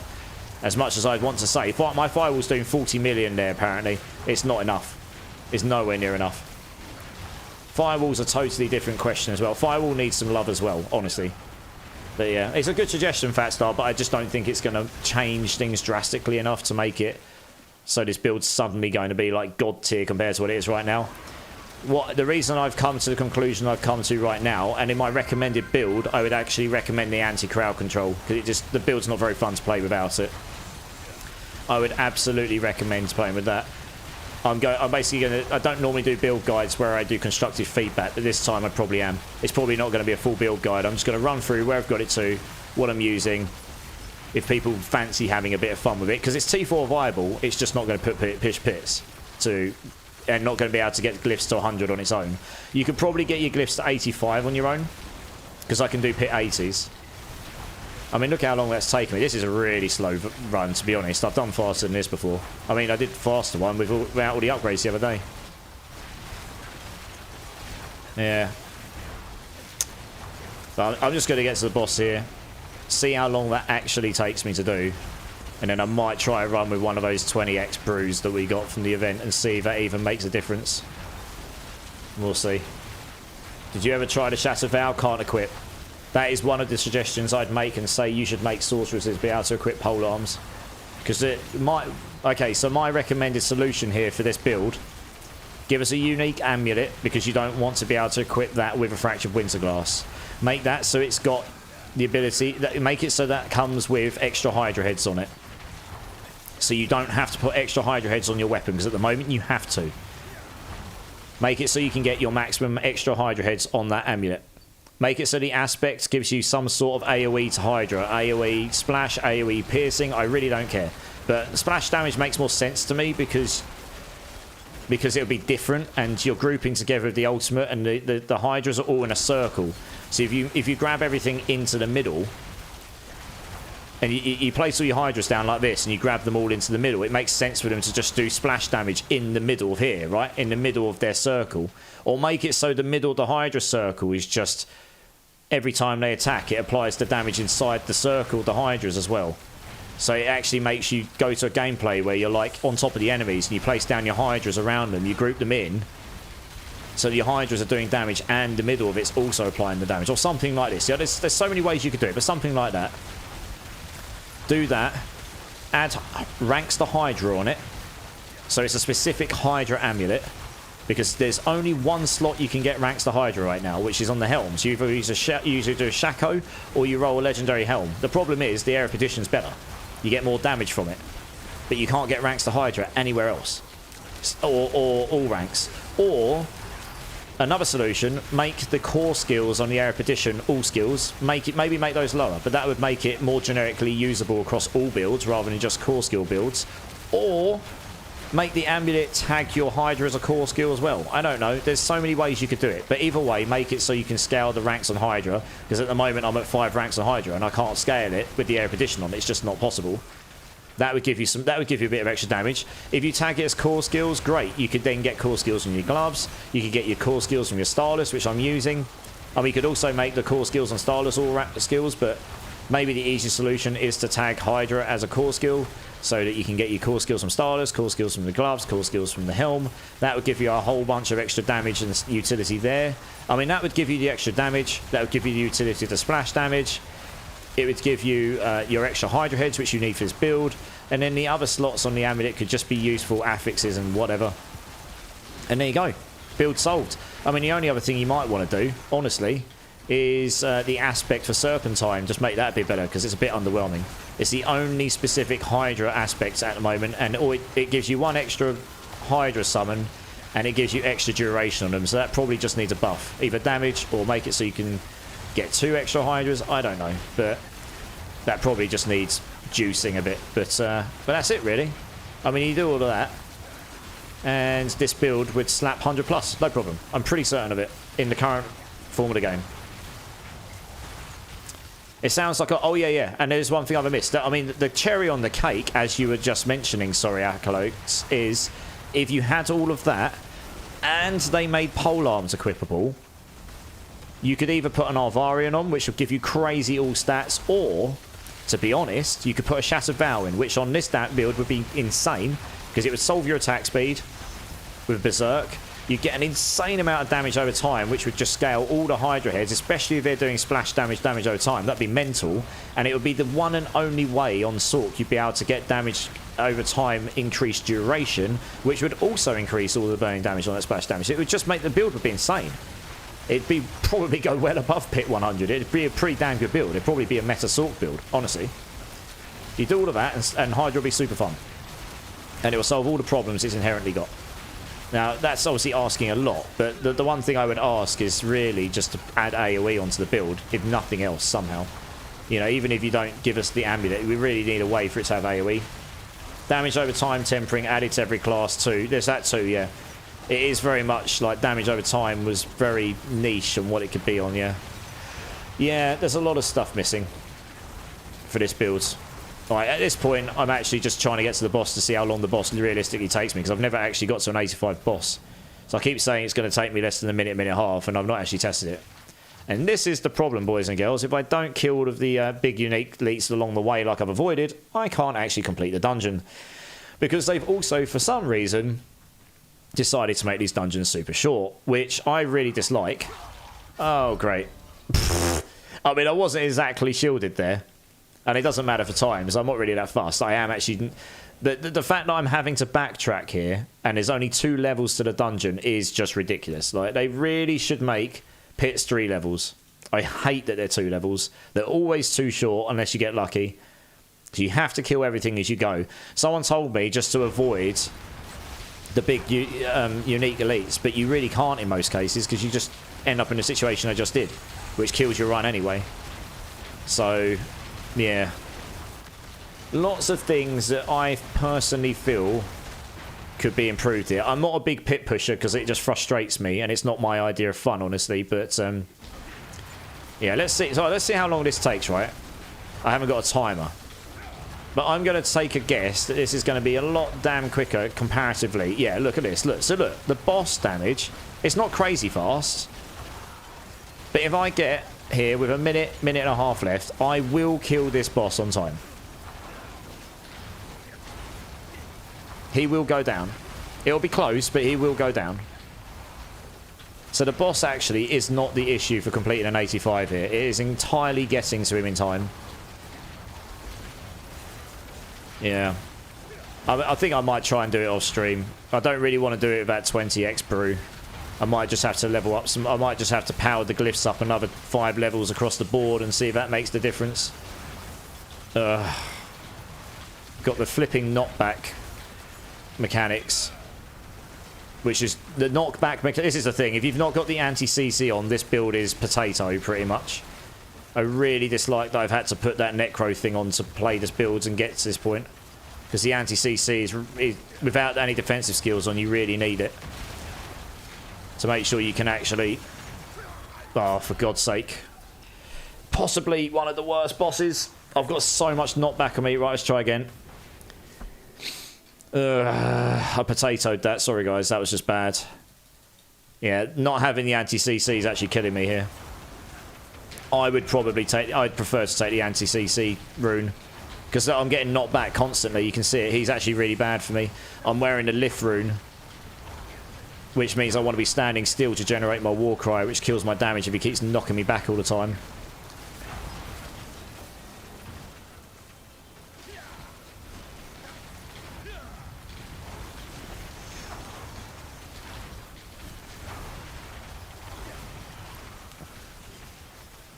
Well, I should probably try and avoid the shadow mechanics, which is something I didn't do last time.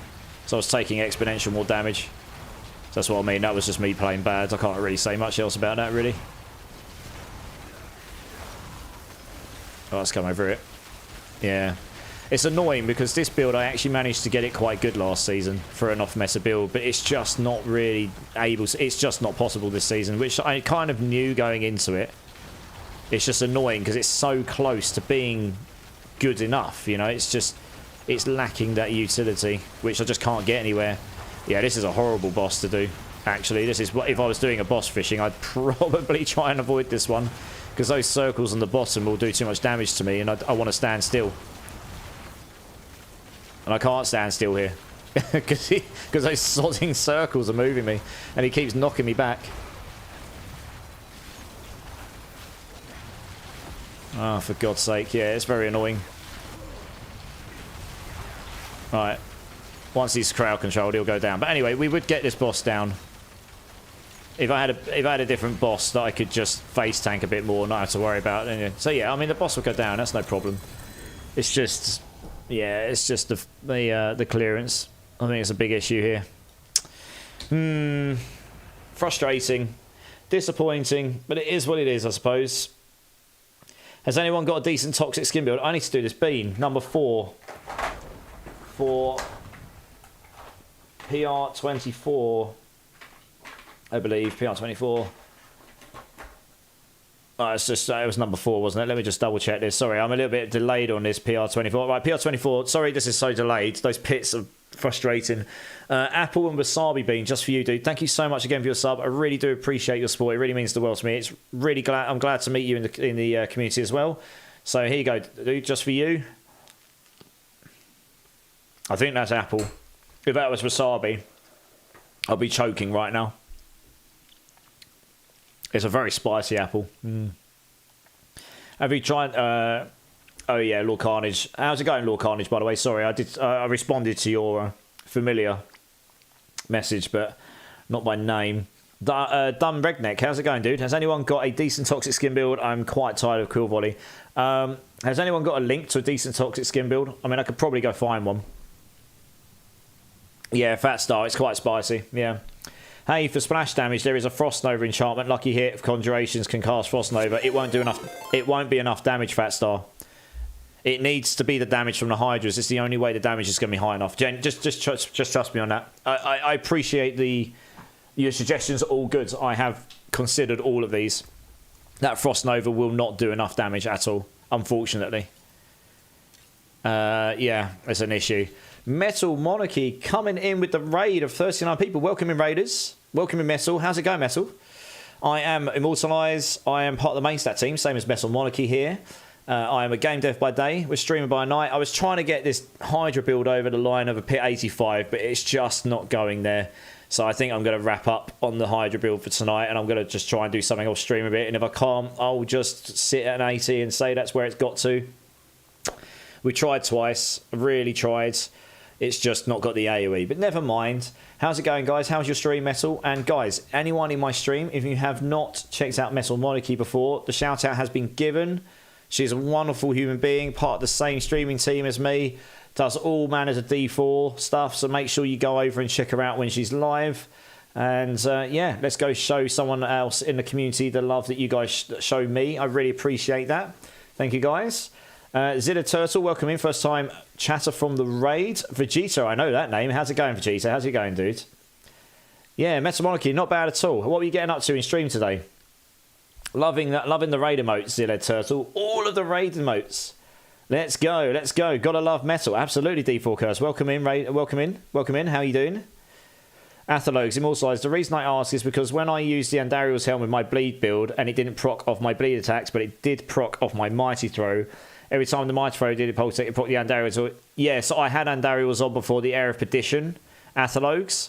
And it doesn't work as well as the Air of Perdition does in this build, because Hydra is a hybrid build. Hydra has hit damage, and then it does 100% of its damage as burn damage as well. So the Air of Perdition plays into both in some ways. It scales, and it also gives you... It's the fact it gives you a 60x multiplier on the helm as well. That's the thing. The AoE poison, because they've got an internal cooldown on the Andariel's Visage now, it doesn't proc as often. So it just didn't do enough damage to make up for the AoE. If I was in there, you wouldn't notice it, trust me. It wouldn't be enough. I tried it already. Yeah. It's unfortunate because I had the same thought, honestly. Yeah, Vegeta, I'm good, dude. It's good to see you. And Mango Crane, how's it going, dude? How's the hardcore live treating you, Mango? Metal's the best. Metal's great, yeah. You guys are awesome. Yeah, yeah. The whole community's awesome. Right, I'm done with this build for the day. I can't actually be bothered to try another one today because it's painful. Let's go make a rogue, because I've never played rogue, and these guys want to see me play some rogue. I was only meant to spend an hour on that. I spent 4 hours on it. Let's go make a rogue, and I'll start a rogue. Still cooking Hydra, say. No rogue yet. Wiggy, just about to make a rogue. I'm done with Hydra for tonight. I'm just going to make I'm going to make my video tomorrow, for better or worse, whether I get an 85 done or not. And it's going to be a constructive feedback video on how the Hydra build performs this season, where I've got it to, and the inherent problems with it, and what could be done to fix it. And then I'm going to try and get it into someone's hand who can possibly get it into the right people's hands, and maybe it'll make a difference. Maybe it won't. So yeah, guys, I've played thousands and thousands of hours of this game. I've never played Rogue, and this community has constantly tried to get me to play Rogue. So we're going to start a Rogue tonight. I'm probably not going to get that far with it, given how late it is. But we'll start it tonight. I'm going to level it from scratch like a noob. Although, to be honest, we'll see how we get on. That'll do. That looks cool. Let's give him some funky eyes. There we go. Let's give him some green eyes, actually. Can we give him some bright green eyes? Oh, yeah, that'll do. Lovely. There we go. Wonderful. Give him some green hair. Excellent. We're probably going to do something poison-based, I imagine. Why not? Character name. What should we call the character, guys? Time to move on, exactly, yeah. I gave it a good go. A hardcore grind is a struggle. Yeah, I bet. Have a blast on the rogue. I'm headed out home. Yeah, Athlox, thanks for jumping in, man. Appreciate you. Get home safe, and I'll catch you soon. You'll love Rogue. Yeah, I probably will. Victimized barrage builds. Just hit T4 finally. It's working really well. Nice. Nails or chalkboards. Hulk. Pretty much, yeah. Nails on chalkboard. Any other name suggestions, or is that what I'm calling my character?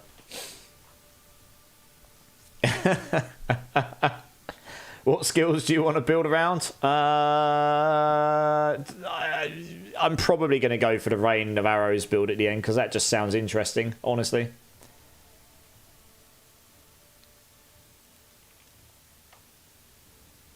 I don't care too much for it pushing the pits the highest. I just want to play something fun. Mine is tick toxic. I bet it is. Backdoors. Backdoors loot. Leveling spin to win is decent. Yeah, I've heard spin to win's pretty good. Purple Rain. Any other suggestions for what I should call my character?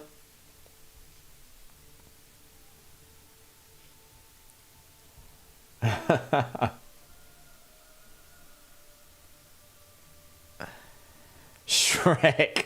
I'm actually going to do it. Screw it. We'll do it Shrek because I'm green. There we go. We'll do Shrek. The others are all great. We'll do Shrek. There we go. I won't forget who it is then. Hard. Here we go. Right.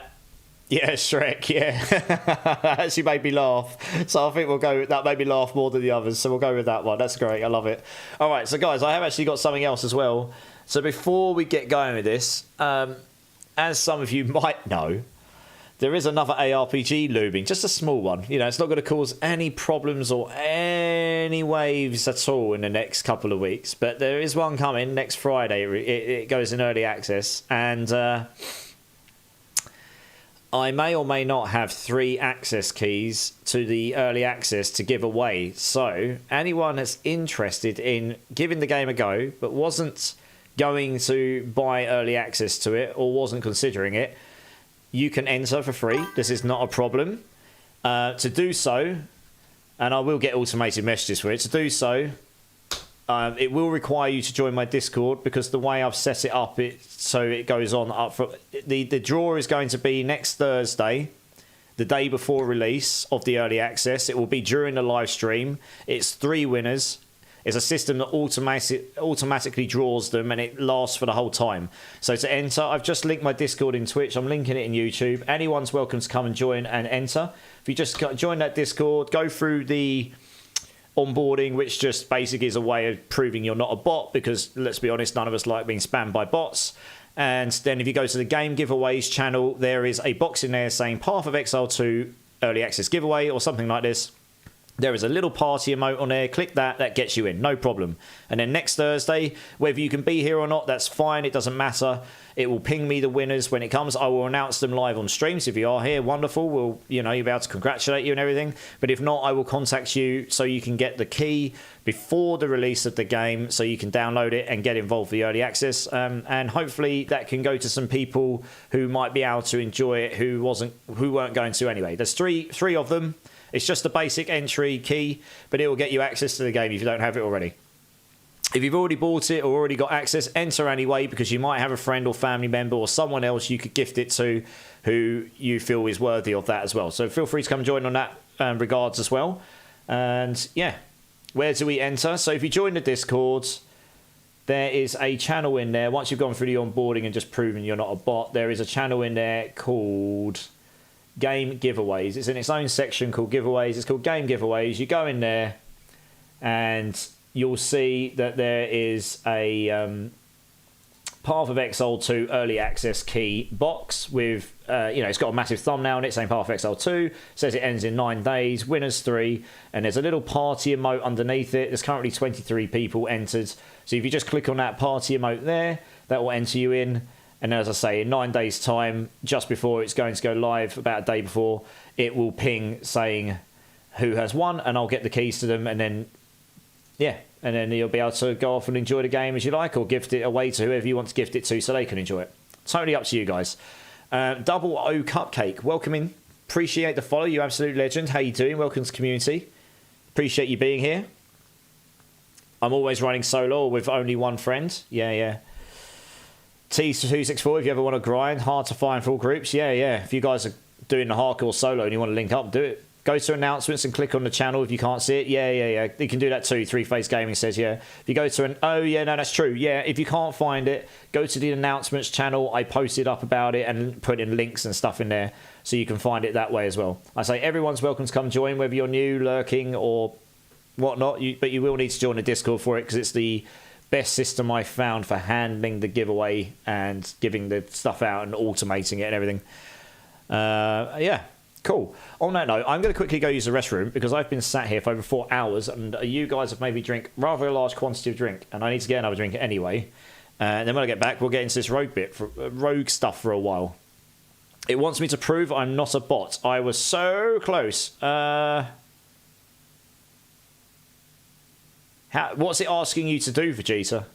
Out of interest.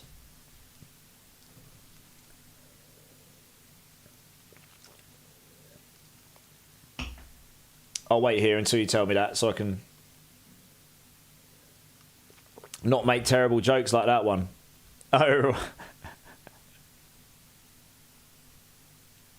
Right, not make terrible jokes like that one. Oh, I see. I thought you'd be serious. I was like, I know it does onboarding to go, oh, you're a real person, and I think I did add Gacha on it because, yeah, you can get bot spammers come in and stuff. Yeah, Yeah, I think I added that because I have seen people who've used this system and had problems before. It just helps. You can't fully fix the problem. I really want it to go to someone who's actually a real person, yeah, preferably. On that note, guys, give me 1 minute. I just need a quick restroom break and grab another drink. So I'll be back in a sec, guys. BRB.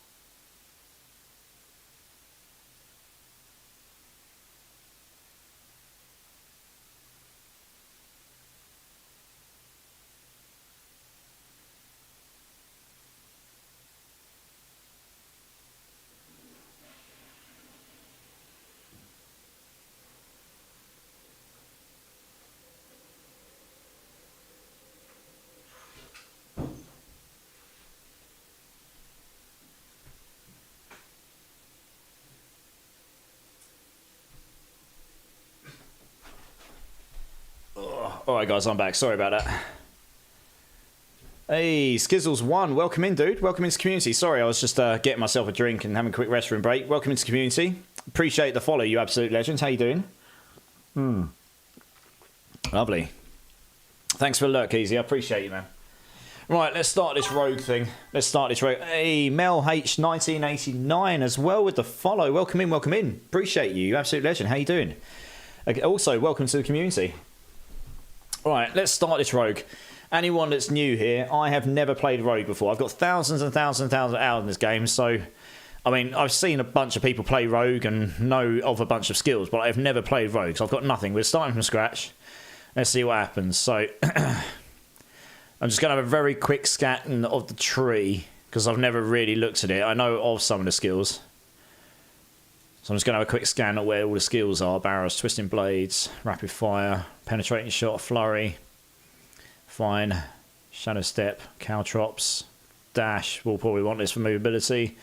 Dance of Knives. We're going to go for this because this is great for leveling, I think. Concealment, Smoke Grenade, Poison Trap, Dark Shroud. That's good for defense, I think. Wow, how many sections do they have? What's this? Basic. What's that? Core? Oh, I can't even see. Okay, fine. This is Ultimates, Death Trap, Rain of Arrows. Yeah, we'll probably go for Rain of Arrows later on, but that's later down the line, I guess. Shadow Clone is going to be better next season, I think. And then we'll come down here and use, well, one of these, I guess. Work out which one we'll get there. Worry about those when I get down there. Fine. Okay, so... Dealing damage, increasing critical strike chance against them up to 15%. 88% attack speed, doubles the amount if they're vulnerable, okay. More crit strike damage, ricochets, okay. I mean, I want to get down to Dance of Knives, so it doesn't really matter too much which one. We'll just stick a point in there for now. I guess it doesn't really matter too much. Just want to put points in so I can get, what is this? Agility, Cutthroat, Imbuable, Channeled, okay. Your critical strike chance with marksman and cutthroat skills is increased, so that's going to benefit that, right? So that seems reasonable. You gain damage reduction, that sounds good. Critical strikes against close enemies have up to 85% chance to heal you for 1%. Okay, so that's a heal, and we've got 35% lucky hit chance, so it sounds good to have at least 1 point in there, probably. Critically strike an enemy grants me movement speed, that sounds good as well. Happy days. Whack those in there. Actually, how many points we got? Every 30 meters you travel, we're channeling grants 4 charges. What do the charges do? Charge. Oh, I see. Charges. Oh, I see. Okay, that means you can just keep going. Fine, that makes sense. When you stop channeling, drop 12 stun grenades, blah, blah, blah. Each darts a knife and knows those enemies and has 20% chance to pierce. That sounds good.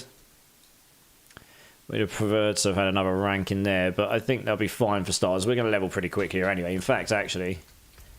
if I claim all these, I might get a level or 2, which will probably solve that problem. I always forget to do this at the start.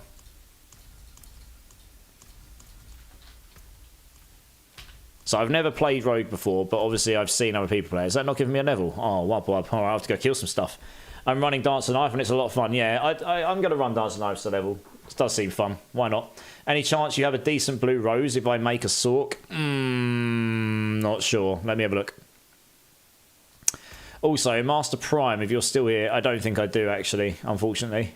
I don't have one of those right now. I have to keep an eye out if I play any more Sork. Master Prime, if you're still here, I have got... Yeah, I've got this Rod of Kep here. If this... GA in chance for core skills and 3x crit damage. If you want to come grab this, you can come grab this. This will be better than what you're using.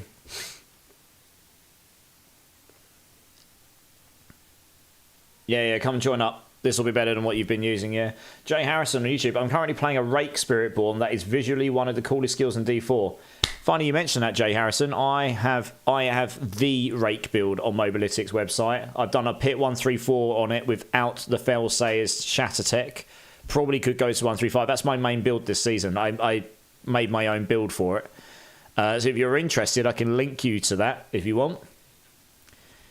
And you can have a look what I did with the builds. You don't have to follow it. You can just see what I did, and maybe that piques your interest. Maybe it doesn't. But the Rake build is a very pleasing skill. And my build guide has a leveling path standard variation, which runs into a P300 variation once you've got the Death Shroud and the Legendary Pants. He's also got Pit Pushing variation and a Bugs one if you want to use the Failsayer's Shatter Tech as well. So let me know if you're interested in that, and I can link that to you. But I'm glad you're enjoying it. I mean, I enjoyed playing a Rake build a lot. It was super fun. Yeah, Vegeta, I'll keep my eye open. Sorry, dude. I don't have one of those right now. Yeah, join up on me, Master. I'll give you this thing now. And then I'll get cracking and kill some stuff. Yeah, I suppose I was going to get onto the rogue stuff a bit earlier, actually. That didn't happen. Never mind. But it does mean stream tomorrow will be all rogue stuff. And community stuff. We'll help community, but I'll be doing all rogue. I won't be doing any more Hydra on stream now. I'll do my video one way or another. And then that's it for the season for Hydra. Because it's just, we've hit the point with Hydra. It isn't going to go much further anyway. You could grind out all the items and everything, but it's only small gains, really. Good night. All have fun. Time for the old lady to lay down. Mama Joker, no problem. Thank you so much for being here. I really, really appreciate you. Get yourself, go lay down, get yourself some sleep, and catch you next time. I'll be on again tomorrow. I'm on tomorrow. I should be on all the way through till Saturday now, every night. Right, let's get you this rod here. There you go. Good stuff. Cool. Yeah, lovely. I appreciate that. I really do.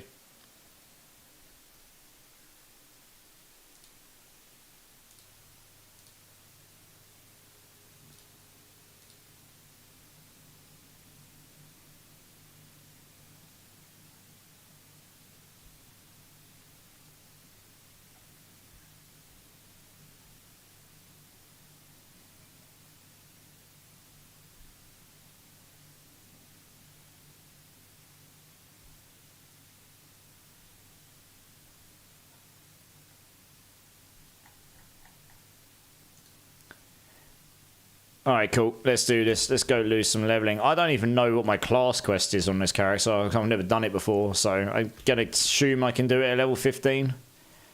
Where's the Helltide? Oh, of course. I mean, I've got to wait for the Helltide to come up. That's probably where we're going to go start.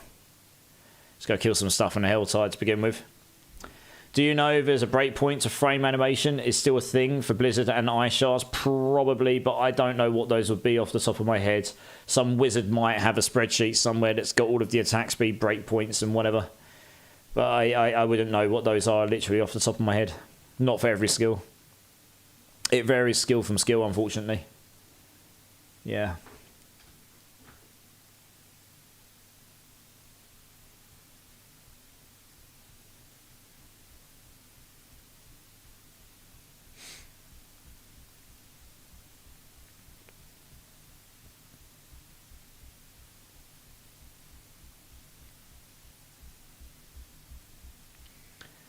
I'm just doing the max roll rake. It's definitely not as strong as yours. I've seen your build. It's a godly build. Oh, Jay Harrison. All right, yeah. I've seen that max roll build. Yeah. It did make me raise my eyebrows a little bit in some of the decisions. But anyway, I wouldn't say my build's godly. I'd just say it's probably as good as rake's going to get. It's good, though. I spent a lot of time nurturing that thing, though, right? That's what you're meant to do if you're going to take your builds to the ultimate level. You've got to grind out the gear. I've got really good gear, and you've got to work out what's best. And don't forget to grab a pet in the mercs. Gene Henson coming in with the epically good advice that I always forget to do. I always forget to get my pet. Thank you very much for reminding me. Yeah, okay. I probably won't bother with... Oh, yeah, mercs. Yes. Can someone tell me, does attack speed scale the Dance of Knives attack speed? Does it scale how fast it fires? I'm going to assume it does. I think it is, Vegeta, yeah. I think it is still done by breakpoints. I'm going to assume attack speed does make a difference here. So I'm going to take Variana. Because I can take all this for the extra attack speed, which is going to be lovely.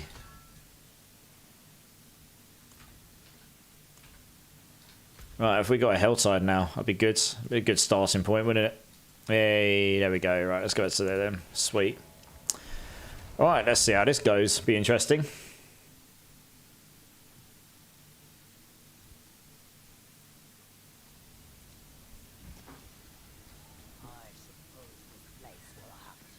I am going to change my mount as well, because that one just... Yeah. Since I spent all this money on his mounts, I should probably put a good one on, really, shouldn't I? What we got?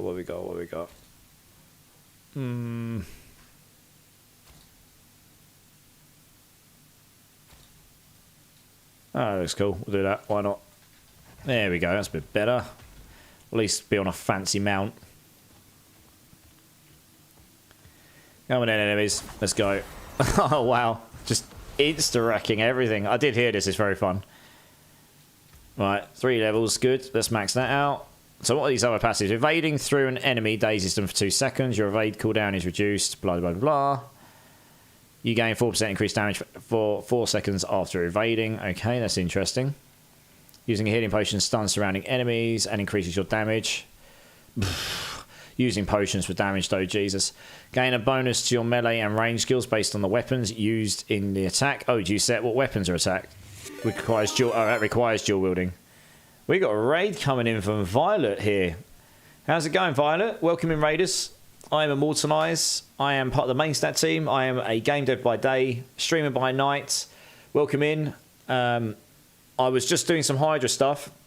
The community have been going on at me for months and months and seasons to play Rogue, because I have never played Rogue. After all these thousands of hours, I've still never played Rogue. So here we are, completely just going in blind with whatever little knowledge I've picked up along the way from other people playing Rogue. So that's what we're doing right now. And it should be, we'll be on for a little while. But yeah, how was your stream, Violet? Thank you so much for the raid. I appreciate you. Guys, anyone that's in the chat, if you've not checked out Violet, should very kindly rain spin to win. I'm going to level on spin to win, Ben Mez. Yeah, and then I'm probably going to go into Rain of Arrows or something like this in the end game because it just sounds fun. I play builds for fun more than I do to push the highest pits, honestly. But the spin to win sounds fun to play with, and I know it's pretty decent for leveling, so that's what we're going to do. I'm just going to give you a shout out here, Violet. Let's make sure I get the right name. Here we go. Yeah, guys, if you haven't checked out Violet. Oh, we've already had one. There we go. We've already had the shout out. Thanks, guys, for whoever did the shout out there. Make sure you go check her out sometimes. Another streamer in the D4 community. And yeah, I mean, I've only been able to catch your streams a couple of times, but you've always had a good vibe when I've been able to get in there. So yeah, guys, make sure we go and show the love to those in the community. And thank you so much again for the raid, Violet. I appreciate you. Absolutely, no problem.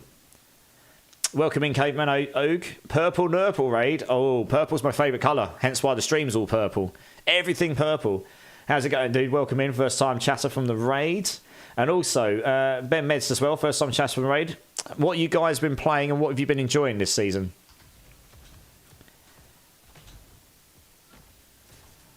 Right, here we go. Like I say, I don't know that much about the internals of Rogue. I can pick up... I'm a build creator on Mobalytics, though, and I've done pretty much every other class, so it won't take me too long to figure out a few things. It won't be optimal, but, you know, I should be able to make something that levels okay. So we're just going to smash here. Oh, wow, I actually have a cooldown I have to wait on. Oh, my goodness, I have to... Oh, yeah, you have to keep moving, don't you? Because you get extra charges for moving 30 meters, that's right. Oh, my goodness, crowd control. La la la la la la la la la. We'll get the crowd. We'll get the class mechanic once I can. Yeah, this seems pretty ridiculous for leveling up there, doesn't it? Jesus Christ, easy peasy mode. I've got basic white items on right now. Stupid. Good times, eh? Silverfox 1978, first time chatter. Welcome in, dude. Dance of Knives resets. The more distance travelled and shadow imbuement is key. Yeah, okay. I mean, I've literally just started and it's my first time on Rogue. So any advice, I'll take it. Any advice. I was looking at this and then I had the raid coming. See, he's my people. Absolutely. I love purple. Yeah, purple's my favourite colour. Hence why literally the stream is all purple. Shrek needs a donkey to ride instead of the cat. No, we like the fire cat. Shrek can have a fire cat. Jay Harrison, are you still going to play D4 Season 6 when PoE 2 comes out? I see everyone quitting and it makes me sad. I'm going to play both. Yes, I will still be playing D4. Yes, I'm going to be smashing PoE 2 as well.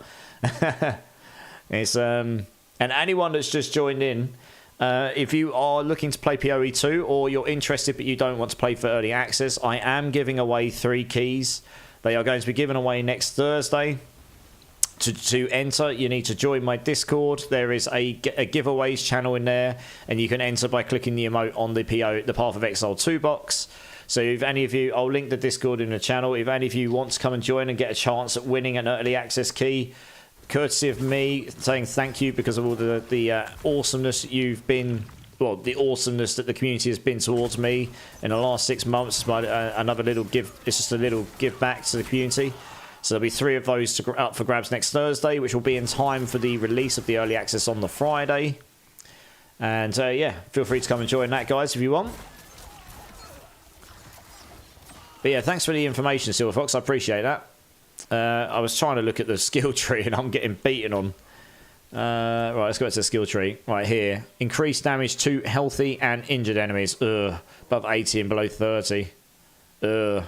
Okay. Dazing or stunning an enemy increases your critical strike chance and critical strike damage. That's good if you can daze or stun all the time. So later on, that'll be good.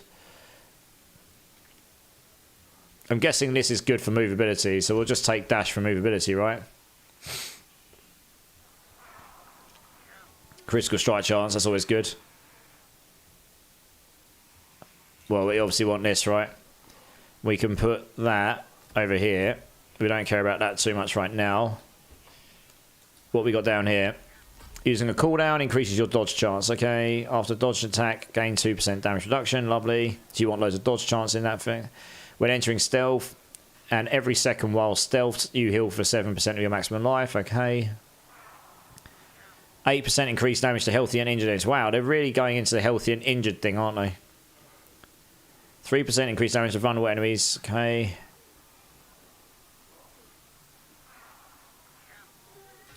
Yeah, we'll take this. Hello, cat. How does that work? Is it just, do they last the whole time? I see. All right, you just use it and they just last until you take direct damage. Okay.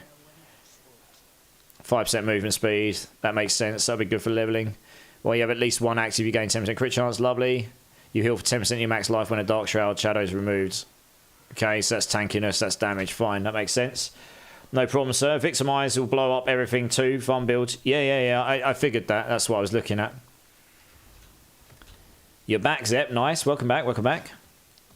So who here is planning on playing that game that may or may not be coming out next week?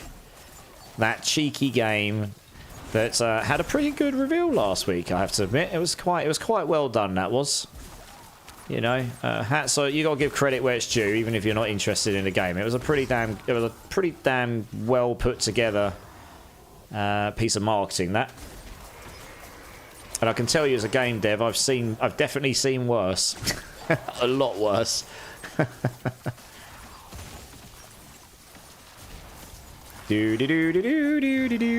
how good's this dash? Oh yeah, okay.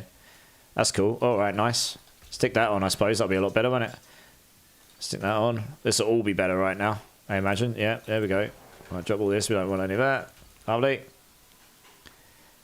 Let's go open the chest, because that gives you a bunch of XP as well, doesn't it? What level do I have to get my class thing? Is it level 15? Well, that's not going to take me very long at this rate. I'm level 8 already.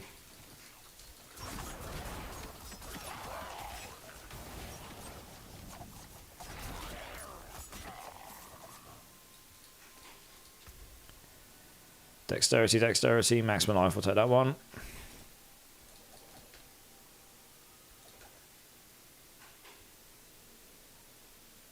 There we go, we don't need any of this. So close.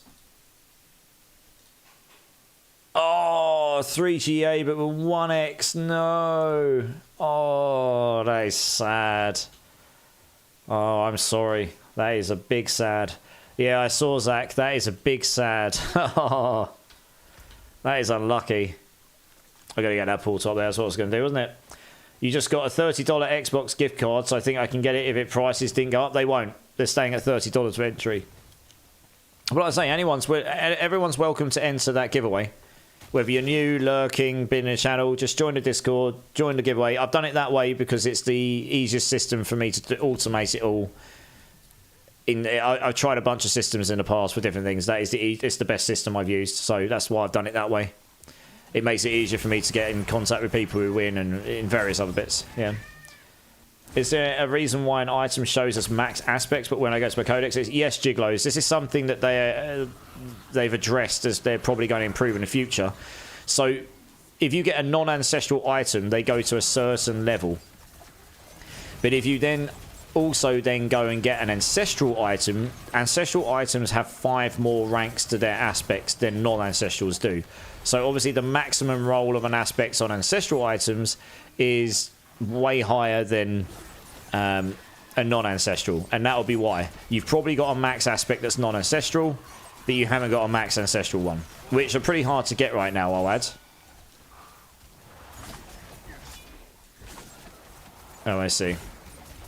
So that'll be why. I hope that makes sense. You need more movement speed so you can get infinite spin. Yeah, Zep, I've already figured that out. I just need to... I haven't got the items yet, right? When I get some boots, so hopefully I'll get some movement speed and then we'll be good. It's okay. This will do for the time being, right? I'm literally just booted up, so... We'll figure it out. I'm a killing stuff.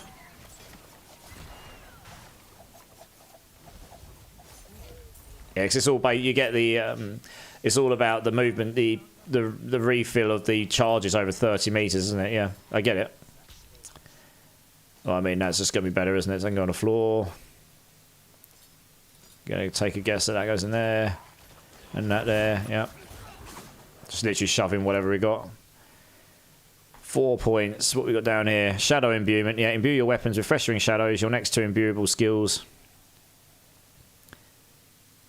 Deal shadow damage and infect enemies 6 seconds. Dealing... Explode on death. If the infection expires before the enemy dies, it will deal.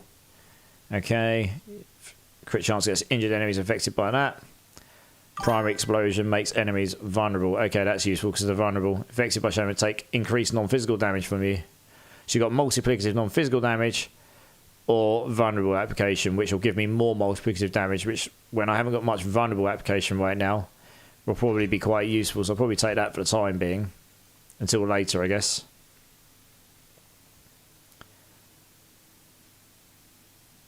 Yeah, okay. What we got here? Each time you kill an enemy with shadow damage, you generate 10 energy. Don't really need energy on this build, do I? Shadow damage has up to 10% chance to stun. Lovely. Silver Fox, thanks for the follow, dude. Appreciate you. You're absolute legend. How's it? Yeah, appreciate that, man. You can always buy gear at good level with obels. Yeah, I know that. I know. I can go back to town in a bit. Use the basic skill that gives movement speed, because with Dance of Knives, it's snapshots. Oh, really? Which one's that one? Let's have a look. Which one gives movement speed here? I only gave these a quick scan. While Blade Shift is active, you gain 20% movement speed. Is that the one?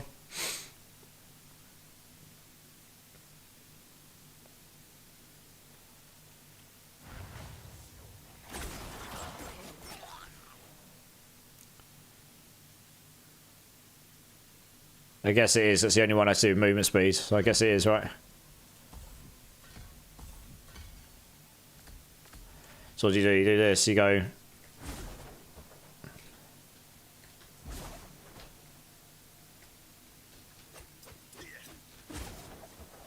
Well, like that. Don't know if that's actually made a difference. Oh, yeah, I can see, yeah. Fair enough. Oh, it's a bit clunky. I'll get enough movement speed anyway, right? What we got? 75. Oh, we can go get another chest. Well, hey, let's do that.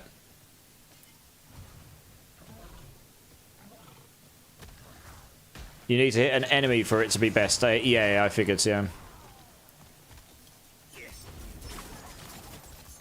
Yeah, I can notice that now, yeah. Fair enough. So I've still got points to win. Oh, until you get CC'd, and then it's a problem. God damn it, Leroy. Oh, boots. This is good. Has it got movement speed on it? That'd be nice, wouldn't it? It does not.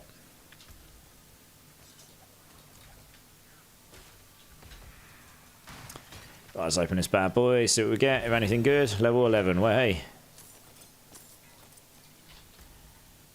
That's good. Dump that on the floor. Dump that on the floor. Right, abilities. Oh, gosh. What we got? Imbued skills gain increased critical chance. So I was looking at these. Imbue your weapons with festering shadows. Your next 2 imbuable skills deal shadow. Are these imbuable? They are. If you hold that down, it stays imbued constantly. That makes sense, right? Each time you kill an enemy shadow, you generate energy. I don't need this, I don't think. Don't need this for now. Increase poisoning. That's all poison damage. Chilled enemies. So if you can chill them or freeze them, then that's Frigid Finesse is pretty decent. Chilled enemies have their movement speeds, and you gain increased chill effects. Okay. So you can do that through tempers later on, maybe. So yeah, you've got that there. That gives you more crit chance, right? That's nice. That's just increased damage to healthy and ninjas. That's actually quite good for damage. You do increased damage to vulnerable enemies and 3% increased damage to knocked down enemies. They can apply simultaneously, so that's good for damage. Oh yeah, here we go. Oh yeah, I should absolutely do this. Movement speed from Dark Shroud. So when I get my next skill point, I'll put one in here for the crit chance, because I don't need the extra tankiness just yet. I don't even know if I need dash, really, because it takes you out of the thing, doesn't it? Let's put that in here. I'm not even really using this. Screw it. I don't know if I need that for now. I suppose it would be good for getting out of danger, though.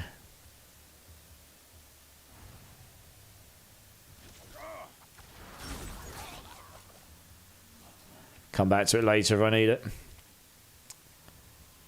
Dodge chance. Gain damage reduction against damage over time effects. Damage reduction when inflicted with control. Yeah, okay.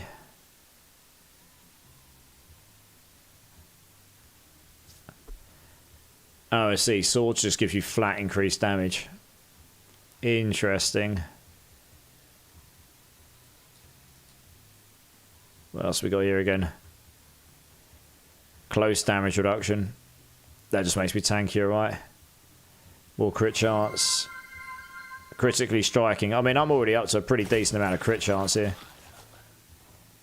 I'm going to do this just to get the crit chance up, because it's higher than that, because with those skills, because then I can get this for the extra movement speed, and as you say, that just means I can move faster and do all of this wonderful stuff.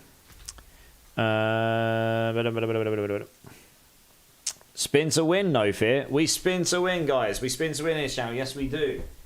Spin to win. Woo! We actually are spinning to winning in game for once. Hey, Wiseful, how's it going, dude? How was your stream earlier?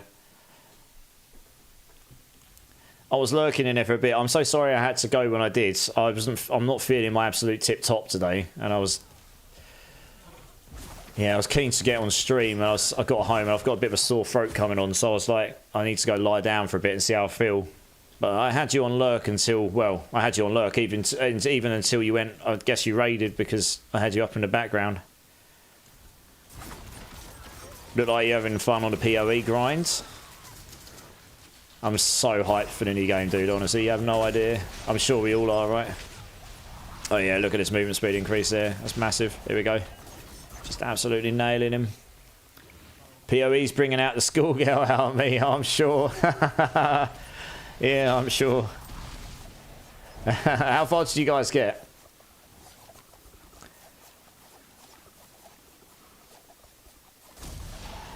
Yeah, here we go. Now, yeah, I can see why you said shadow imbuement. That makes sense. I would have probably come to that conclusion anyway because of the explosions.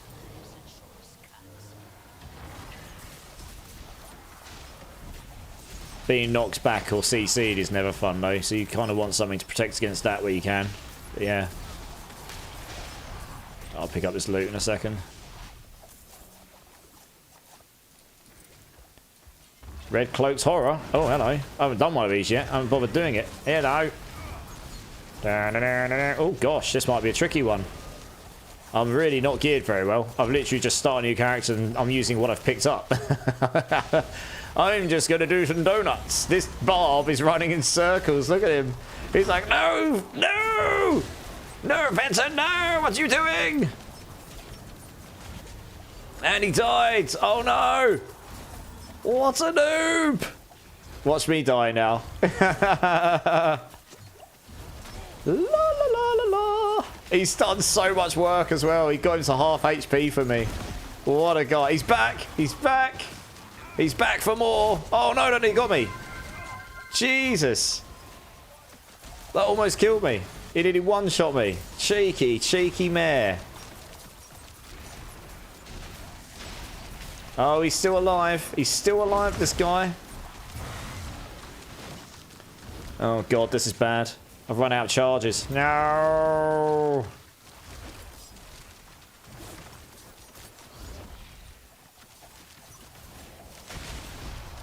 There we go. Oh, yeah! Mmm. That was clearly the best boss kill ever. Oh, dear. There's a level 17 here as well. Fantastic.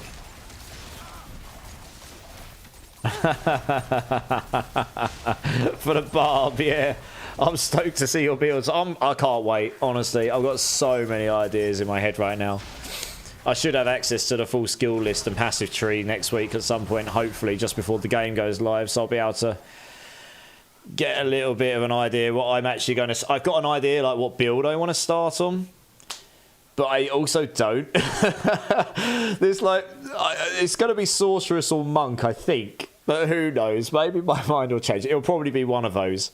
I'm going to say it's more likely to be Monk, but I'm always easily persuaded when it comes to caster. I love caster builds, so we'll see.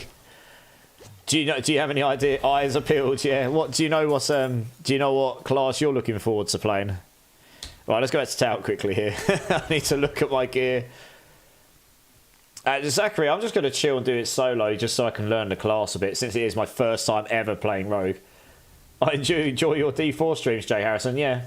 Well, hopefully you get to come along and enjoy the PoE ones as well. I'll be going through the... what I'll be doing is I'll be playing and learning the game myself, but I'll be explaining things as I go. And there's one thing I've picked up, if there's nothing else I've picked up at work over the last God knows how many years, I have picked up the ability to try and dumb down things to be non-technical where I can. That doesn't always work, but I try and make it so people can understand. I've got all these numbers going through my head.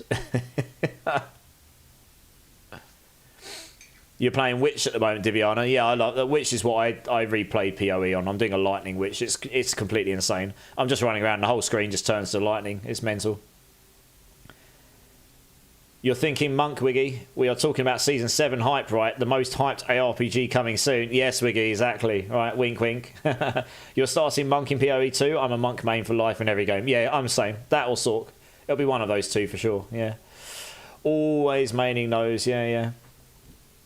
Right, let's... extra skill points. So we put these in here because that gives me more movement speed when I critically strike, which I should do quite a bit.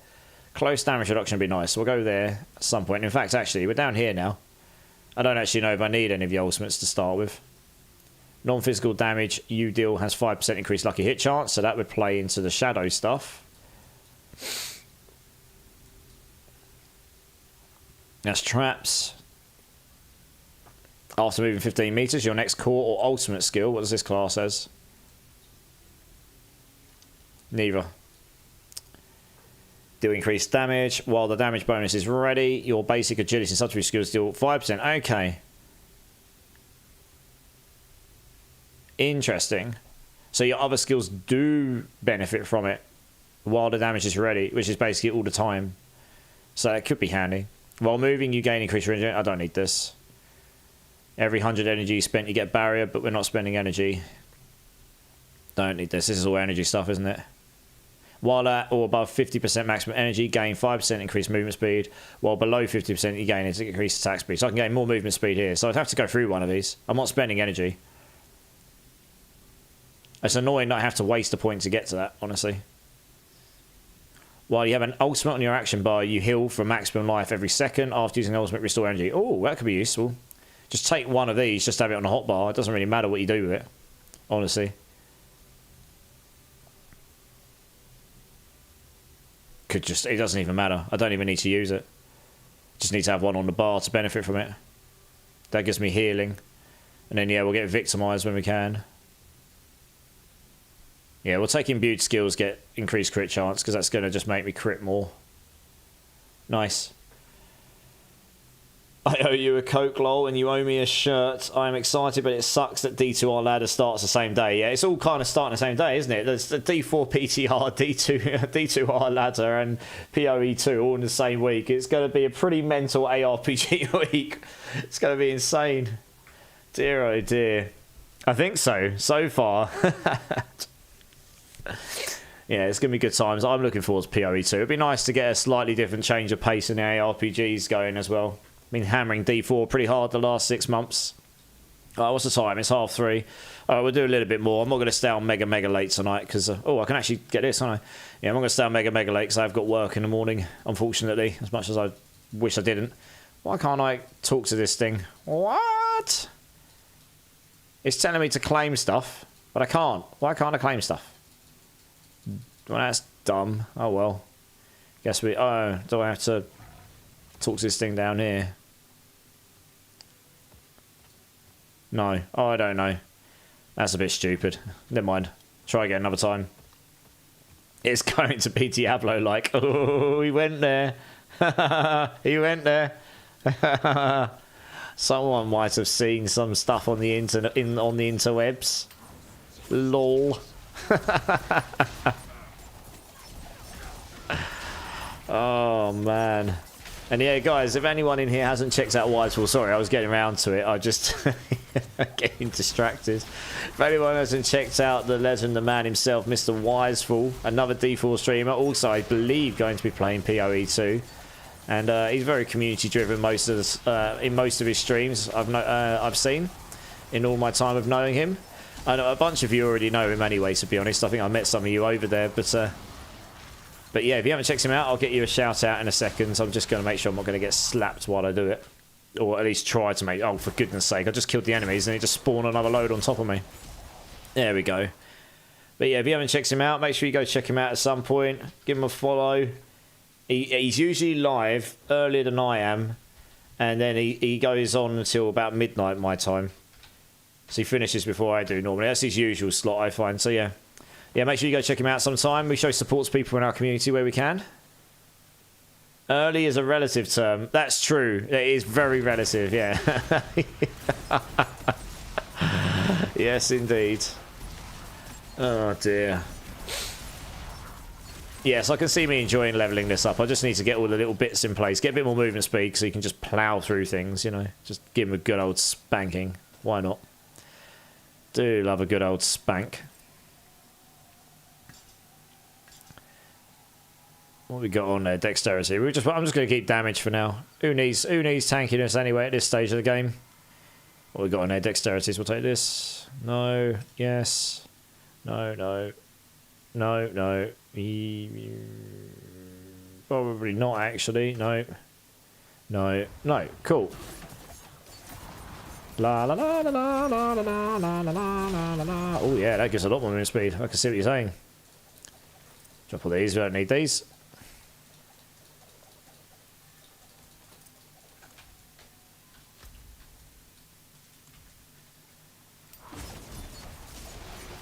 La la la la la. Level 14. I'm guessing it's level 15 to get my class mechanic. Time is a social construct and psyop created by the shadow government to make you sleep. Yeah, I mean, what is this sleep thing you're talking of?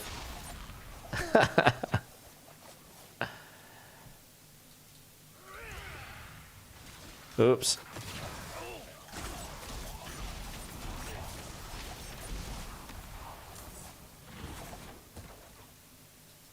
Where's that crit damage stuff? Crit chance stuff. Here we go. La la la. Right. Move down there. Yeah, that gives a lot of movement speed extra. I can see why they said to do that. That's funny about the snapshotting. That's one of the problems of this game. They do so much snapshotting everywhere.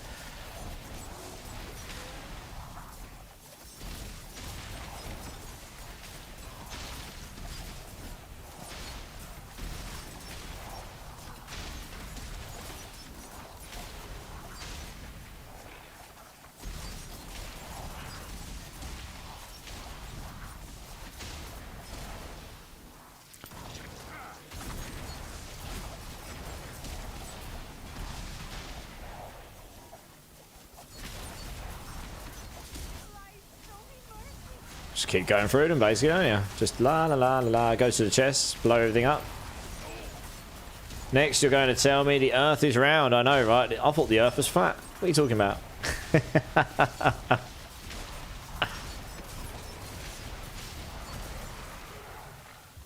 Oops, still haven't got quite enough to be able to keep that up permanently, but it's pretty close. Level 15. Well, hey, oh, there we go. We can do the class, but we'll do the class-specific mechanic. We'll go do that. That probably seems like a good idea, doesn't it? Yeah, that'd probably be a good idea. It's usually a good idea to do that stuff.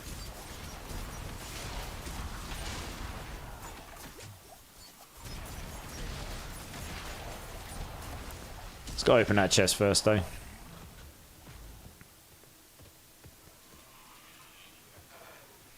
And the birds are real.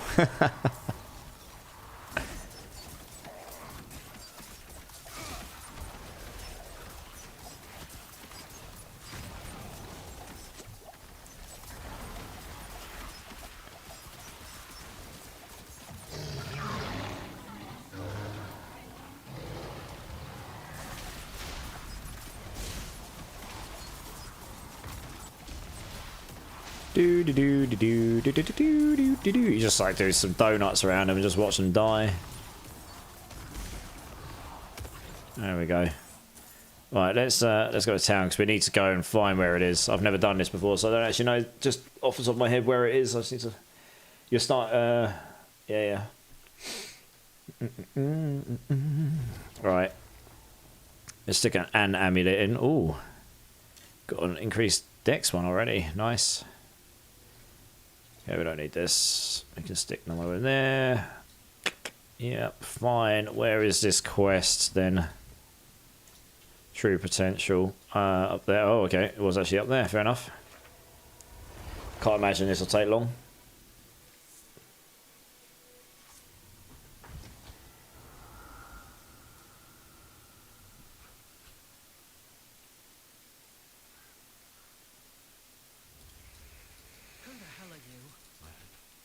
Okay, right, over there, fine.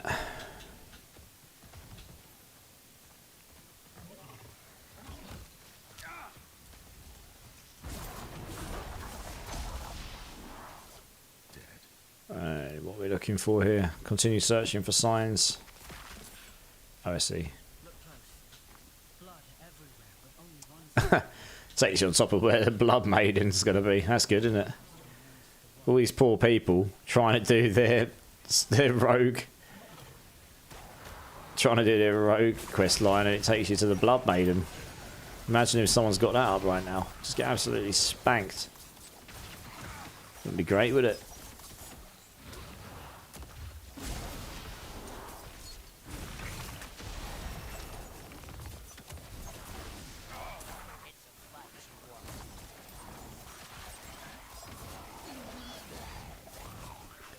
Right, so now we've done that. There we go. Now where it's taken us? Over there, okay. Pot 2 angry monkey pills and call the doc in the morning. Yeah.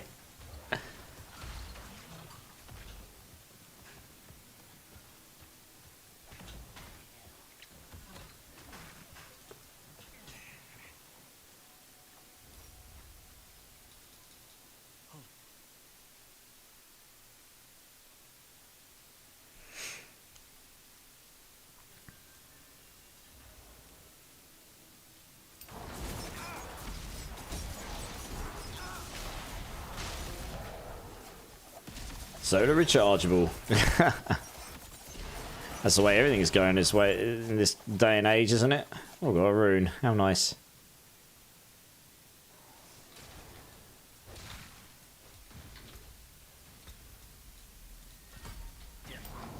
Everything's just going like self-rechargeable, sustainable, green. This stuff just like seems suddenly very tanky compared to what I was doing with before.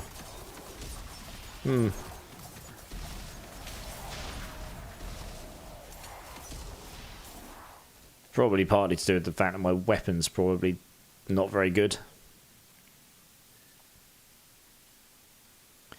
They are very basic.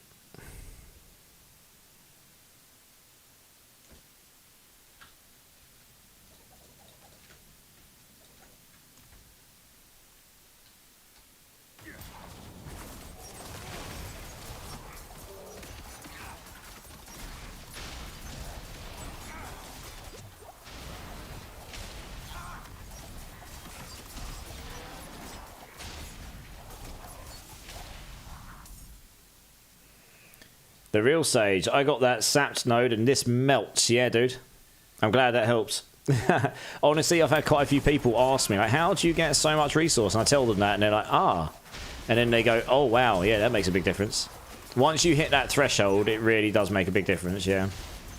Yeah, I'm glad I was able to help, dude. Honestly, I was. I'm glad I was able to help.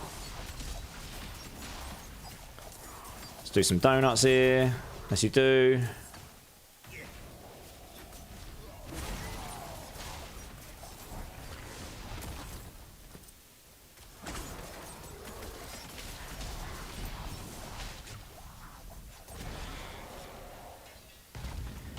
Is that better? No, not really.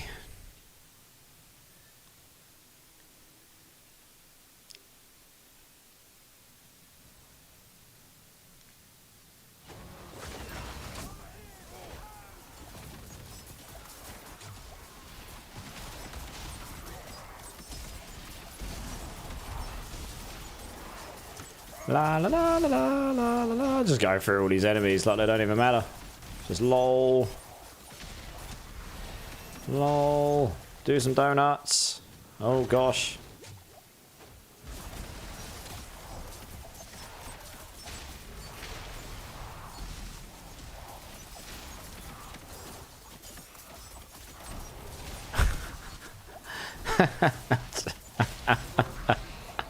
Well, it worked. Happy days.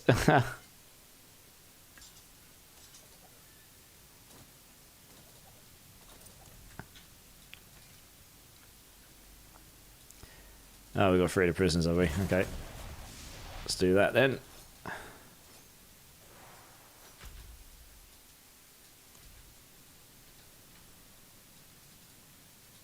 Oh, I've got to speak with Leirana, have I? So I missed something on entry and I've just gone in the dungeon and ignored it. Yeah, sorry, I think so. Yeah, I think I've just read the pennies just dropped. Oh, I meant to leave dungeon, didn't I? The pennies just dropped. So I probably meant to talk to someone on the entry dungeon. You can tell I'm getting tired now. Brain stopped braining. All right, let's go back to the entrance and talk to this person then. Oh, stretch. Yeah, let's talk to this person. They're probably going to send me in that dungeon now, aren't they? Oh, goodness me, they are. Well, that's good. Start again. Yeah, sorry, that's my bad. It's already kind of done, so it should actually speed things up a little bit. So that's not too bad.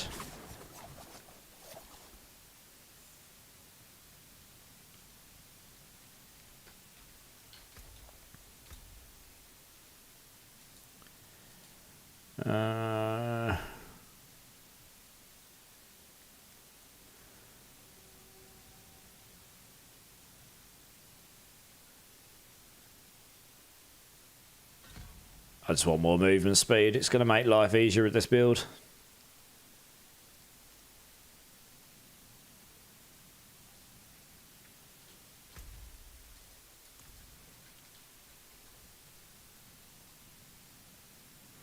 This is where dash actually would be handy, actually, to be fair.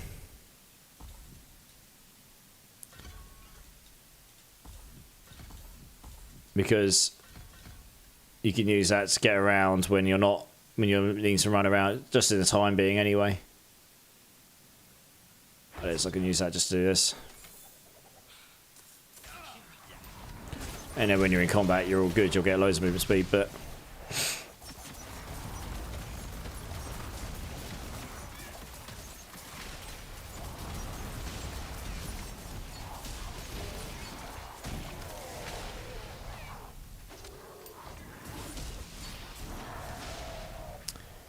Let's come down here.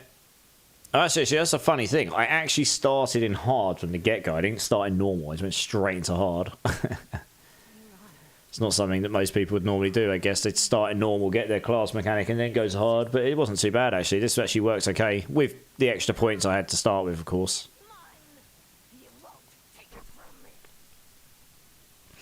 Hey, Tomato98, first time chatter. How's it going, dude? Welcome into the community. Should I buy Diablo 4 or wait for PoE 2? That is a hard question to answer, my friend. Honestly, Viagra Gaming. That is a really hard question to answer. Because the thing is, right, I love Diablo 4. I've got thousands of hours in it. I am going to be playing PoE too. I have got thousands of hours in PoE over the years as well. So I love both. I don't really know. I don't really know. Like, I was trying to work out what I was going to say there.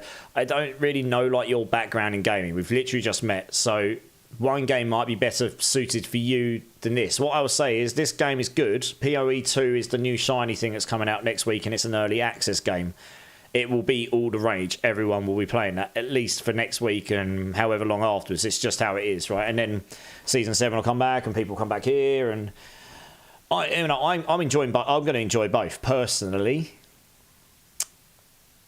But what I will say, actually, there is this tomato, and I was going to wait until I've done this thing here. I'm actually giving away 3 early access keys to PoE 2 right now. So you and anyone else in the chat, if you haven't entered, to enter that, everyone's good to enter. To do that, you need to join my Discord, because this is the best system I found for handling all of this. If you join my Discord, go through the onboarding, just basically just confirming you're not a bot, because no one likes to be spammed by bots. And then if you go into the game giveaways or the announcements channel, the game giveaways is linked in announcements, or you can go find the giveaways channel, and in there's a box saying I'm giving away Path of Exile 2 early access keys. There's a little emote you can click on. You click on the emote, and happy days, you'll be entered. And next Thursday, a day before the release, when I'm live, they will be pulled. All 3 winners will be drawn, and I will give those 3 keys to those winners so they can enjoy the game, or they can give them to a friend or family member or someone else they know who hasn't got access, who might not be able to afford to get access, who doesn't want to pay for access, whatever. They'll be able to give those out. So that is an option for you. So feel free to enter that if you want, Tomato, and thank you for the follow, dudes. You appreciate that. Welcome to the community. You're an absolute legend. What's your background in ARPGs?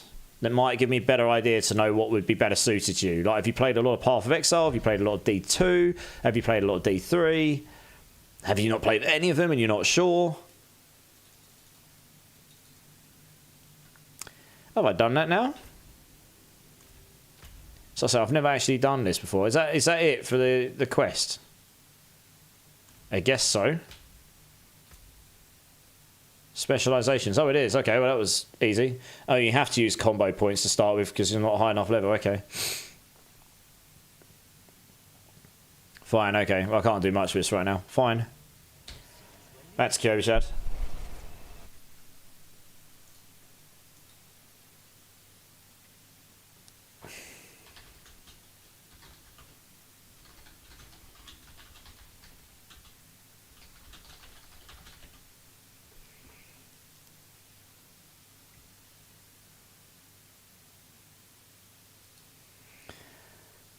Okay, I'm actually probably going to look to call it up now. My throat is getting quite sore, and it's 4:45 in the morning.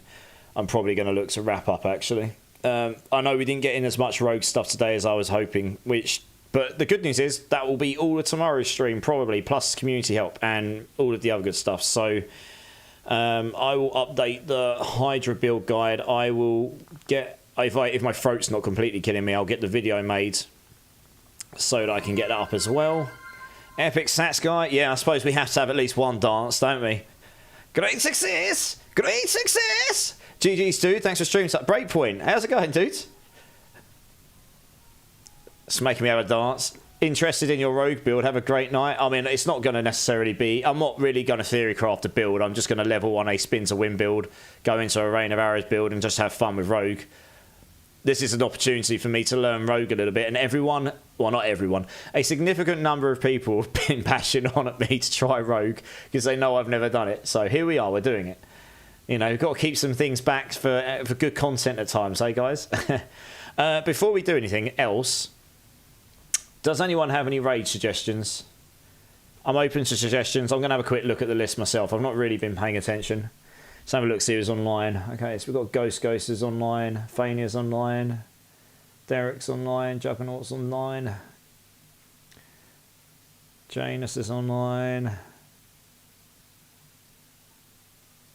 There's a few people here we could raid.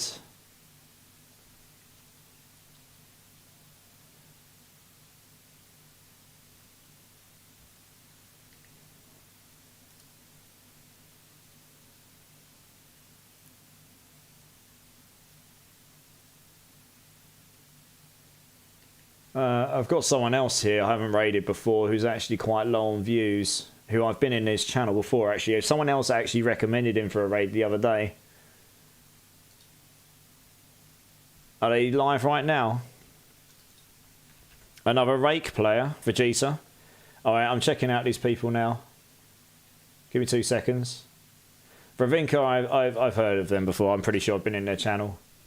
Oh, D3. I'd rather keep it in D4, if that's okay. I like to keep it in the game. It's like when we're doing PoE2, we'll keep it in PoE2 probably. It's just how it's how I prefer to do things if possible. Let's have a look. Skitty J. I've not heard. That's a new one to me. Let's have a look.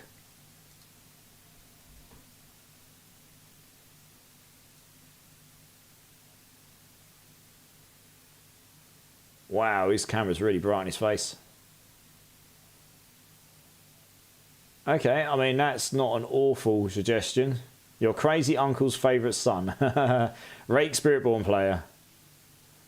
Paragon and item grind.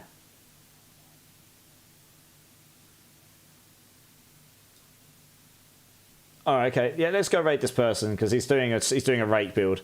Ninja Freak, how's it going, dude? I'm actually about to raid out because it's getting on a bit. It's Vania's 1 year stream anniversary. Oh, is it? Let's have a look. I missed that bit. If it's a 1 year anniversary, we should go to Fania, yeah. I can always raid that person another time if needed. Or if possible. Okay, yeah, we'll go raid Fania. That sounds like if it's a anniversary. So I did miss that bit because I've got my window squished on a vertical monitor, like on half of the screen, so I only see like 4 words, and the first Fania's only got I heard it somebody's in the first 4. She probably should put streamer anniversary at the start because then people would see it if they've got their things squished up. Yeah, we'll go to Fania. She's part of the main stat team. Thanks for letting me know. Never heard of you because I actually missed that because I can't see it on my screen. It's squished off of the title. Thanks for your response. I'm Chill Gamer from Indonesia. Absolutely, Tomato, yeah. I've played D4, 1 week Xbox Game Pass, last Epoch and PoE 1, but D4 is on discount. Maybe I'll wait for PoE 2. Yeah, so like I say, Tomato, I mean, if you've got Game Pass, you can get D4, you just can't get the expansion, right? Last Epoch's great. There'll be stuff coming for that in the new year. Path XL 1, I'm playing that again in the background at the moment, and yeah, I'll be playing Path XL 2 next week.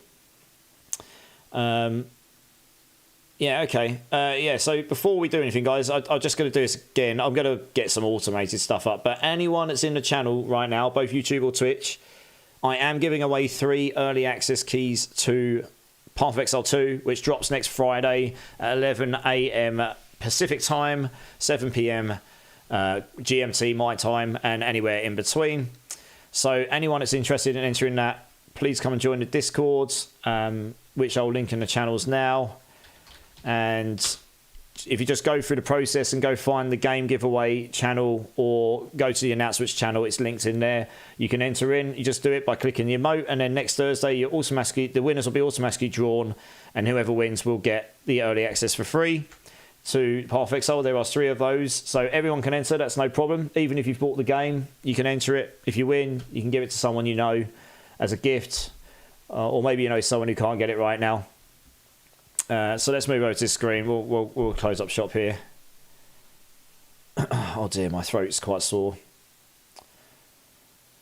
Alright guys, thank you all so very much for being here today. I really do appreciate each and every single one of you. It really does mean the world to me. All the team members, never heard of you. All the people I've known all the time. For all of the time, Vegeta, Diviana and Pete and everyone else. I can't name everyone. But Zach's just like, bye!